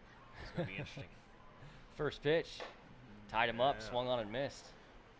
Pitched in to win. This is where I got into a good little chemistry thing with EP when he's in the box, because he would look down at me and I would tell him to settle down right here. I like him swing at the first pitch if it's there. He's dangerous. Especially with the right guy, right spot. This is the right guy. He's throwing a fastball. It's going to be middle in. Be tough to double up. Put Wyatt in motion right here. Wyatt can run. Fastball's out. Ball one. Yeah, Wyatt can move for a big guy. He's stolen probably 5 bases this year. Timely spots too. Timely spots. A couple times with no throws. Not expecting him to go. Villalobos definitely isn't expecting him to go. He's not even going to pick right here. He can go first move. 1-1's down and away. There's EP locking back into the at-bat. This is where Villalobos, sometimes that confidence gets a little too much for him, where he's I'm going to challenge delivery. Middle. Yep. Yeah, a little bit of ego, because he knows he's got a good heater, but pitch, don't just throw. Quick step off to reset. Now Villalobos back on, working on the third base side of the rubber. Sets and fires the 2-1. Back up the box, squeezed by Villalobos, and he's got the runner at third, dead to right. Chasing Fitzgerald back to third base. The Y'alls get third. trying to win the rundown, and they'll get it. Watch the play. Wyatt does end up at third base. EP is at first, but a big out recorded there for Villalobos. I would have liked the 1-6. Oh, 100%. So Fitz pulled his attention from an offensive standpoint. That's exactly what I want to happen, because it's still first and third instead of double play in the inning. Yep. But if he goes right to the shortstop, they turn the double play and inning's over. So now we still have a chance here. That's what we talk about at third base when they're over there, especially with one out. Any ground ball, we're going. If it's back to the pitcher, if he comes after you, stay in the rundown until we at least get first and third again. Sure. EP Reese going to steal second base right here, probably on this pitch. No. Johnny Knight, second at bat this inning. Breaking ball down and away. Both teams batting around in the 7th. This is exciting. This is a big moment right here. Johnny Knight feeling pretty good about his swing right now. There goes EP. He'll have second easy, no contest. So second and third now. Villalobos can play a little bit here. That's the only problem with stealing right there. You can play around a little bit right here because you got Dudley Tall, the lefty, on deck. You can be a little more conservative off the plate and really try to ram him in right here. Yeah, man, I can throw my best off speed for a strike, see if I can get back in the count. There's a lot I can do. 2-0 pitch, late swing, 2-1. Villalobos is going to challenge Heater. Yeah, that was right at you. That was pretty impressive right there. Pretty impressive. Johnny with 2 hits today. 2 hits. Second hit in this inning earlier. Looking for his third and a couple more RBIs. So he had a couple RBIs earlier too, I think. He did. 2-1. Hit towards short, ranging over. Will Baker makes the play, on to first in time. Lead protected, but it's down to the bare minimum. Chad Sedio, the big blast, a 3-run shot, and the Freedom are back within 1, 13-12. As we finally close the book on the 7th and head to the 8th here at UC Health Stadium. We'll bring you back into the broadcast booth. Aaron Brody, Chad Rhodes, Dennis Pelfrey. 12-run inning. 12-run inning. A 12-run inning. Both teams batting around, but you called it. Heavyweight match, baby. It was 13-6 before the bottom of the 7th, and you said nothing to it. Still got 9 outs to play with, and you look up, they only needed 3 outs, and they're back within 1. 1-run ball game. Nobody's rolling over. Yeah, you said it. I mean, you look at the score, but hey, there's been some pitches that weren't executed, but that doesn't mean that every guy going out there is not trying to do a job and has a purpose. So it's a heavyweight match. Hey, man. Both managers first day managing, both probably a little bit nervous, a little bit anxious. Big time answer right there. Big time answer. Here goes Mike Morris out to And talk. I do want to see. We're going to have the conversation with Mike about Trejo. Oh, yeah. Where's he going now? That looks like the great Jonathan Tripp. Got a new catcher in there. Take new over pitcher. for the Freedom here in the 8th. Just making sure they got the right moves. So I think what he's doing here is Lucas Owens coming in because he warmed Tripp up maybe in the bullpen.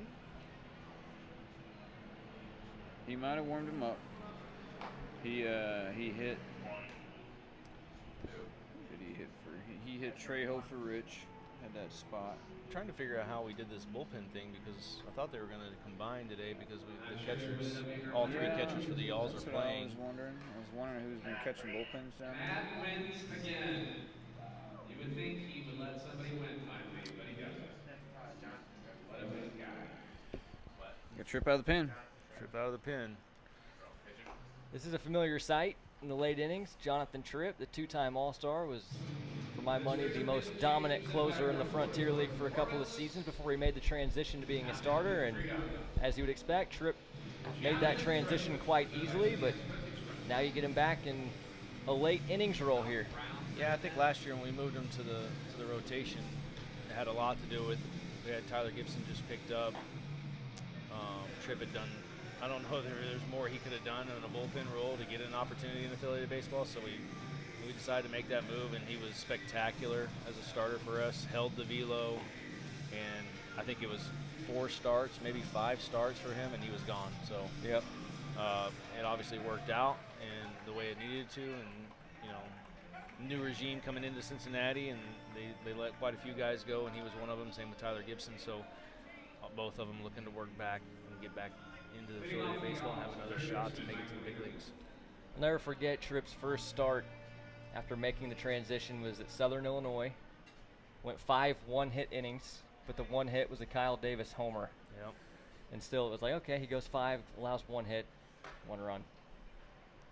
We are underway in the top of the 8th. Tripp firing inside to Mike Galino for ball 1. Home plate umpire Dave working back to the inside there. So he's actually back in the middle. There he goes. He even scooted more. So it's a work in progress, no doubt. It's definitely different for him, but he's able to you see can the see him inside thinking now. about getting better. Yeah, thinking about getting better. I love it. I absolutely love it. I'm going to make sure focused. make a point to say something to him after the game. 2-0, a swing. Go get it. Fly ball to center, nearly in his tracks. Catch will be made for out number 1. Good 2-0 challenge pitch. Good 2-0 swing. Good baseball play. Now batting the second baseman, Kevin Watley. Here comes Kevin Watley, been a tough guy to solve tonight. 2 doubles, a homer. You still don't know what his third at bat was. Okay, so I got you now. A ground out. That's what it was. That's Gilman got his. He did get him to ground out right there. I'm able to see what the batters did when they're the ones at the plate. Their previous time on I ice should score have asked here. you about so. Mike Galino, and then I would be caught up on your book. Oh, yep. You missed it.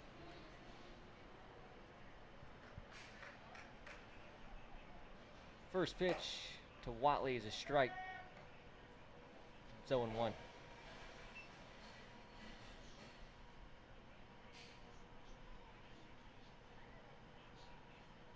Tripp gets the sign, sets the ear, and his 0-1 pitch. Swing and a miss.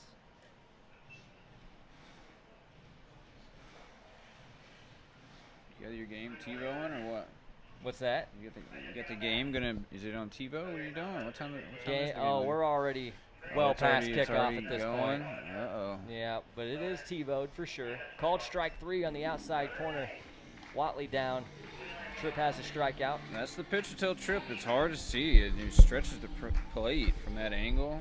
The fastball away, if he's sticking that, man, it's really uncomfortable, tough at bat. Blaze Spees digs in. But Chad, don't be telling me any updates. I've turned off all my notifications. My family knows not to text me. I'm going to go home and watch from the top like it never happened. Breaking ball swung on and missed. 0-1. Yeah, that's what you got to do. I'm sure Pelf's going to be sending you some. Oh, Pelf's going to take pride in giving me an update right now. He's pulling it up.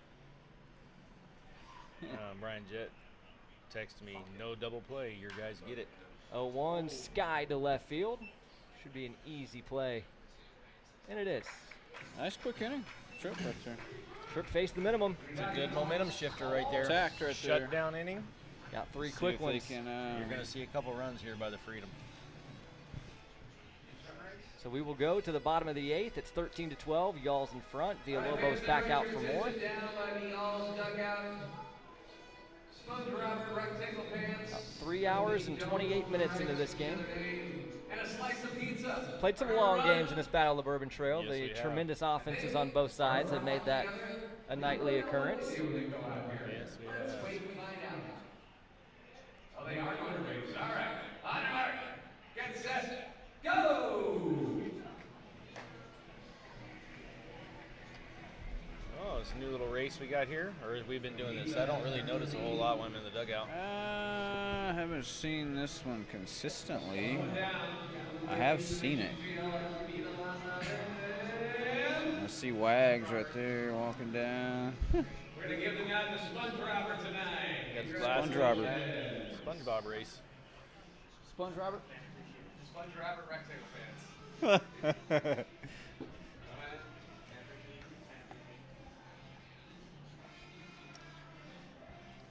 Well, you want an update on the score? No, he doesn't want an update at all. Losing 7-0 right Oh, you want an update on your points? Is that with Jet? Just destroying Jet. 122 to Fantasy 60. football. Yeah. No fantasy football for me. No fantasy football. You haven't played it in a few years, I'm sure. No. You played it once here. I don't watch enough to keep up with it Yeah, every week. I'm playing Tony Vaca in this other league, and I'm beating him 112 to 95 right now. No big deal. No big deal. But he's got a wide receiver going and a kicker tomorrow, so it's going to be a tough one for me. You know, Villalobos back out for his. He came out and finished the last inning. He's out for his second inning work. You know, Max trying to bridge this to hold off to the end and keep that 1-run lead. He's got Martinez in the bag too down there. You kind of look to see him if things get a little hairy. Yeah, I'm sure Martinez trying to save for that 9th and possible 10th extra inning rule. 100%. Lucas Owens in catching for Rich after Trejo pinch hit for him. Trejo pinch hit for Rich. Oh, so Lucas Yep, Lucas went in, went in defensive for- replacement. for Dudley Tall, maybe. Is that Oh, he went in for Tall. That's right. He put him in for Tall. Tall had a good day. yeah? 2 balls hard, 2 hits. So yeah, Lucas Owens needs to find a way to get on right here for Trejo. Trejo's got a chance to do some damage with a runner on. Villalobos always on the attack, especially against lefties. He's not afraid to drive it in. It's really not a push off or anything. He stays on and he attacks with purpose. He knows he has to do that to create space for that breaking ball. Oh, he's fun to watch. He is fun to watch. This one's getting away from him a little bit right here, but I fully expect a fastball, middle right here. He's going to dare Lucas Owens to There's hit going it. to be a challenge to it. I guess I said called him before. Like he's a gunslinger. Like he really is. Dave Blanchett, middle of the plate, able to see the in and out very well, and I love it. I love it, Dave. Hopefully you go back and watch, hear me talk good things about you. So Lucas Owens works the leadoff walk. Brings up Cesar Trejo. Dangerous at bat right here. Trejo has been locked in as much as anybody the past few nights. He is going to swing at something good and only something good. First pitch, Pretty wide good of the mark. pitch. I think he's kind of letting Trail know that he's not afraid to go in right there. Just missed up a little. Put him behind in the hole. Yeah. A little bit elevated. We've seen him do this before in kind of some innings when that runner gets on early in the inning. He tries to find his rhythm from the stretch, and he gets a little pushy. Let's see him lock in right here and drive something. Trejo hit a ground ball. Make the right pitch. 2-0s. Got him. Fly to right. Beat him to the punch right there. It's in shallow ground, and the second baseman, Kevin Watley, will make the catch before falling to the turf, securing out number 1. That's one where I like to see the outfielder take over there. I think Pugh could have It's called an him easier off. play for the outfielder for sure. I think Pugh could have made that play pretty easy. 'Cause it doesn't matter to me if an infielder's camped. If an outfielder gives the ball, I want the outfielder taking it. All right. I mean, this is who you have Villalobos in the face. Massey, Setio, if it gets to him to keep this. So these are the best matchups right here. See how Villalobos attacks him. It's Craig Massey, the leadoff man, back in the box So he's going to go for the inside 6th here. time in this game. Fastball down. I'd look to see Lucas Owens in motion here next couple pitches. He likes to run. He likes to steal. He's going to look to make something happen right here. Looks like maybe a first move. Doesn't have a very big lead. 1-0's up.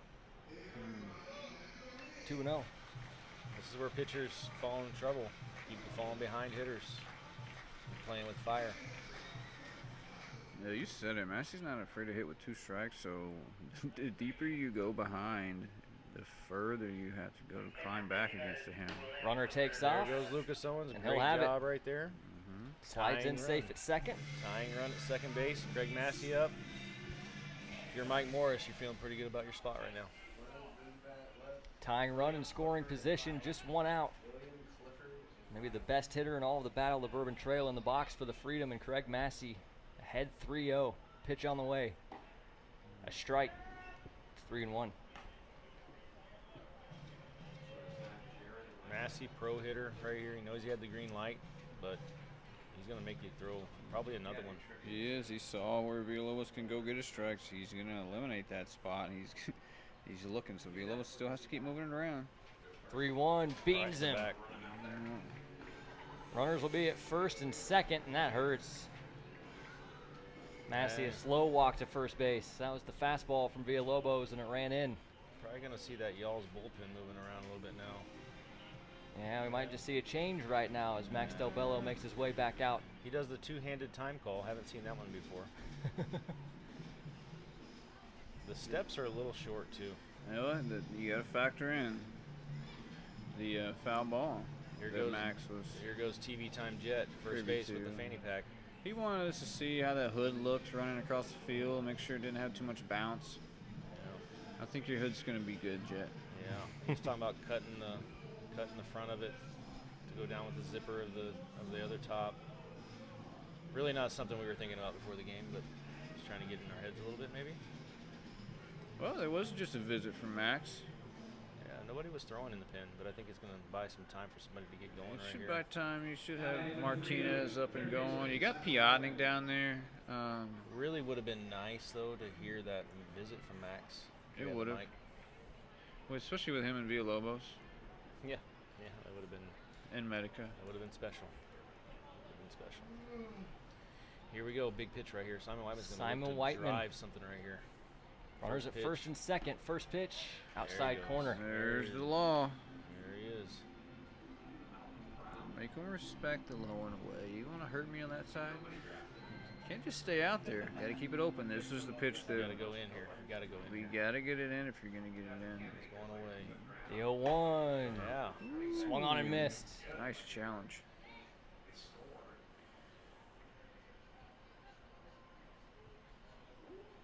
See, remember how we talked about Whiteman earlier, adjusting pitch to pitch and is at bat. He's probably going to sit on something in here.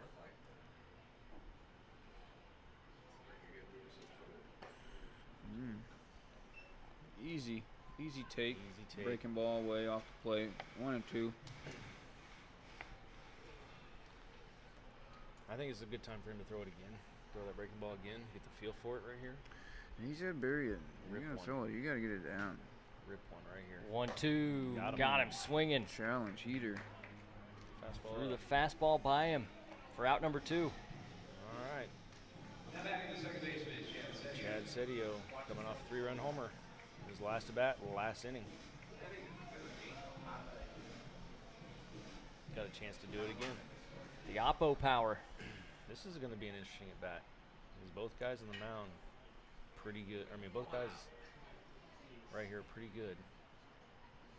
First pitch. Villalobos is not going to back down. No, he's Definitely not. Early strike.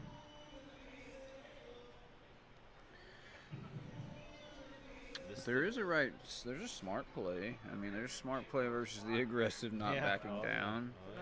When you're facing a guy who's locked in, 3-4 and a walk. There it is. Breaking ball That's for the a smart called play. strike 2. That What a is pitch. a smart pitch right there. Mid-count breaking ball. I have room to breathe. Cowboys don't score a lot. Chad's so deadly. Doesn't matter if it's 2 strikes, 0-2, 3-2, 0-0. You got to make a really good pitch right here. Here it comes. Breaking ball got under it. High fly ball straight away center field and shallow. Big Coming time in to make the swing. catch. For out number 3. So escaping the jam is Villalobos, who strands 2 on the base paths and protects the Y'alls' 1-run advantage. As we go to the 9th at UC Health Stadium. Aaron Brody, Chad Rhodes, and Dennis Pelfrey with you. The great ones who will be filming episode 7 of the game report tomorrow, right in the suites to our left. 1 o'clock, right? 1 o'clock. 1 o'clock. The tradition continues. How have you guys enjoyed the game report so far? It seems like it's a good tool for you guys to talk to your team, also talk to the other teams, talk to the umpires. You guys have really utilized the chance, and it's been such a fun watch from my end. Yeah, I think it's nice for everybody to be able to sit down and get an inside scoop on what we talk about. Because, like I said, we're truthful on what we talk about there, just like it would be in the coach's office after a game. Virtually the exact same things are said. And for players to see kind of how we think and talk about them. Yeah. For the fans to see, kind of understand what we're thinking in situations, how we try to sculpt and mold the game. Because at the end of the day, you can't really control anything because it's a player's performances. But if you can kind of put the pieces in the right places and put them in the positions to be successful, you really see the talent come out of every player. I want to say thanks to everyone that played a part in making this so big league. I mean, announcing the games, being able to have these televised, JD on the PA, with the video board. I mean, it's any player here doesn't feel. You would not think this isn't professional baseball right now, the way it's ran. It's amazing. The crowd, the energy. It's a really cool opportunity for these guys. And I told them the other day before, we were kind of wrapping things up before I separated this series because I didn't really want to be down there a whole lot. I just want to see them work. Was that it's been one of the most fun seasons that I've ever been able to be a part of, and I mean that. Like it's been really awesome. It's been fun. Didn't expect the season to happen. Wasn't sure what was going to happen in general, but this came about, and it's way more than we expected. I think what it was. We expected it to be good, and it is. It's more than what we expected. Yeah. So yeah, thank you guys for being a part of it and doing it up. I mean, it's really been something special. Well, no, thanks to you guys. You guys are the ones that have made it big league, getting the big gun coaches, help get the right guys to come fill out the rosters. Yeah, it's been fun. It's been real fun. Brought the talent to Florence yet again. Jackson Pritchard in there, and Jonathan Tripp will start him with a fastball for a called strike. Battery mates a lot right here. Pritchard's seen the ball well. He's got 2 walks and a single today, so he knows Tripp. He knows what Tripp's trying to do.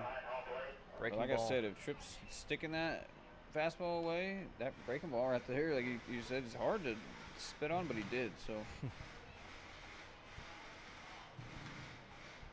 Really great job by the Y'alls last inning defensively. The second time in the game, the Freedom haven't scored a run, so Villalobos, a lot of credit right there.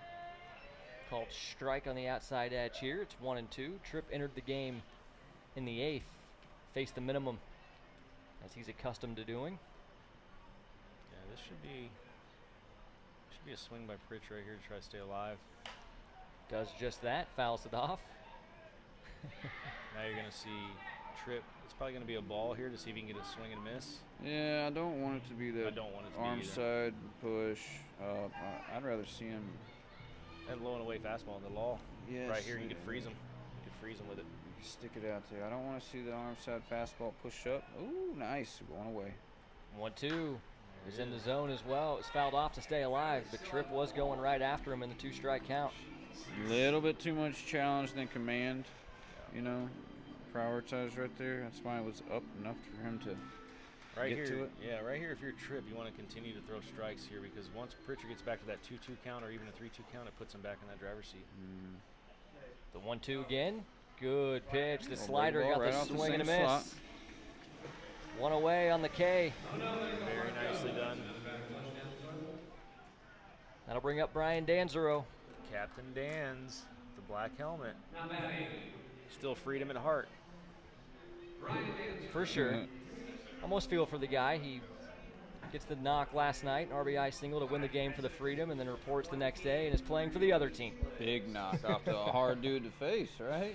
Reed Hayes. Fastball up. Ball 1. I mean, you know you might be getting a slider more than likely, and you also know that thing's nasty. Yeah. So you got to see it up, and you still got to be able to get one you can handle, and you did. 1-0. Chasing an upstairs fastball. Evens the count. Trying to give him a 2-run lead with that swing. It was. Dancy's got a couple dongs this year. No, he's dangerous in the box. He finds that barrel. If you throw him something over the plate, he's going to find the barrel. The 1-1. Good one. Fouled off. It's a good breaking ball right there. That slider's Front door. whew. Danzero the same right here as Pritchard. He gets in a little bit of defense mode. So if he can work that count back to 2-2, he'll be in a much better spot. The 1-2. Fastball by him. Tripp does it again.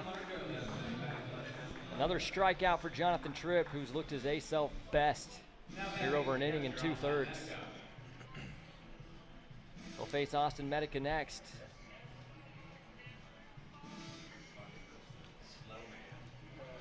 You know Max wants this line to roll over again, so he's hoping Medica can do anything to find a way on. Oh, yeah. You get a chance to get Baker and Denicola up. Who drafted Craigie? Did you or B. White get Craigie? B. White. So we're seeing him in the 9th most likely? Fastball Probably outside? Not. No, Probably we're not. not going to see Craigie today. Oh, okay. Yeah, he's feeling a little down. Gotcha.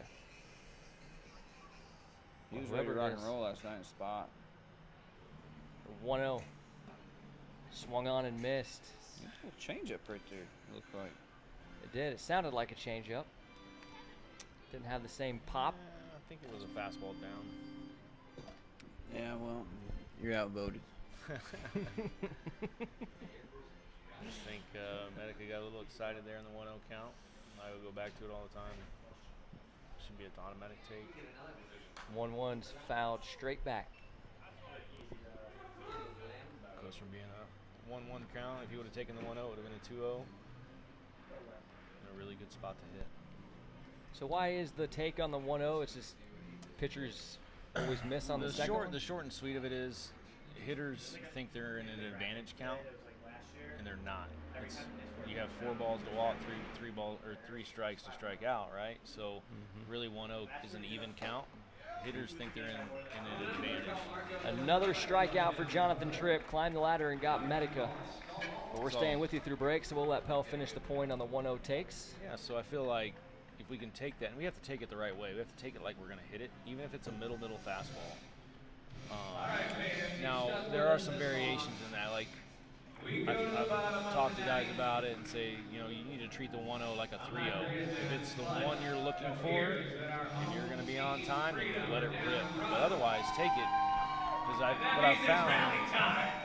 what I've found in my research in it and what I've done is you see virtually every time in that at-bat, you see the same exact pitch in virtually the same location later in that at-bat. So for me, you're really working on the timing of the swing, right? So if I'm taking it the right way, whether it's a breaking ball, fastball, changeup, I'm going to see that pitch again in the same at-bat.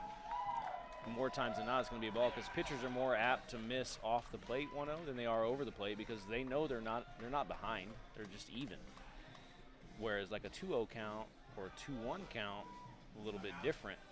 Now they're more apt to miss over the middle of the plate, you know, so to try to get back in the count. But 1-0, and you talked to Chad about it, not one pitcher in America is afraid of a 1-0 count. Like they're just not. So. Edgar Martinez right here trying to close this out. Yeah, he is the right-hander, Edgar. Be the first save. How about the performance he had earlier in the week? Man. I didn't get to see it. I was on the road. I got to watch it on video, but it doesn't never do justice for being here live watching a guy. Edgar Martinez. Shove. 7 innings, 1 hit, something like that. 7 right? innings, 1 2 hit. hits. Oh, that's right, 2 hits. He gave up the hit. Gave up the first hit in the 6th. And he gave up another one. Play camp down the line in the 7th, but he threw the ball really well. Mix and match. Goes in, goes out. Can sink it, can run it, cut it. Slider is a weapon when he's in trouble, and he's got a nasty changeup. Yeah, he was something to behold in that start. Game 1 on Wednesday. Tradition continued, doubleheader date, so a shortened 7-inning game, and registered the first complete game in the Battle of the Bourbon Trail, at least as far as the games here at UC Health Stadium. He did a really good job. He can handle right here, though. 84 pitches, I think, something like that. Yeah, it was 81. A lot of quick 81 innings. Pitch complete game, but right here he's got Fitz, Wyatt, and Reese, and it's all you can handle.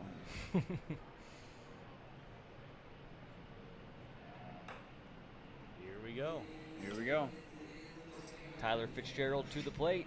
13-12, the Y'alls in front. And the Freedom have 3 outs to do something about it. We're in the bottom of the 9th.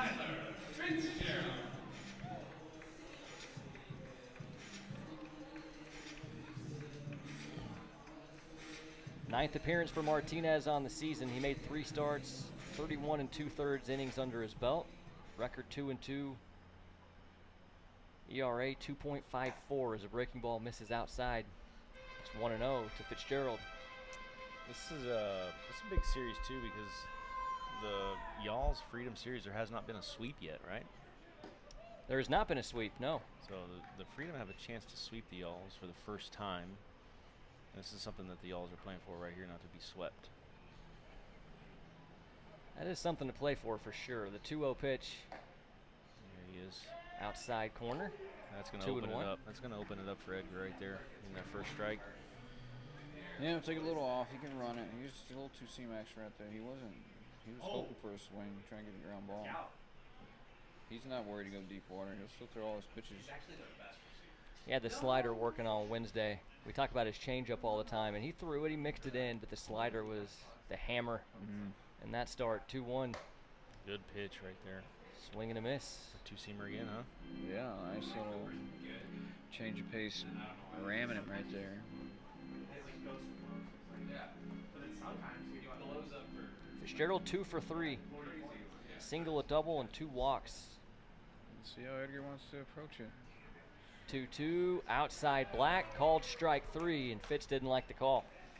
That two-seamer in on the pitch before. Stands up just a little bit, you know, and then if I can stick that fastball away again, it makes you look far away. Set it up. It does. Set it up. Backwards K brings up Logan Wyatt. 1 out. Here comes Martinez. Got it in on the hands, fouled off. One of these 2 managers tonight's going to get their first career win. Somebody's getting their first career win. Somebody's getting their first career loss, too. 50-50. You said it. Mike's. So you say something about Key's terrible signature? Broken back, ground ball to second. Waiting on it is Watley. He's up with it. On to first in time. 2 outs. Yeah, I think Joe got a ball signed by everybody in the Freedom, and Key Stewart signed the ball. And it's hard to explain on air, but he signed it in a way that nobody else could really sign it.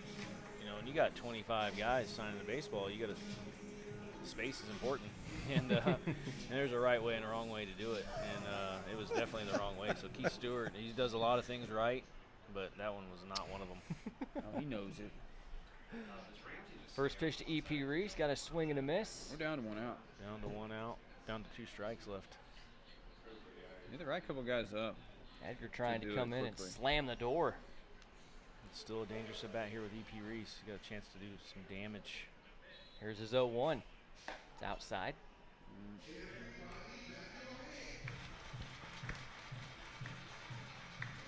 Crowd getting into it a little bit.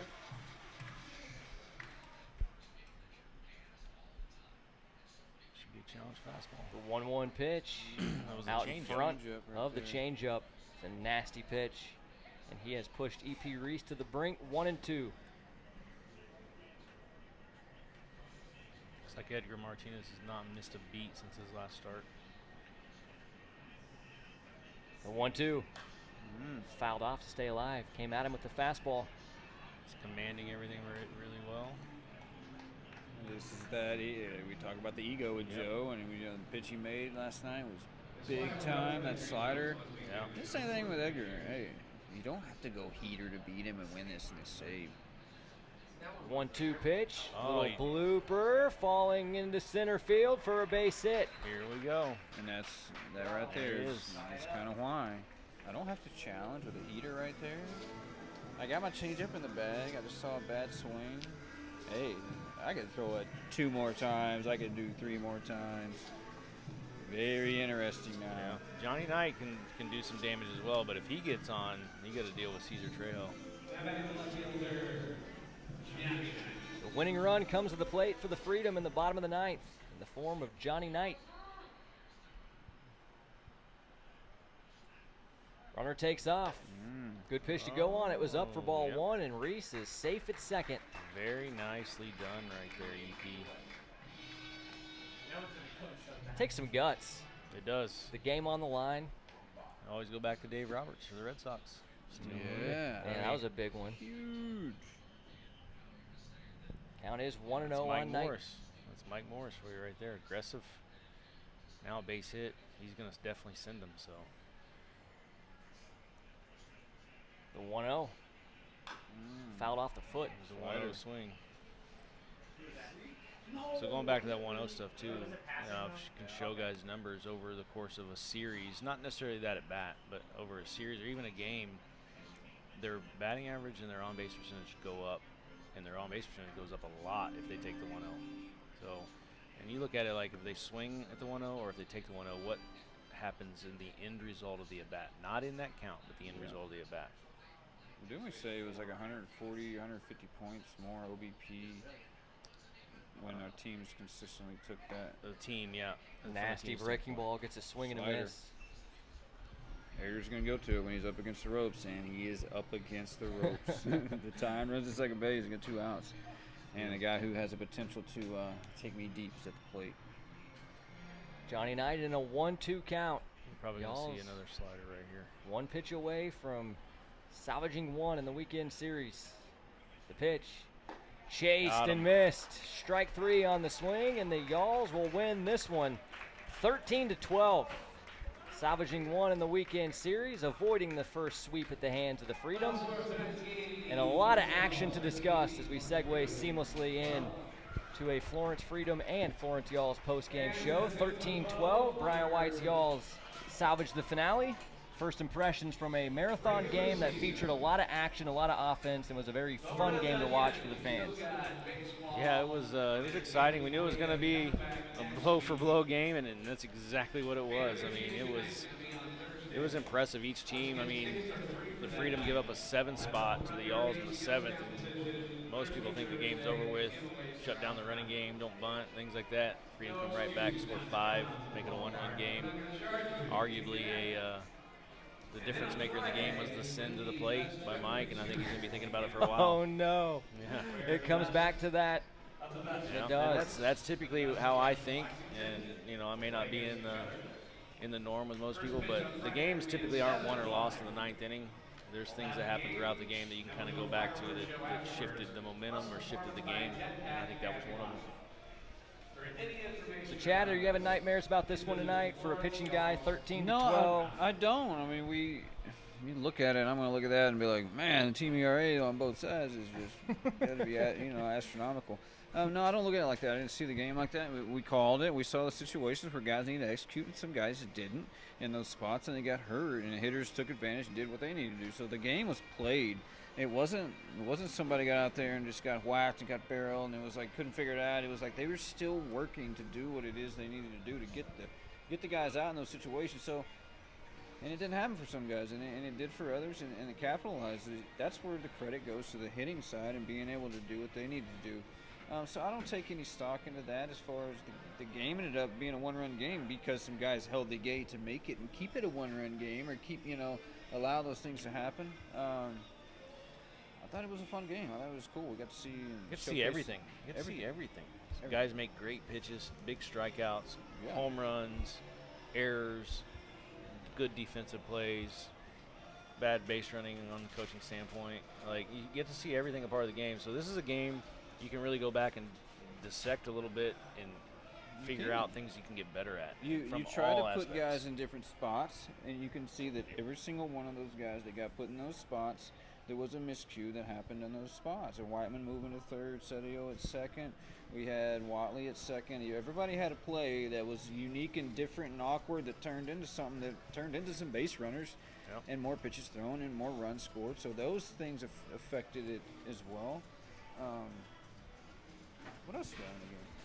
Well, one thing that I want to talk about or hear you talk about is this game was a one-run game after the 7th, and we had just seen how the Freedom immediately after falling behind 13-7 came back with a 5-run inning to make it a one-run game. So you know how hot the offense is. They showed their ability to bat around just in the previous inning to the two pitchers that threw in the 7th and the 8th, Yoniker Villalobos and Edgar Martinez, making that one-run margin stand over the final two.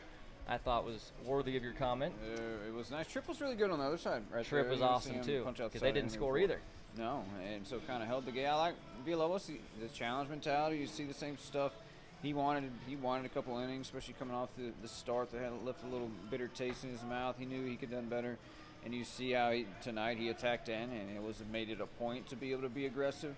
That was fun to see. Edgar having a little bit of the adrenaline pumping and seeing the fastball come out and attacking guys, and it was like the EP thing.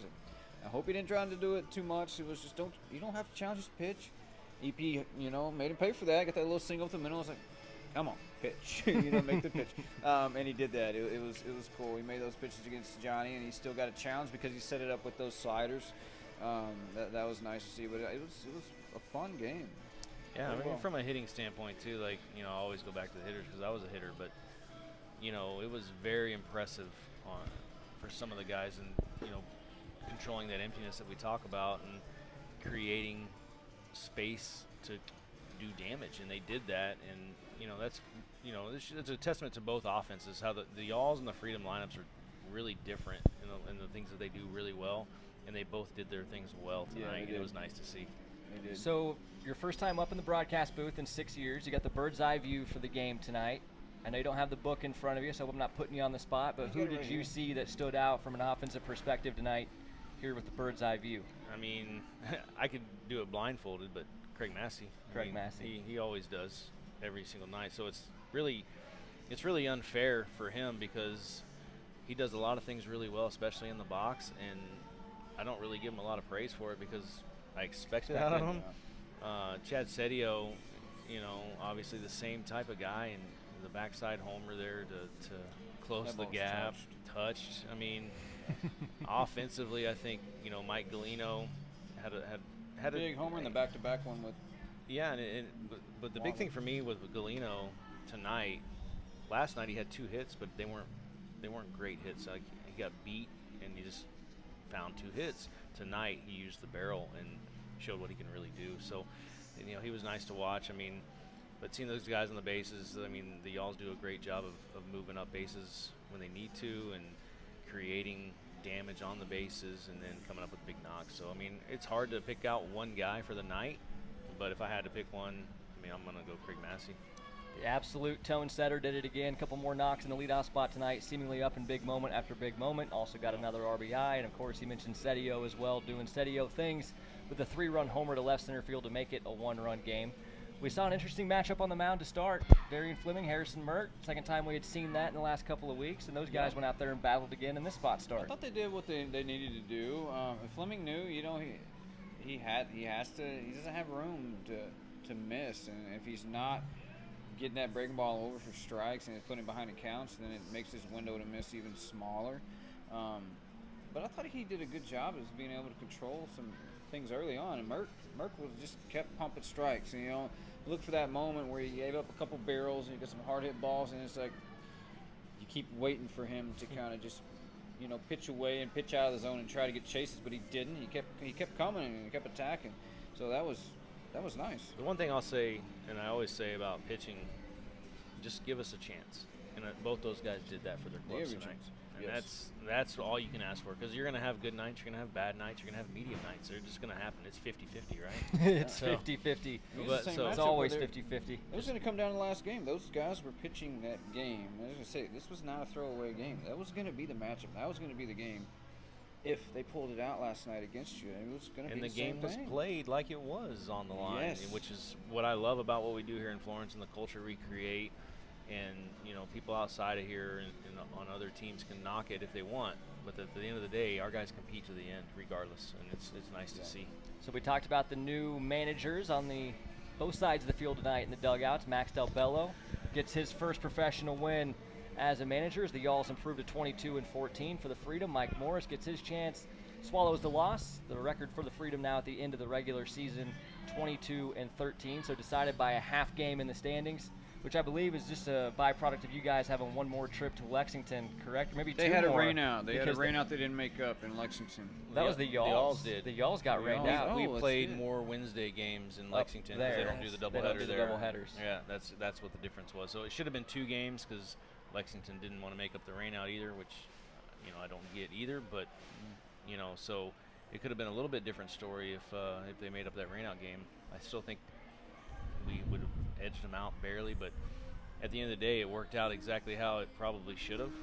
We were the best city in the league, no doubt, with the 2 best teams, and it came down to one extra game that was the difference. I mean, you couldn't draw it up really any better. Putting this whole thing together, for it to come down to both Florence teams, we'll be biased, but this is the team that we cover. We're around every single day for them to be the best too, and then for it to come down to the final weekend here at UC Health Stadium, you can't draw it up any better than that. So let's get your guys' comments on the new managers tonight. What did you think from Mike Morris? On the whole, I know you hate the send to the plate. No, I don't hate the send. I don't what do you think of Mike in I thought total? It was a bad call, but at the end of the day, if he was safe, and I would still think it's a bad call, but you can't say much because he would have been safe if he was safe. But I thought they did a good job. I thought they did a good job in the pitching changes.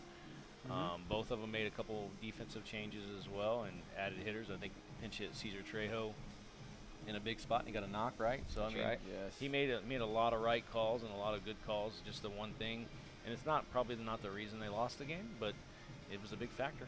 And how about Max Del Bello, the guy? Mike Morris has at least been with you, shadowed under you for a couple of seasons, whether it was a player or as a coach. But Max Del Bello, the analytics guy, takes over for the Y'alls and is 1-0 in his career. Played the numbers, and it worked. I mean, it was probably a little nerve-wracking for him. You would never see it in the kid. He's very controlled in his emotions, but he probably had a lot of anxiety. I wasn't a big fan of the walk to the mound on the mound visit. Thought the steps were a little short, and then obviously not being able to get out of the way of the ball his first time over there at third. Steps were short. Yeah, that could have been it. You live and you learn. Who had the best wave? You saw them both. Given the Mike. wave. I'm going to go with Mike. I mean, Max's was a little forced on the wave, and the 2-handed timeout, to the umpire. Yeah. I wasn't a big fan of that either, but at the end of the day, he got the W. Max is not. He's not out of his element. He's in there and knows the conversation. He knows the guys well too. So it's not like this was something that was like, oh, let's just give Max an experiment. It was something he wanted to do and put guys in spots that he wanted to put them in, that he thought, his opinion was, this is what I want to do and how I want to make the mix. And it's not something that he's out of his element of thinking about and the way he goes about approaching it. So it was cool to see how he was going to do it and see what he wanted to do, making those moves and see where he's putting guys in the lineup. And Well, it was neat too because B. White had already made the lineup, and when Max got the okay to go ahead and run the show, he completely changed the lineup. So he's a numbers guy. It was He's a not numbers guy. limits. he's a numbers guy. So I guess if those two were both getting to step into manager roles, where was B. White in the broadcast tonight? Was he a little camera shy to come up here? We could have found a way. another No, microphone. but we're not leaving Max completely at the helm of Okay, so controlling B. White the was whole behind the ship down scenes. there. Yeah, B. Yep. White was down there to help guide him and make sure that everything ran smooth and just to be another ear for him to listen to for some advice and options. There you go. Well, it worked out great. And guys, I can't thank you enough for sticking around for the whole broadcast tonight. Chad, you've been up here multiple times. It's been just so fun. You're an encyclopedia for the game. You've added to the broadcast every time that you were on. Appreciate that. And Pelf, thanks for sticking around all 9 today as well. This was really cool. I want to ask a question. I mean, Here we go. Okay. first time in the box. What do you guys think? How did I do? How did I do tonight? I thought you were pretty spot on. Don't ask Good me, this is commentary. on You my brought second. another layer with the 1-0 takes, with the controlling the space. I mean, if you're educating the audience, you're going to get an A+ review. Oh, fair enough. Fair I'm enough. just here to look good. Did I make any mistakes? You made quite a few. Yeah. I did. Yeah. You were talking over the call of several plays in the action, Yeah, I get excited. clipping my sometimes. wings. I get excited. No, sometimes. just kidding. No, you did a great job. It was awesome. Learning moments. You guys Learning were moments. so much fun to sit here with, to take a game in with. I've learned more about the game in this 4 hours than I probably have in 4 seasons covering the Freedom every night. So really just can't thank you guys enough for what you brought to the broadcast tonight and for being around all 9. Appreciate the opportunity. Yeah, man. thank you. I mean, you're the one who has enough feel to let us come up and let us butt in and let us run over your words. No, and, no, you guys are great. Florence You get a chance. fans, I appreciate you guys too. It's been fun. Yeah, It's Florence cool coming Nation back. has turned out in a big way in the Battle of the Bourbon Trail, and it is the Florence Freedom, the regular season champions, but it's the Florence Y'alls tonight who win 13-12 to salvage 1 in the weekend series. The regular season might be over, but we're really just getting started. Everything you've been waiting for on tap next week. We have Fan Appreciation Day on Thursday. Going to have a home run derby. Going to have a lot of festivities on the field. Skills contest. Little skills yeah. contest. That should be just a lot of fun. And then Friday, the All-Star Game meets the World Series. What more could you ask for? It'll be right here at UC Health Stadium and right here on the Florence Y'alls Broadcasting Network. It'll be the All-Stars of the Y'alls and the Freedom versus the All-Stars of the Legends and the Leyendas. A first pitch at 7:05 on a Fireworks Friday. And a best-of-3 series. First to win 2 games. Game 2 and the, if necessary, Game 3 will be in Lexington. But we've gotten the okay. We will bring you all 3 of the if necessary games right here on the Florence Y'alls YouTube channel. But for Dennis Pelfrey, for Chad Rhodes, I'm Aaron Brody signing off. 13-12, Y'alls win it tonight. And we'll catch you around the bend on a Fireworks Friday next week when the All-Star Game meets the World Series.